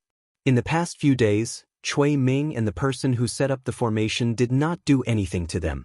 They only trapped them. It was likely that they wanted to wait for their magic power to be depleted so that they could get rid of them effortlessly. A middle-aged woman walked over and shook her head. It still won't work. They probably want to trap us to death, or use us as bait to kill more powerhouses from the imperial court. The fact that Cui Ming was a spy from the demon sect had already caused the imperial court to lose a lot of face. If he set up the imperial court again and caused the imperial court to lose even more powerhouses, not only would it cause the imperial court to lose even more prestige, it would also fuel the demon sect's arrogance. Shangguanli took out a piece of spiritual jade and held it in her hand. As she recovered her magic power, she said in a low voice, "I just hope that no one else will come, outside the valley, on top of a mountain." Cui Ming stood with his hands behind his back. The man wearing a black pearl crown glanced at him and asked, "Why don't you just kill them?" Cui Ming said calmly, "It would be too much of a pity to kill them. Shangguanli is the Empress' personal female official. Keeping her alive is more valuable than killing her. Moreover, only by keeping them alive can the imperial court send even more powerful powerhouses. When that time comes, we can take their souls and absorb their cultivation. Wouldn't the two of us be able to advance further? You people from the Meizong sect are really sinister and vicious." The man glanced at him and asked, "Aren't you afraid that you'll attract the most powerful powerhouses? When that time comes, the formation won't be able to trap them, and both of us will die." Cui Ming smiled and said, "Don't worry. I know the imperial court better than the Meizong sect. The number of powerhouses at the peak of the sixth realm in the imperial court can be counted on one hand. They can't come here. At most, they can only send the beginner sixth realm. You spent so much time to set up such a formation. It's not just to trap a few fifth realm powerhouses, right?" The black-robed man glanced at him and said, "I'll say this first. Whether it's these people or those who come later, I don't want any of their Dharma treasures. However, I want all of their soul energy." Cui Ming didn't think much and nodded. "I promise you." After the two of them reached an agreement, the black-robed man fell silent for a moment and asked again, "You've been hiding in the Great Zhou court for so long. You must know a lot of secrets. About half a year ago, Chu Jiang of Gojoseon died. Do you know what happened? Cui Ming shook his head and said, "This is a top secret in the imperial court. Other than the officials in the North County, I'm afraid only a few people in the imperial court know about it." But is there a problem with Chu Jiang of Gojoseon's death? The black-robed man said in a low voice, "His cultivation is slightly higher than mine. He hid in the North County for 5 years to use the 18 Hell formation and sacrifice hundreds of thousands of people in the county city to reach the 6th realm. Once the 18 Hell formation is set up, it can trap Dongxian to death. Only transcendence can break it. According to what I know, he clearly set up the 18 Hell formation that night, but he still failed in the end." Cui Ming looked at the valley below and asked, "How is this formation compared to the 18 Hell formation?" There was a hint of pride in the black-robed man's voice. He said slowly, "Although I don't have 18 ghost generals under my command, this valley is a wonderful place to gather in. With a little use of the surrounding terrain, I can borrow the power of heaven and earth to set up this formation. Even a 6th realm expert would find it difficult to escape. It's only stronger than the 18 Hell formation, not weaker." Cui Ming smiled and said, "Then there's no need to worry. If you can refine the souls of these people, I'm sure His Highness Emperor Song will be able to become the head of the 10 kings of hell, right?" The black-robed man didn't speak again, but he snorted coldly in his heart. His cultivation was already at the peak of the spectral soul realm. He wasn't inferior to Chu Jiang of Gojoseon at that time. If the great Zhou court sent another 6th realm expert, then with the help of that person's soul power and these people in the battlefield, he had a glimmer of hope to take another step forward. At that time, he wouldn't even have to bow down to the Nether Saint. When Emperor Song thought of this, he couldn't help but smile. But in the next moment, his eyes moved slightly and he said, "Hide your aura first. Someone is coming." Li Mu held Shangguan Li's life talisman in his hand as he flew all the way here. Dangers lurked everywhere in this desolate mountain forest. Even cultivators couldn't inhale too much of the poisonous fog and miasma in the forest. He didn't know how many poisonous insects and ferocious beasts he encountered along the way. These insects and beasts were nourished by the miasma, so it was very difficult for them to develop basic spiritual intelligence. But their strength couldn't be underestimated. It was impossible to guard against them, and they greatly delayed his search for Shangguan Li. Li Mu flew in the air in the forest. The life talisman in his hand became hotter and hotter. This meant that the distance between him and Shangguan Li was getting closer and closer. When he flew to a certain valley, the life talisman in his hand was already burning hot. This meant that Shangguan Li was near him. In the valley, Shangguan Li looked at Li Mu, who was floating in the air. Her expression changed and she warned loudly, "Don't come over." Li Mu heard the voice and flew into the valley. Looking at Shangguan Li, who was not far ahead, he asked, "What did you just say?" As soon as he finished speaking, he noticed something unusual and looked around. Looking down from the valley, there seemed to be nothing unusual here. But after landing in the valley, Li Mu immediately noticed that something was wrong. There was no trace of heaven and earth spiritual qi here. There seemed to be a large formation around, blocking the heaven and earth spiritual qi outside. Li Mu flew out but encountered an invisible barrier. He was trapped in a formation. Shangguan Li covered her face with both hands. After a long time, she asked with a sullen expression, "How did you find this place? Is there anyone else?" Li Mu waved the life talisman in his hand and threw it to Shangguan Li. "There's no one else. Sister Mei couldn't contact you. Coincidentally, I went back to the North County for a vacation, so I asked His Majesty for your life talisman and also looked for you. What's with this formation?" Shangguan Li's expression turned ugly. "We fell into Cui Ming's trap and are trapped here." She glanced at Li Mu and said, "I didn't expect that I would die with you." Li Mu also glanced at her and shook his head. "You may want to die, but I don't want to die." He took out the spiritual snail and activated it with his mana. He tried to contact the Empress, but there was no response. It seemed that this formation was the reason why Shangguan Li could not send messages. Shangguan Li walked over and said, "We've been attacking this formation for 3 days, but there was no result. This formation can trap a 6th realm cultivator. Cui Ming used this to attract the strong cultivators of the imperial court. I didn't expect that the person who came was you. Her words made Li Mu very uncomfortable. It was as if he was here to die for nothing. It was not like he had never seen a formation that could trap a sixth realm cultivator to death. The last person, Chu Jiang of Gojoseon, also set up a similar formation. Grass should have grown on his grave by now. Li Mu might not have the ability to set up such a formation. However, he had never been afraid of anyone who wanted him to destroy it. The formation was not the main point. Li Mu looked at Shangguan Li and asked, "Where's Cui Ming?"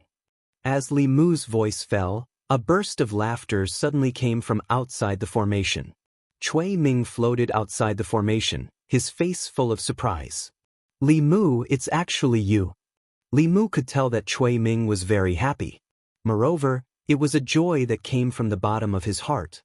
There was not even a hint of hatred on his face. However, this was precisely the expression of hatred that was the deepest. Li Mu made him lose his reputation and his official position. He made him a fourth-rank official and the son-in-law of a dynasty. In just a few days, he became a wanted criminal. He made him work so hard for 20 years, but in a single night he was liberated. If Li Mu were in Cui Ming's shoes, he would also hate him. When hatred reached the extreme, it would also turn into joy. Of course, he was not happy because he was reunited with Li Mu after a long separation. He was happy because Li Mu had fallen into his hands. The black-robed man floated beside Cui Ming and asked, "He's Li Mu, the Li Mu who caused you to end up like this?" The smile on Cui Ming's face gradually disappeared. He looked at Li Mu with endless hatred and said, "When the time comes, don't kill him directly. I want him to suffer all kinds of torture in this world.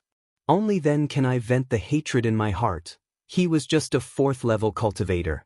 Emperor Song did not take him seriously at all. He said, "Do as you wish." Cui Ming floated in the air and sneered, "Li Mu, oh Li Mu. You didn't think that you would fall into my hands so soon, did you?" Li Mu looked up at him and said disdainfully, "You're not the son-in-law anymore, and you still call yourself this prince. The princess residence has now taken someone else's surname. There's a new son-in-law who calls himself this prince. He lives in your house and sleeps with your wife. Fortunately, you two don't have children. Otherwise, he would beat your children." Cui Ming's face became extremely gloomy. He gritted his teeth and said, "That bastard." Shangguan Li asked in a low voice, "Are you telling the truth?" Li Mu said in a low voice, "I'm going to die anyway. Can't I just disgust him a little before I die?" Cui Ming seemed to be really disgusted. His face darkened and he left without saying a word. He did not even mock Li Mu anymore. Shangguan Li also did not say anything. She sat on a tree stump and stared blankly ahead. No one knew what she was thinking. Li Mu sat beside her and asked, "Are you afraid of dying?" Shangguan Li moved her butt to the side and said indifferently, "What's there to be afraid of dying? I just don't want Her Majesty to be sad." Li Mu tilted his head and looked at her. He found that when she said this, her expression was very calm. It seemed that she really was not afraid. This made him look at Shangguan Li in a new light. She was about to die, but she was still thinking about whether others would be sad. She truly loved the Empress. If it were Li Mu, he would definitely not be able to do this. After a moment of silence, Shangguan Li took out a piece of fulu from her sleeve and handed it to Li Mu. Li Mu looked at her and asked, "What are you doing?" Shangguan Li said expressionlessly, "This is a heaven-grade fulu. It can allow you to teleport hundreds of miles away. In a while, we will do our best to break this formation. You can immediately use this talisman to escape to the county city of Yunzhong County." Li Mu asked, "If you can break the formation, why don't you use it yourselves?" Shangguan Li said indifferently, "If we explode our primordial spirits together, we can attack the weak points of this formation. We can break a hole in this formation. You can take the opportunity to escape." The cultivation of Taoism cultivators was based on their primordial spirits. If their physical bodies died, their primordial spirits would not be destroyed and could be reborn. If their primordial spirits exploded, their souls would truly be destroyed. Li Mu never thought that Shangguanli would give her only chance to live to him. She had always disliked him. Li Mu looked at her and asked, "Why?" Shangguanli looked into the distance and said, "Her Majesty can do without us, but she can't do without you." At this moment, Li Mu suddenly felt some admiration for Shangguanli. Although he did not like her much in the past, of course, he coveted her position more. He wanted to replace her and become the Empress' closest vassal. But now it seemed that in some matters, he would never be able to compare to Shangguanli. Not only could she give her life for the Empress, she could even give her life for her love rival, her political rival, who often competed with her for favor. It was enough to show her unadulterated loyalty to the Empress. Shangguanli finally looked at Li Mu and said, "If you can escape, I hope you can wholeheartedly assist Her Majesty in governing the Great Zhou so that Her Majesty can escape from that cage as soon as possible." Li Mu waved his hand and said, "You make it sound so serious. Isn't it just a broken formation? It's not a big deal."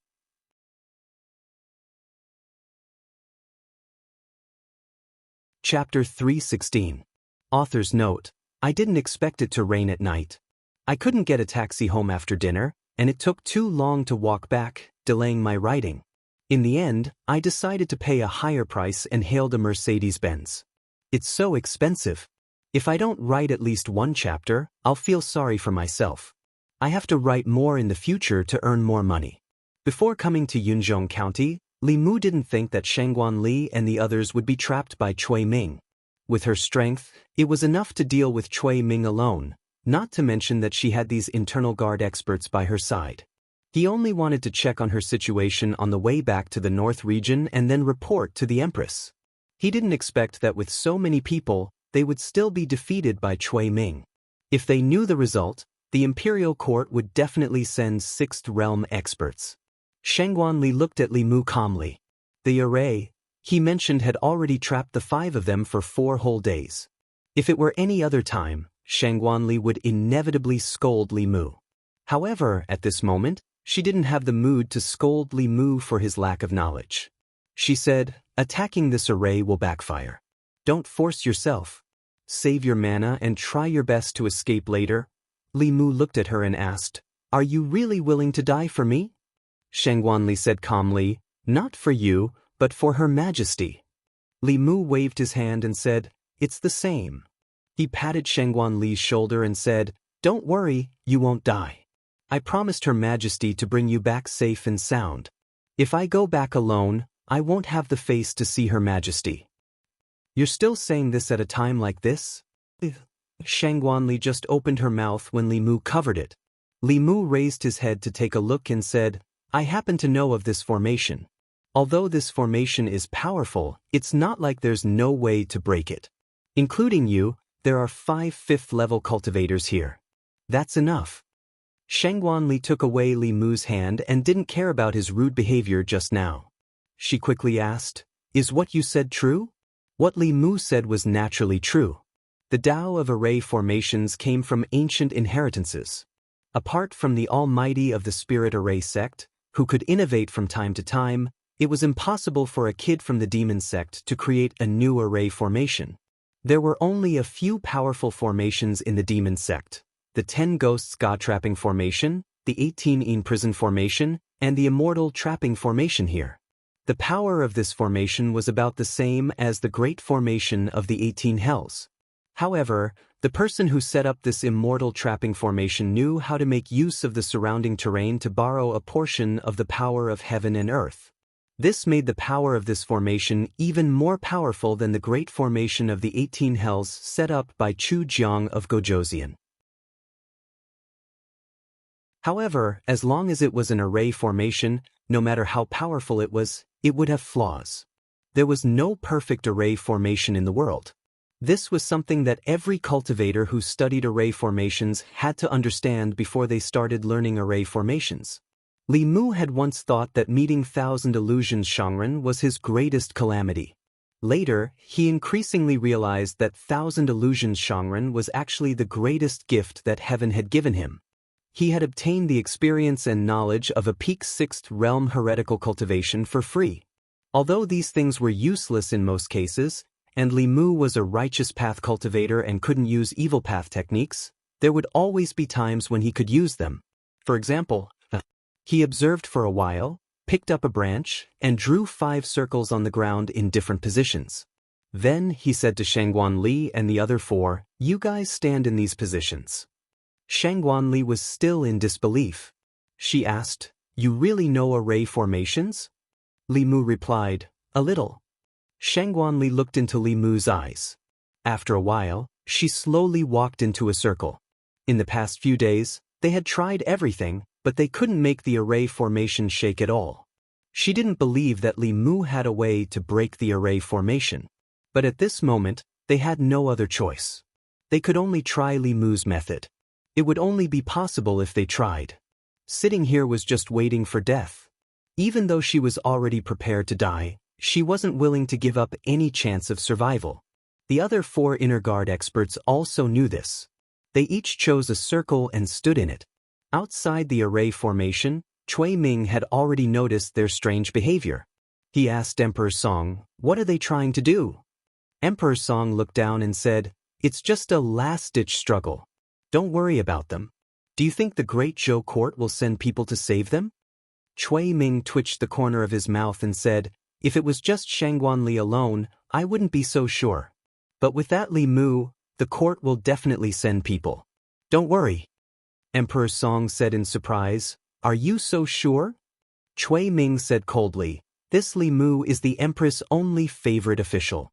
She definitely won't let him die." Favorite official? Emperor Song's expression changed. He asked, "Do you think the Empress of the Great Zhou will come personally for him?" Cui Ming looked at him and comforted him, "Don't worry. What kind of status does the Empress have? How could she come personally? He is the Empress' favorite official, not her favorite concubine." Emperor Song looked at the young man trapped in the array formation and said, "Not necessarily. This person is so handsome." Cui Ming shook his head and said, "That's even more impossible. When I was luring these people here, I received a message from the Meizong sect's secret agent in Chengdu. This Li Mu is still a fledgling." Emperor Song was relieved and said, "That's good. The Empress of the Great Zhou had the cultivation of the 7th realm. If she really came here, not to mention Emperor Song, even if the remaining Yama kings of the 9 halls and the Nether Saint gathered together, they would all die here. From then on, only 9 of the 10 demonic sects were left. The Soul sect would be completely wiped out." Cui Ming said, "Don't worry, Empress. As long as your array formation is fine, just wait for the fish to take the bait." Emperor Song said, "Don't worry. I learned this array formation from Lord Chenhuan." As soon as he finished speaking, there was a sudden tremor under their feet. Emperor Song said in surprise, "Is it the Earth Dragon turning over?" Cui Ming looked at the array formation and said in shock, "It seems to be your array formation." Emperor Song quickly looked at the array formation and found that the originally stable array formation had begun to tremble slightly. Several people in the array formation were standing in different positions and attacking the array formation. Emperor Song's expression changed slightly, but he still said calmly, "Don't worry. This level of tremor can't shake the array formation." In the next moment, the array formation trembled even more violently. Cui Ming asked in horror, "Is it really fine?" Emperor Song took a deep breath and said, "It's fine. It's not a big problem." In the array formation, the way Shangguan Li and the others looked at Li Mu had completely changed. In the past few days, the 5 of them had joined forces and attacked with all their strength, but they couldn't shake the array formation at all. Instead, they suffered a lot of backlash. At this moment, after hearing Li Mu's words, they could shake the array formation to this extent just by changing their positions and using 50% of their mana. If they attacked with all their strength, it was not impossible to break the array formation. Thinking of this, the 5 of them were no longer distracted. They immediately urged their mana and attacked the array formation with all their strength. Under the fierce attacks of the 5 people, the array formation trembled even more violently, as if it would collapse in the next moment. Emperor Song finally couldn't keep calm and said quickly, "Stabilize the array formation with me." He and Cui Ming flew above the array formation and channeled all their mana into the array formation. The trembling of the array formation finally calmed down a little. 5 people on the inside and 2 people on the outside. They formed a kind of balance and entered into a stalemate.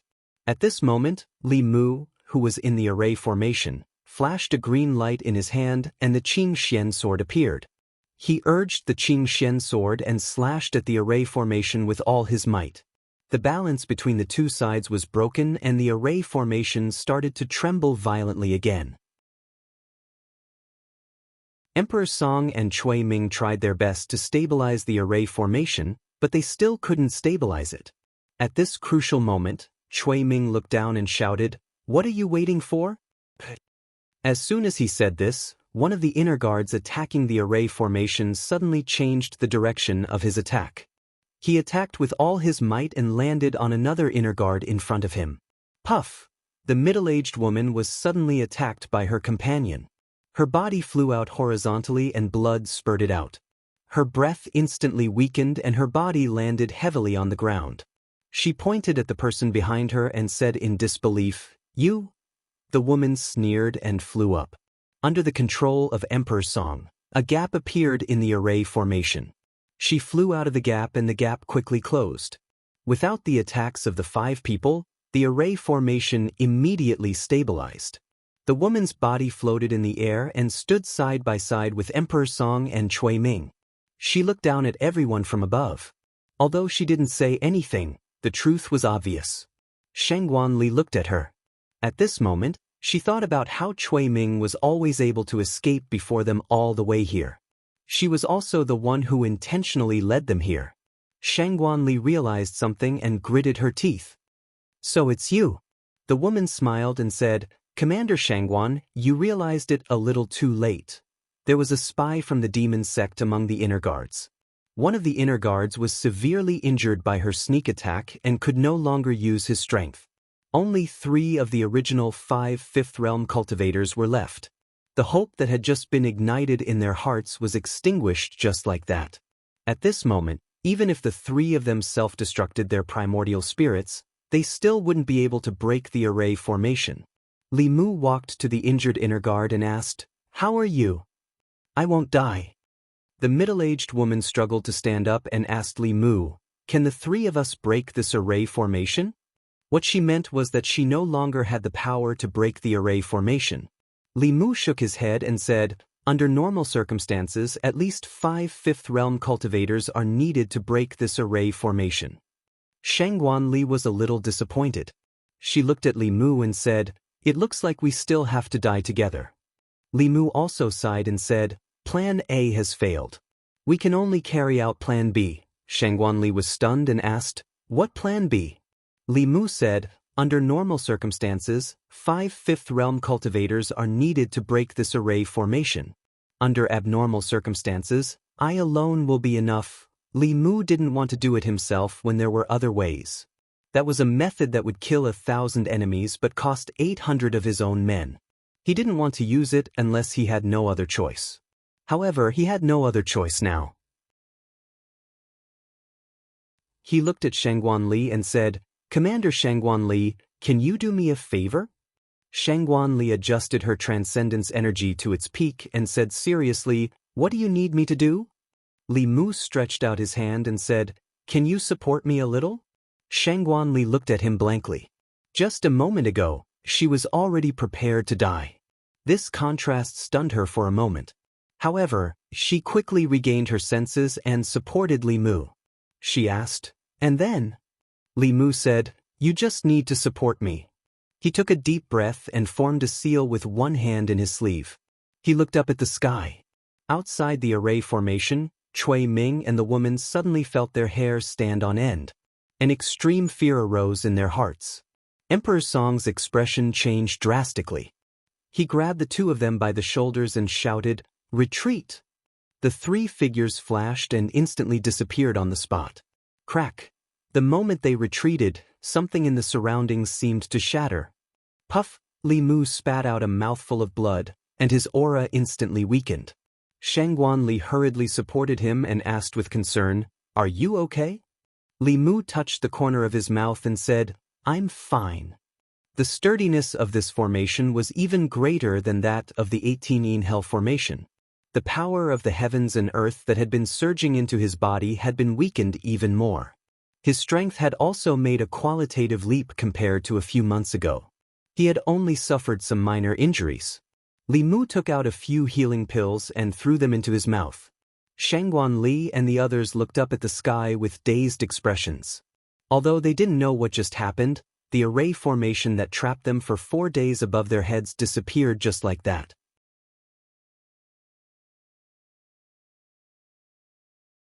Chapter 317. Seeing that the formation was broken, Cui Ming's face was filled with fear. Her voice was hoarse as she asked, "Is this what you meant by, no problem? How is this possible?" Emperor Song's face was also filled with disbelief. The immortal trapping formation that he set up was even stronger than Chu Jiang of Gojoseon's 18 hellish formation. How could it be broken so easily? Even if it was unbelievable, the truth was right in front of his eyes. After Shangguan Li and the other two regained their senses, they immediately flew up. Their eyes were filled with murderous intent as they looked at the 3 figures in front of them. Out of the 4 internal guards, 1 betrayed them, 1 was severely injured, and only 2 were left. The severely injured woman no longer had the ability to fight. Including Shangguan Li, there were 3 people on both sides. There was no need for words. In an instant, the 6 of them unleashed their powers and magic treasures and quickly engaged in battle. Although Emperor Song was at the 5th realm, he was clearly a powerful cultivator at the peak of the 5th realm. Shangguan Li and the other internal guard attacked with all their might. Even with the advantage of Fulu's magic treasures, they were still suppressed by him. The other inner guard was entangled by the Devil Sect spy and was unable to extricate himself. In this way, no one could take care of Cui Ming. Cui Ming looked at Li Mu with eyes full of hatred. She said sinisterly, "It's all because of you that I am today. This day next year will be the anniversary of your death." Li Mu said calmly, "Don't accuse me. You are today only because you are a beast." Cui Ming did not waste any more words with Li Mu. She formed a seal with her fingers and the air around them cracked. A few invisible wind blades flew towards Li Mu. The wind blades were extremely fast. In the blink of an eye, they were beside Li Mu. Clang. Just as they were about to hit Li Mu, a golden armor suddenly appeared around Li Mu's body. The wind blades hit the golden armor and made a crisp sound. Li Mu stood in his original position and did not move. Golden armor talisman. Cui Ming's expression was ugly. Although the golden armor talisman was only earth rank, his cultivation was only in the creation realm. With his early-stage creation realm strength, it would take a lot of effort to break the golden armor talisman. Just as he was about to make a move, Li Mu moved faster than him. A white light flashed in his hand, and a stack of Fulu appeared in his hand. Without thinking, he threw them all out. Rumble. Above Cui Ming's head, dark clouds gathered and purple thunderbolts flashed continuously. Cui Ming dodged a few purple heavenly thunderbolts in a sorry state. Suddenly, he felt a chill on his back and his hair stood on end. A golden sword talisman was thrusting towards his back. Clang. Cui Ming held a bronze mirror in his hand to protect his vitals. When the sword talisman hit the bronze mirror, it immediately shattered. Cui Ming's body was also sent flying several feet. Before he could come back to his senses, he suddenly felt a chill rising from below, as if it was going to freeze his primordial spirit. When he bent down to take a look, he realized that his feet had already been frozen, and the layer of ice was still spreading upwards. Under the layer of ice, there was a Fulu that emitted a bone-chilling coldness. Cui Ming slapped his chest and spat out a mouthful of blood. When the blood landed on the layer of ice quickly melted. Cui Ming flew up and broke free from the layer of ice. In the next moment, he felt a burning sensation above his head. Cui Ming looked up and saw a Fulu burning and turning into a fire dragon. The fire dragon swung its tail and coiled around him. Before the first wave subsided, another wave rose. Cui Ming was chased by the fire dragon, and he was still extremely depressed. Exactly how many high-grade talismans does this Li Mu possess? He's a 5th-level expert, Yet he was actually forced to only be on the defensive by Li Mu, who's a level lower than him, and he didn't have the slightest ability to retaliate. After using his mystique with great difficulty to kill the fire dragon, another small golden sword pierced towards him from the front. Cui Ming swung his sword at the sword talisman with all his might. He did not notice that a small paper man had already flown behind him. The paper man stuck to Cui Ming's body. Cui Ming maintained his sword-swinging posture and was rooted to the spot. The small golden sword was extremely fast and was aimed at his forehead. At this moment, Cui Ming was unable to use his dermic powers. If he was pierced by the sword talisman, his primordial spirit might be able to escape, but his physical body would definitely perish. Bang! Seeing that Cui Ming was in trouble, Emperor Song abandoned Shangguan Li and the expert inner guard and rushed over. He kicked Cui Ming away and used one hand to grab the sword talisman.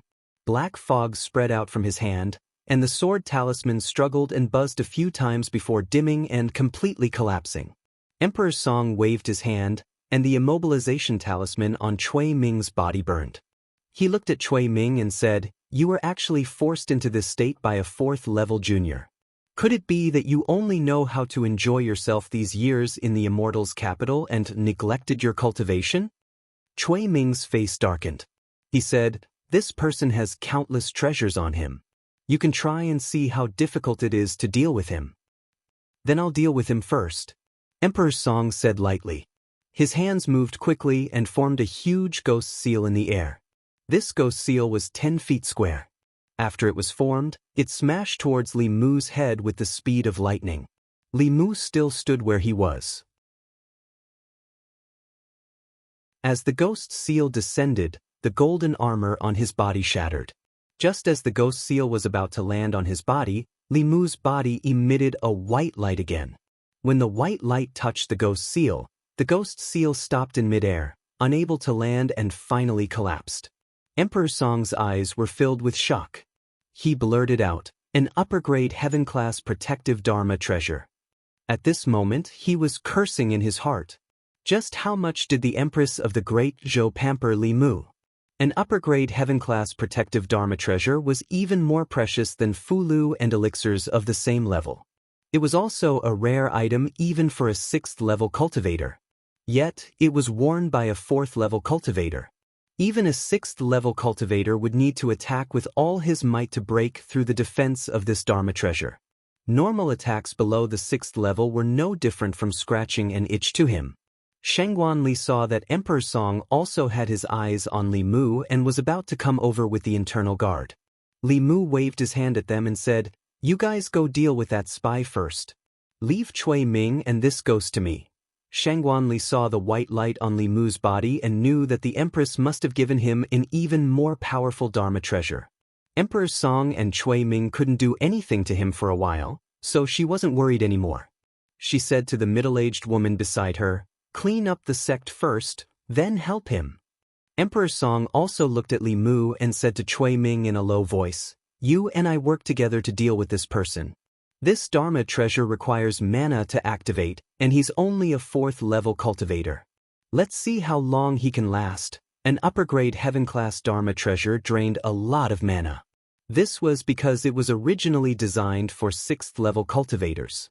Dongxian cultivators could use it continuously for 2 hours, but a divine-tier cultivator might not even be able to last for half an hour. In a situation where the outside world was constantly attacking, the duration would be even shorter. Li Mu's mind moved, and a pile of spiritual jades appeared at his feet. As he absorbed the spiritual energy in the spiritual jades, he used the swordsman formula to recover his mana using the power of heaven and earth around him. Only then did he manage to achieve a dynamic balance with the speed at which the Dharma treasure was draining his mana. Emperor Song and Cui Ming attacked Li Mu from afar, and their faces gradually showed signs of doubt. They originally thought that Li Mu would last for a while at most, but now that half an hour had passed, he still seemed to be in good spirits and did not look like he had overdrawn his mana at all. On the other hand, the two of them were the ones who were draining their mana continuously. If this continued, they might be the first to run out of mana. Emperor Song attacked a few more times and finally gave up. He said, This person is strange. Spells and divine powers are useless against him. Let's get close and take his life. He stretched out his hands, and two ghostly long blades appeared in his hands. Cui Ming took out a folding fan from his waist. The two of them stopped attacking Li Mu from afar, and flew towards him. In a situation where the difference in mana was not too great, Li Mu was not afraid of anyone in close-range combat. However, regardless of whether it was Cui Ming or Emperor Song, their mana was far superior to his. In the face of absolute power, any technique was meaningless. If the examiners of the Ministry of War did not suppress their abilities to the 4th level, no matter how skilled Li Mu was in martial arts, he would not be a match for them in the combat examination. Emperor Song and Cui Ming, these two shameless people, one in the Destiny realm and the other in the peak of the Spectral Spirit realm, teamed up to bully him, who was at the 4th level. No matter how powerful Li Mu's divine powers and Dao techniques were, his cultivation was too low, and he would not be able to defeat the two of them together. Fortunately, ever since Lu Hanyan became Yu Zhenzi's disciple, ever since he hugged the Empress' thigh, divine powers and Dao techniques were no longer his trump cards. Li Mu flipped his hand, and two Fulu cards appeared in his hand. He threw the Fulu out, and a golden light flashed on the Fulu. The two Fulu cards turned into two armored soldiers about 10 feet tall. The two armored soldiers held long halberds, and their bodies emitted 5th-level aura. These two golden armor soldier talismans were bestowed to him by the Empress. Although they were also at the heavenly level, they could not be compared to the one Li Mu obtained from Fulu School. Only a handful of Talisman Dao experts in Fulu School could create 6th-level golden armor soldier talismans. However, Cui Ming and Emperor Song were only at the 5th level, and there was no need to use that trump card. The two golden armor soldier talismans were controlled by Li Mu, and they were telepathically connected to Li Mu. After they appeared, they went straight for Cui Ming and Emperor Song. What talisman is this? How many Fulu cards does he have? The two golden armor soldier talismans completely entangled Cui Ming and Emperor Song. Cui Ming was weaker and was quickly suppressed by the golden armor soldier. Emperor Song dealt with one golden armor soldier with ease.